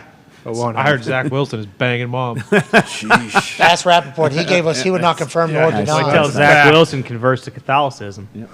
Did that happen? No, he's not. That's not happening. Are you sure? Are you sure? Do you know that? Yeah, I would imagine. I would imagine. Oh, so he doesn't know either. Okay, cool. So this is how rumors get started. Yeah. Yes, talking it's, about? we are a part of the problem. But that's not a rumor. He was plugging moms in New York. Slapping cheeks. Yeah, everywhere. moms. Yeah. Certainly a rumor. That is exactly what a rumor is, actually. What you were talking about. Him and his girlfriend broke up, and then Zach came back, and he was like, "Oh, what'd I miss?" Because he knew that everyone was talking about him fucking moms. No, I think he wasn't. He didn't want to be the one to be like, I'm not just going to go ahead and turn this. I'm not going to say this is definitely true, but I'm also not going to. Not gonna dismiss it. Excuse me. Yeah. Because Hey, feed it. Just feed it. Yes. Just feed it, whether it happened or not. Stay in the public eye. You like the Zach Wilson gimmick of the Mormon banging? Oh, he's porking every mom. yeah, I think so too. He does have a cool arm. Yeah, he does. Cole said he thinks he's going to win 4 Super Bowls for the Jets. No, I didn't say that. We need a quarterback, so hopefully. You don't like the mom banging guy? Two overall. Hopefully, Zach is the guy. And I think if we play him like we played Mark Sanchez back in the Rex Ryan day, we have an opportunity. What Run the does ball. that mean? 15 times a game, 20 times a game, throw the ball, run the football, play defense. Did you guys make an AFC championship doing that? Twice. How'd those go? No, they didn't go well. Who'd you lose to? Who'd you lose to? Boom!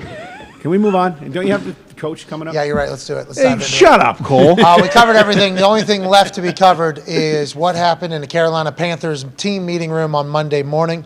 To let us in on what it sounded like to be Steve Wilkes of the Carolina Panthers after they just lost 35-13 or whatever against the Cincinnati Bengals. Ladies and gentlemen, Chuck Pagano with Coach P's Key. Hey, Coach! Good morning, man. Morning, Coach.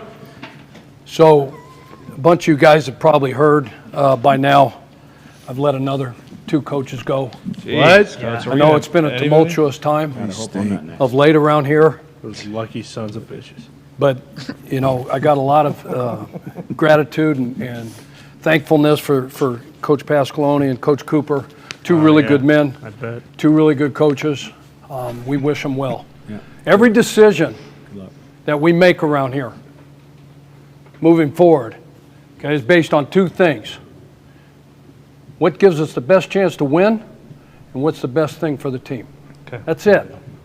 That's it. It had nothing to do with anything personal, this, that, or the other. So that's that. You let me handle stuff with the media. Because they're going to be asking, you know, just like when Robbie was out of here. And then we trade Christian. We do this, we do that. And then we had to make a couple other moves. I'll handle the media. You guys get locked in, okay, on the Falcons.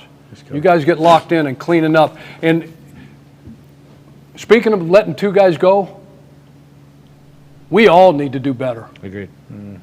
Because that last game, that ain't us, man. That's what people think we are.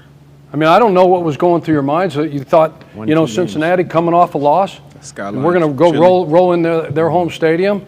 They don't have an indoor. They don't have this. They don't have half the shit you guys have. No. They don't even feed the fucking guys lunch.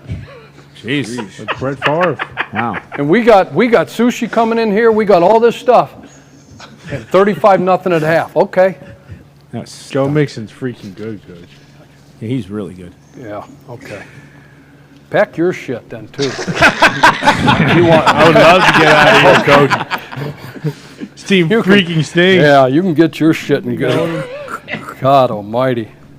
Short week. Okay. It's mental. What I want you guys to do is this.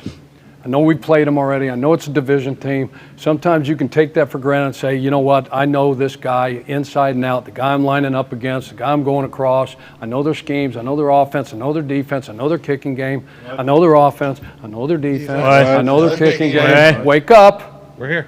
Stay with me. Notepads. AJ. All right. But let's look at these guys like we've never played them before. Let's study the guy across from us like we've never actually gone up against him. Never had to block him. Okay, never had to run a route on him. Never had to cover the dude. What? Let's do that. Okay, and then let's show our ass up Thursday night. All right, we got elements coming. We know that, right? Yep. We got to do a great job of making sure we've got the right cleats. We are the elements. Bring a couple pairs there. We got to do some ball security stuff. It's going to be huge in this game. Wet ball drills. Let's make sure let's make sure we wet our balls down. Absolutely. All right, And slick them up. Keep the balls slick. Like moist them up, huh? Uh-huh. All right. Load them up. Briefly look at this. Let's go through this, all right? Because there's only a couple things in all three phases we need to get done, and if we do that and we prepare the right way, we'll beat these guys' ass. I guarantee it. Hell yeah. You sure, Coach? Go ahead, look at the schedule. We got that, okay? Obviously, they lost a close one. Look at the offensive keys to victory. I guess we're on that. Yep. Okay. Public enemy number one, Grady Jarrett, right? 4.5 sacks. The whole team, okay, has 12 on the season. Okay, so block this mofo right here. Should be 5. What's mofo stand for? Motherfucker. I told you. This week is middle of the field open. No, you're exactly right. Mofo, exactly that. Yeah. This is the dude. In the run game and in the pass game, he can wreck a damn game. 4.5 sacks as a unit, they got 12. Dean Pease runs this group. You know that. Oh, yeah. Yeah. All right? 3-man front, they'll give you. 4-man front, they'll give you. They play a lot of nickel stuff. A lot of simulated pressures. Okay, simulated pressures. They're going to give you some looks on passing situations. Exotics. Second and long, could call them exotics. You call them simulated pressures, whatever you want to call them. Get their asses blocked. Simulated. Okay, they're going to make it what's a think like, hey, simulated pressure, Coach? simulated pressures. Hey, everything's coming from over here. Then all of a sudden, the whole thing rotates. They get you to turn the protection that way, and then they bring 3 guys from over here. But since you got the thing turned, all right, they got one more. They got a free runner. You understand what I'm saying? They got a free runner with 3-man rush, maybe 4-man, and they got 7 in coverage. That's a simulated pressure. So we got to do a great job of studying the tape and sniffing these things out. We'll see one on the clips here. All right. The other thing, in their 3 deep zones, you're going to get it on early downs. 1st and 10, P and 10. You know what P and 10 is? First play of the series. Possession. Yes, that's exactly right. Way to be on it. Possession and 10. You're going to get single high. You're going to get cover 3. Now, the thing about their cover 3, listen to me. Okay, it's old school, high school, country cover 3. Okay, 2 hook curl players, 2 curl flat players. Okay, and they don't carry seams. Where's Coach McAdoo? Right here. Right here, Coach. Right here, Coach. Hey, shut up. It's my job. Okay, Coach Mac. Hey, listen. What's one thing, all right, what's one thing that hurts, okay, cover 3 that they don't carry seams? McAdoovis don't know, Coach. Of course I do. Gun right, double right, all go. Oh, there we go. That's what I'm fucking talking about. Yeah, I mean, Zito's in his ear. Zito's in his ear. Gun right, Yo, I'm double right, relieving all go. myself from this team. So listen to me. Receivers, Way to tight go, ends, Coach. offensive line, especially the quarterback. What's key, Coach McAdoo? Got to move the safety with his eyes. Got to move Let that me field. finish my sentence. That's what you got to do. I love your energy right now. He's ready to go. Sweet hair, too. Good Coach Mac. jocularity. You notice, Coach, I mean, he got sweet hair. He does. A lot of products in that thing. Hell Okay, yeah. so PJ, do what? Move the safety one way with his eyes, right, and then throw that other seam. Yep. Big play waiting to happen right there. job, Big Coach. play, all right? Neutralize the linebackers. How do you do that? Okay, let's run the football. Let's run it, let's run it, let's run it right, run it left, play action pass. Have success running the ball. Okay, get the linebackers, okay, Evans and Walker, 153 tackles between the two. Okay, they're all over the place. All over the place. And then sling it, PJ. This team is good against the run. We're going to still establish the run game. We got great runners in here, right? Yes. Just coach. Okay, 32nd right now, pass defense. Wow. 32nd. 300 yards a game they give up. Good thing All it's right. raining. I don't know if we can take advantage of that. Yes, don't worry about that. Sorry. We can go. We don't have to throw the damn ball all the way. Just pay attention and take the notes down. That was me, coach. There's only a couple things. I didn't say that, There's only a Coach. couple things. I can't tell where that shit's coming from. All this bullshit in here. I wonder we're 2-7. Come on, AJ. Yeah. We got a chance here. Okay, and that cover, Coach Mack. Yeah. That cover 3 deal, that cover 3 beater where they don't carry. We got the gun right, double right, all go. Yep. If we can throw it. We don't have to just use it once. Exactly. Okay, we use it once a quarter. Whoa. All right. Whoa. Okay. And we can do some eye candy. We can motion. We can do some different things. Set them up. Could've Distract pissed them. he didn't get the job. All right. Go on. Defensive keys. Good offense, right? Hell yeah. Good offense. Zones and boots. Boots and zones. Zones and boots, boots and zones, zones and boots, boots and zones, zones and boots, boots and zones. Okay. Unbelievable running attack. Okay. They do a great job. You're going to get a 2-back set. He's going to be in the gun. Pistol here. You're going to have a big dude here. Fullback, tight end oriented. They love their run-first offense. And they get the back and the fullback going the same way. Lead zone. Okay. Fullback goes here. He opens up. Back goes here. Fullback goes here. It's split zone. Okay. And the offensive line, athletic. Okay, lean and athletic. They run right, they run left. And what they want to do is they want to get our D-line, turn their damn shoulders, and get running to the sideline. What that does, we may force a quick cutback, and the backside guy gets two-hold, gets cut off, and it's to the house. House. Okay, so it's zone here. Yep. Boot here. That's right. Okay. And then it's what? It's zone here. Split. And then it's boot here. Okay, and the thing we got to be on top of on their boots, and we've seen this a lot. Okay, it's a 3-level deal with a late route. Okay, so whatever way he here's action goes this way, and if you get a cut split on this side, yeah. Let's say we got zone going here, and there's a cut split right here. Let's alert him right now, DBs. What should we alert? Crosser. Alert the crosser. He's got a cut split. He's going to be inside the number. So you get that. That guy's hauling ass. All right. On the front side, whoever's there, you're going to get a deep 7 route. Okay, and then whether it's the backside crosser or the fullback that's coming through on the split zone action, he'll be the flat. So you get a high corner route and a low 7 route. Then we get the crosser from the other side. So he's booting over here. Okay, he's got the 7. If that's taken away, he's going to check the flat right here. If that's taken away, where's my over route? Because it's all easy. Okay, it's all easy for him because it's all in his sight line right here. Boom, boom, boom. And then he's got the late. Right there, yeah. Okay, he's got the late route. What that late route is, that's a guy that the action's going this way, and he's pinning that defensive end. Just for a hot second, right? He's pinning him, so that what? Okay, their quarterback, Mariota, can get on the perimeter. Yep. You feel me? Yes. So then once he gets on the perimeter, he just turns like this. Marcus, he's going to be looking at our defense. Okay, that's taken away, no over route. And what happens is they go like this. And here, nobody's covering this guy because they think he's just staying in the block. What? He gets the late, and it's 5-6 yards. It's easy. Roll out. Can they do it the other way? Yep. Yeah. Hell yeah. That's right. Because he's got an unbelievable talent. Oh, no. Hey, is this the play right here, Coach? And he can run, coach. That's really good. Yeah, That's really good. That's exactly right. Oh, yeah. Wow. That's a. That'd be your late. Thanks That'd for be your clearing late. it up. That's excellent. Yeah, fucking That's excellent. That's cool. You start playing better, you'll be full-time video. Okay. Respect. It might be a much more fun job. Okay, so 84's back. 84's back. He wasn't in there, right? Nope. No. First game? Nope. Well, he's back. Big son Two of a bitch. tutties, right? 2 tutties last week. let Got to him do a get great one. job on He him. wanted Pitts, okay, tight end. They love him. They missed him a couple times in the first game. Yeah. They had him behind us. And they missed him. All right, I think he had 80 yards as well, so we got to Greatest make tight sure we end of all eliminate time. him. Let's go to the next one. No, Rushmore. Special teams. Hey, this Williams dude, look at the average punt return. My God. I mean, that's incredible. Yeah, no, you don't ever see, right? You don't ever see. Again, big returners in this game. Could be a factor. Wet field. Yep. D-backs in there, right? Wet field. How hard is it in the open field? It's hard enough getting these runners down. Tough. Right? They got Mariota. They've got Patterson. What? They've got Hundley. What? They got Algier. What? They're good backs. Yeah. So you got to make sure you got your footing. All right? You got to run down your trouble. You got to come to balance, shorten that stride, maybe take an extra step on that field. We'll see what it's like on Thursday night. Sorry about that. Slice your ear. Some cleats to work. Video. Where's IT? You're looking for the WWE's audio tech there. We don't have that. Frenchie. Yeah, Can Frenchie. you bring them next night, Coach Mack? Can you bring the IT people with you next night? I will. Yeah, So let's do a good job. This cat, Great guy. good player. It's footing, open field. All right, run game and this cat, and match their physicality. AJ, One you other wear thing. 7 studs? One other thing. Look at me. A couple times. Watching tape.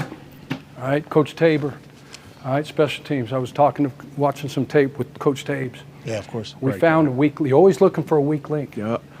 On Punt Pro, you know, their punt team, our punt rush. We looking for that weak link. We found him. Got a bleeder. Really? There's Atlanta's got somebody? We got him. Got a bleeder. No, are you going to say it right now or no? Because we're on. I'm going to say it. Okay. You're damn right. We got to make a play. Coach, what if they We hear got to you? win a game. Okay. We're in the meeting room. We got to win. Yeah, you're What's right. that? You're right. Meeting room. We gotta know. Yeah, we got to let this Who out. is the lead? We're gonna meet. Who is it? Is that the boys now? Okay, the rookie, Let. Troy Anderson, okay, plays the right guard. What number? Okay, 44. So he plays the right guard. Good athlete. Really good player. You're going to see him on their defense as well. All right? But what happens is he wants to get out of there. He wants to get out of there fast. Watch the LA Chargers film.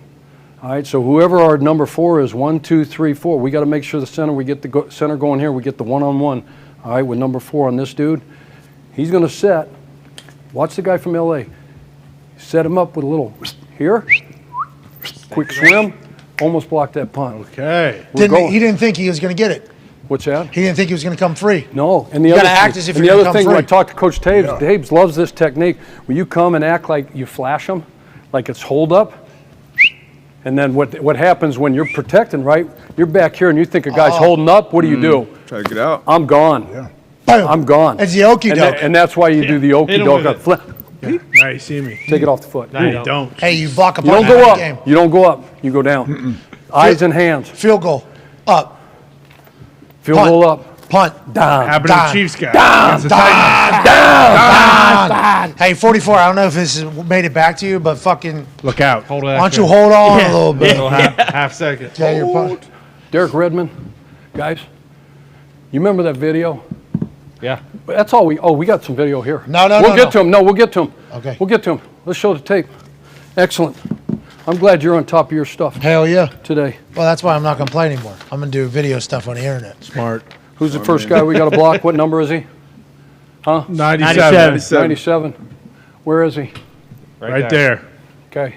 They move him around. They're going to put him on who they think was the weakest link up here. Let's see what happens here. are. Oh, Look at him. So they got 2 on him. Okay, tell me he's not relentless. He's relentless, coach. Tell me he's not relentless. Dog. Big son of a bitch. Saints got 2 on him. 2 on him. And this guy's going to leave and go block Lorenzo. Carter, come on. Yeah. Grady Jarrett is a grown-ass man. All right? Let's make sure we get a hat on him. Yes, coach. Damn. Yeah, Next but one. he tackles people rudely. Yeah, he roughs the passer, he's coach. dirty. Tom Brady did that too. Move on. Look at his hand. Look at his Come hands. on, we got man. meetings to get to. It's a short week. Short I want week, to get guys. your Short treatment. We knocked Jameis out. Thank you, Coach. No problem. Walker, who we talk Jameis been about? healthy. So we talked about simulated pressures, team. Hey, right. guys, PJ, simulated pressure. You should know this, right? Yeah. Okay, so here's this linebacker, okay, number 3, right? Walker. Yeah. Sugaring up in there. Should be easy for our backs, Should be. right? Algier, okay, if you're in there. Huntley, you're in there. Patterson, okay, whatever Coach, it is. how'd they get in here, coach? Huh? How'd they get in here? How'd the God Falcons damn running it. backs get in there?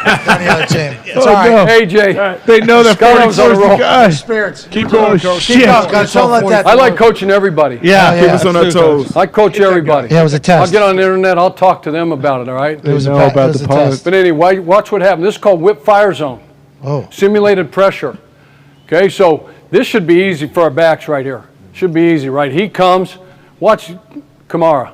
for the Saints. Well, He's looking right at him, right? If he comes, he's your dude because we're turning the line this way. So run it back. We won't do that. So they end up returning. They've got what? 1, 2, 3, 4, okay, to block how many over here? 2. 2 dudes. Math doesn't add up. 2 dudes. Math ain't math. We got one there. Do we have a free runner? Yeah. Do they have a free runner? Yeah, we they can't do. allow that to happen. That's whip fire zone. And then what happens is, look at this. Better yet on the coverage. All right, they get loaded zone over here.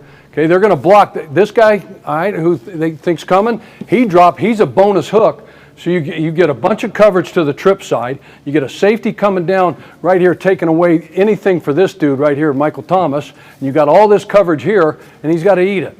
Simulated pressure. Why don't we do that, Coach? Yeah, that's a good idea. That's a really good question. Copycat. I fired every defensive coach. Is there any defensive coach that knows that scheme in here left? Well, I'm a defensive coach. I'll get that put in. You're exactly right. Whip fire zone's going in. All right, sweet. let's look at this. Who's up next? Cordell. Oh, I think it's Drake. Oh, okay. Okay. Oh, Good receiver, first rounder, right? Rookie. London time. SC. Good athlete. Good player, good athlete, long strider, 50-50 balls. He can make it happen. But no, he's a blocker too. He's a blocker too. CP's coming back and he wants to hunt. Let's make sure we get multiple hats on this guy. It don't matter. He can being the kick returner, he gets in the open field. Yeah, we should let him score once. Look out. Fair dodge. He runs angry. I got you. Here's what you were talking about. Yeah, here comes London. London Bridges. Falling down. Falling Dahn. Falling Dahn. What's the route? Dagger. Dagger. Okay? Take Pitts, run him out there, clear it out, and then run him in behind. How do you know it's coming? Just by formation, guys? Defensive splits? guys? You got tight splits, but the on-the-ball guy, is he going to be the deep guy, or you think he's going to be the shallow guy? What makes more sense? Deep. The deep guy. And the guy that's off, you can tell just by, they're not going to run two guys in the same area, second point, right? He's going to be the guy runs the dagger. I mean, the deep Pitts, end, that's right? a lazy-ass route, Yeah, too, by he's- Pitts. Jeez. You know, Mount Rushmore, tight ends. you No gotta run harder question. than that. He's still one of the greatest ever. Clear it out. Yeah. Great throw by Mariota. Yeah. Good There's job, a lot of Mariota. plays they missed with him because he's not running full speed. Yeah. And he's a long stride. Now, it might be deceptive because he's such a good athlete, right? Formation's awesome, Coach. This is what I was Whoa, talking uh-oh. about, okay? He's running right This now. diamond three-back look. A lot of play action, a lot of run action here. Pitts. Let's know where he is. He's giant now. He's 6'9". Feels like we know when he knows he's getting the ball. 6'9". Absolutely. Absolutely. You can tell because he'll be lazy off the ball and he'll try to lull you to sleep sometimes, especially on some of the RPOs and the zone read stuff. He'll act like he's coming to block and then he'll burst over the ball. So don't fall asleep on him. He's a good player. We got to eliminate Pitts. So in conclusion, before we get to our meetings, see our coaches. Yeah. All right, Derek Redmond, okay, 1996 Olympics, British runner, 400-meter guy, semis in the Olympics. Semis in the Olympics. I don't know how many guys have seen this on YouTube. Well, he goes out of there, all right? He takes off, and he's making the last turn or the second turn, and he pulls his ham. Oh, yeah. Oh, You remember this? tore it, right? Remember, tore his hamstring. Wow. All right? So he goes down on the track, okay? And out from the stands, it's packed, 70,000 cheering these guys on. All right, Barcelona Olympics. Barcelona, Coach. So, got it? Barcelona. Out of the stands comes a gentleman, and he's fighting through security because they don't want to let him in. He get the hell out of my way. That's my son. So he goes out on that track, and he picks up his son. His son is crying. I mean, he just ripped his hamstring. And more importantly, can you imagine the blood, sweat, and tears and the sacrifice that the Olympians make for one opportunity, one chance every 4 years? Can you imagine what's going through his mind right there? So he picks his son up, gathers his emotions, and he helps him across the finish line. They hobble all the way the rest around that track. Here he is. You guys are unbelievable. Barcelona. And he helps his son get across the finish line. Lesson learned, when he was growing up as a kid, his dad taught him this. He said, look, you get an A, you get an F, okay? But you take no I's. there are no incompletes. You finish fucking everything. Damn right. So finish your damn treatment, finish your meetings, finich the walkthroughs the right fucking way, and we'll go beat these guys' ass. Hell yeah! Hey, all right, coach. Go. Finish the season, boys. I needed that, coach. Hell Got yeah. this. That was awesome. Got this. Right. Hell yeah. All right. Somebody jump out of the stands and help us. Yeah. I don't know if there's going to be enough dads out there. All right, let's take a look. Who we got? Who wins? Let's see what we Falcons got. versus the Cardinals. Okay, so we know both teams can do what? Run the Not football. Okay, so don't go anywhere from that. So running game, so they both can run the football, right? Carolina's got the two dudes. Yep. There's a multitude of dudes, right? For Atlanta, we Oh, got yeah. Mariota, Wide. Patterson, Wide. Algier, Wide. Huntley. Wide. Okay, so we got plenty of guys. All right, Foreman, Yeah. What? Hubbard, Yeah. Wide. Chuba. PJ. Foreman, Wide. Hubbard, Wide. PJ. Wide. So both teams can run. Baker. Okay. Got elements. Sam. You see the storm? Oh, yeah. See the lightning coming? Oh, Good shit. Great job, Dirty. Atta baby dirty. So elements. So what's the next thing that's going to be really important in a game like this? Ball. Program. The ball. The ball. Hell yeah. I love It is the ball. program. All right. So take care. Whoever takes care of the ball the best, got a really good chance. Whoever runs the ball or stops the run, takes care of the ball, has got the best chance. And then we've got pay your taxes. Everyone needs to know that. Oh, yeah, that's important. Time to pay your taxes. Well, except for the super rich. Wesley Snipes. So we talked about a receiver earlier in the day for the Atlanta Falcons. Zacchaeus. Ozymandias. Zacchaeus.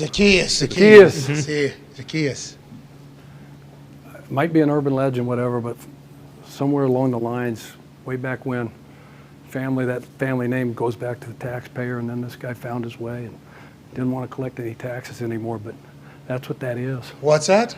It's a Bible story? Stanley I don't know. You Yelnats? guys got to look it up.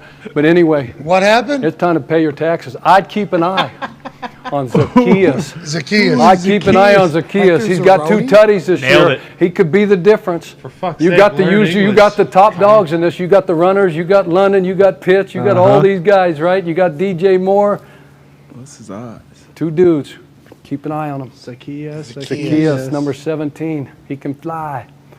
So I'm going to think that these guys are going to play. It's going to be a really close game. All right. It's going to be a tight game. Competitive. And it's going to come down to those turnovers. But I'm going to think Atlanta's going to come out on top on this one. 21-13. Okay. Cover. Weather might be a little bit high for the score. So. Understood. Enough. 34. Yeah. Yeah, and But I think Patterson. I just think with all the turmoil, everything that the Panthers have gone through, from the coaching staff, and Rule being out, and Wilkes taking over. Wilkes is doing a hell of a job, they say, and he just let a couple other guys go, unfortunately. Caffrey gone, this guy gone. They'll muster it up. It's prime time. You know it when you're a pro. And it seems like there's no hope, but prime time brings it out of you, right? Yeah. You were in the locker room. You're on a team. Get a chance to show off. Yeah, absolutely. Long weekend ahead. Absolutely. After an ugly week, too. Yeah. So they're going to show up, but I just think Atlanta's a little bit more stable. Artie got the Bears plan. That's awesome. Win or lose, Coach. Hell yeah. Had You great want me to meetings throw today. one more time? No, not throw. No. I think you already made a throw. So why don't we do a okay. putt? I appreciate you I think we guys. should do a putt on your way out of here. A what? Putts. Oh, a putt? Let's go, Chuck. We're going to Colgate down there with him. Have a putt off. Well, Can't be any worse than what I do. we know. I was just setting you up, man. No. Don't do that. Please don't do that. I think it leans left, Chuck. Chuck, what are we doing? We didn't even set the. Well, So he went left too. So I'm telling you, this Well, thing is not as rigged to far go left as left. you. well, it's Cole, golf. stop crying. Fucking putt right Let's think then. it's 5 left. What do we even? All right, if you go 3 out of these last 4, okay, we'll give it another. How is that even fair? That's not. In golf. You already Coach hit it. does it Coach golf. Matt. And he already made Coach it. Matt. Hit a shot. He already Hit gave a himself shot, away. What Cole. a cheap bastard. You only had to make one. Well, sorry about it. Where's that spot? All right, here I'm we telling go. you, everything has Right gone there? left on this stupid green. It is rigged. Well, I'm that's telling golf. you. Whoa. You aim right. Cole, That you- is actually what golf is. Don't be a mark, Cole. Yeah, you just reek of Mark syndrome. Okay, I did, and it went right. Yeah, No, see? I was telling him because he's pulling. I'm not saying it's the read. You can't go 0 for 5. This would be a tough day. Oh, Jesus. Okay, so Come on, Coach. I told you, it's rigged. Come on, Coach. It's rigged. We have exposed the riggedness. I might be fucking with you, Cole, because Yeah. I was hot, and then See? I think Connor did something. He did. I'm Me? sure he did. Yeah. I'm a lefty, I bet I can make one of these putts. Oh, sounds good. Right-handed. Whoa. Yeah, Like right. that. We gotta put Connor down there. You no. talking like that? I know I want to be short. aim I'll right. tell you that Hey. much. We gotta put Hey. you down there. You talking like that? Why don't you go? You want to Aim right. Yeah, come on. Aim right. I see you. Okay, Safe you travels. guys. Thank you. Love you, Coach. Coach. Safe Love you, travels, Coach. Connor, hit your magic button Chuck so it goes Pagano. back to level. Incredible work, Chuck. You're saying he's got a button under his Yeah, desk? he reached under the desk and did something when he got up to leave. You're saying he's like the morning show? Yeah, exactly. I'm calling him Matt Lauer. Jeez Louise. Historically, yeah, those are bad.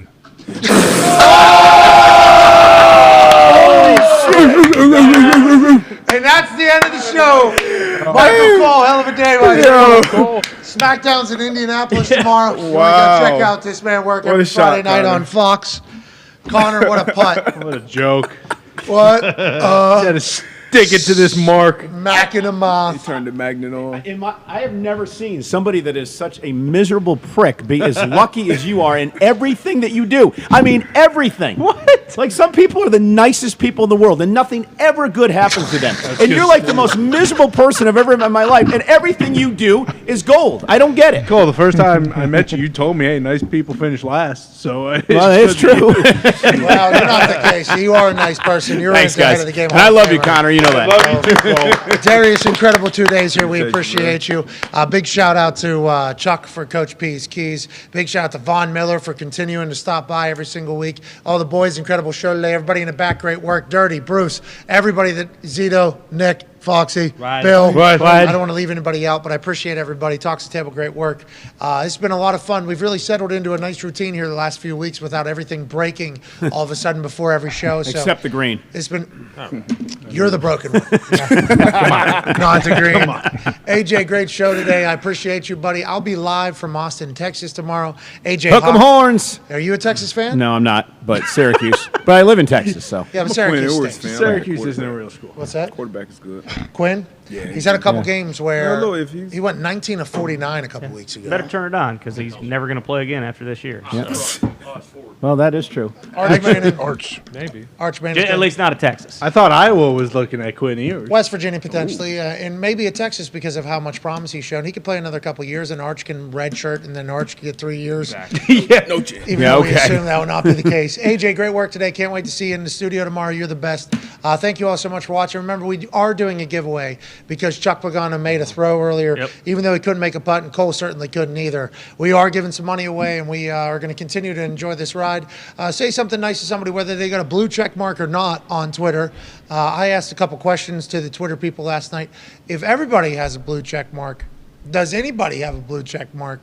And what's the next blue check mark? I obviously then got attacked by the people that were telling me I wasn't giving Elon Musk a chance. You super lib. Oh, sorry, he's changing to give everybody a voice. I'm getting attacked by people. It's like, I'm not saying that at all. I was just asking some questions. Why are people spending $8 to get something that everybody will have access to? I don't know if the blue check was the right thing to do. My experience on Twitter, just like everybody else's experience on Twitter, is drastically different now with the blue checks. It's fun. Last night, somebody sent me a tweet, had a blue check. I was like, oh, this person probably matters, I guess. And then 8 followers on it. And I was like, well, said something nice about me.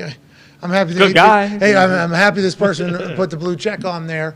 So that's, I think Elon will figure it out. I've been a firm believer in Elon for a long time. They ask me why I invest in the stock market. I say, well, I only invest in aliens. Elon's one of them. If Elon's behind something, I'm investing in it. I think he'll figure it out. But I think a person who has probably had more success on Twitter than 99.99% of the people that have been on Twitter, I'm allowed to ask a couple questions that everybody's feeling just to get some people's thoughts and opinions on it. I don't know why you would spend $8 to get the blue check mark that you're currently getting. Let's assume that Elon's cooking something together to make it better. But whenever you're on that particular app, say something nice to somebody. The world's filled with too much bullshit. We hopefully are going to make it a little bit better every single day by saying dumb shit in the microphones about sports and more. Good luck on your bets tonight. I got Atlanta -2.5. AJ.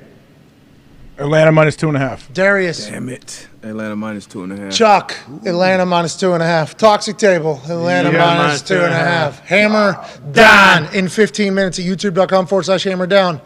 Atlanta, -2.5. It's normally not great, so hopefully we're in for a good one tonight. We'll see you tomorrow for a Feel Good Friday. Say something nice to somebody. Michael Cole, you're the best. Goodbye. Thanks, guys. Bye.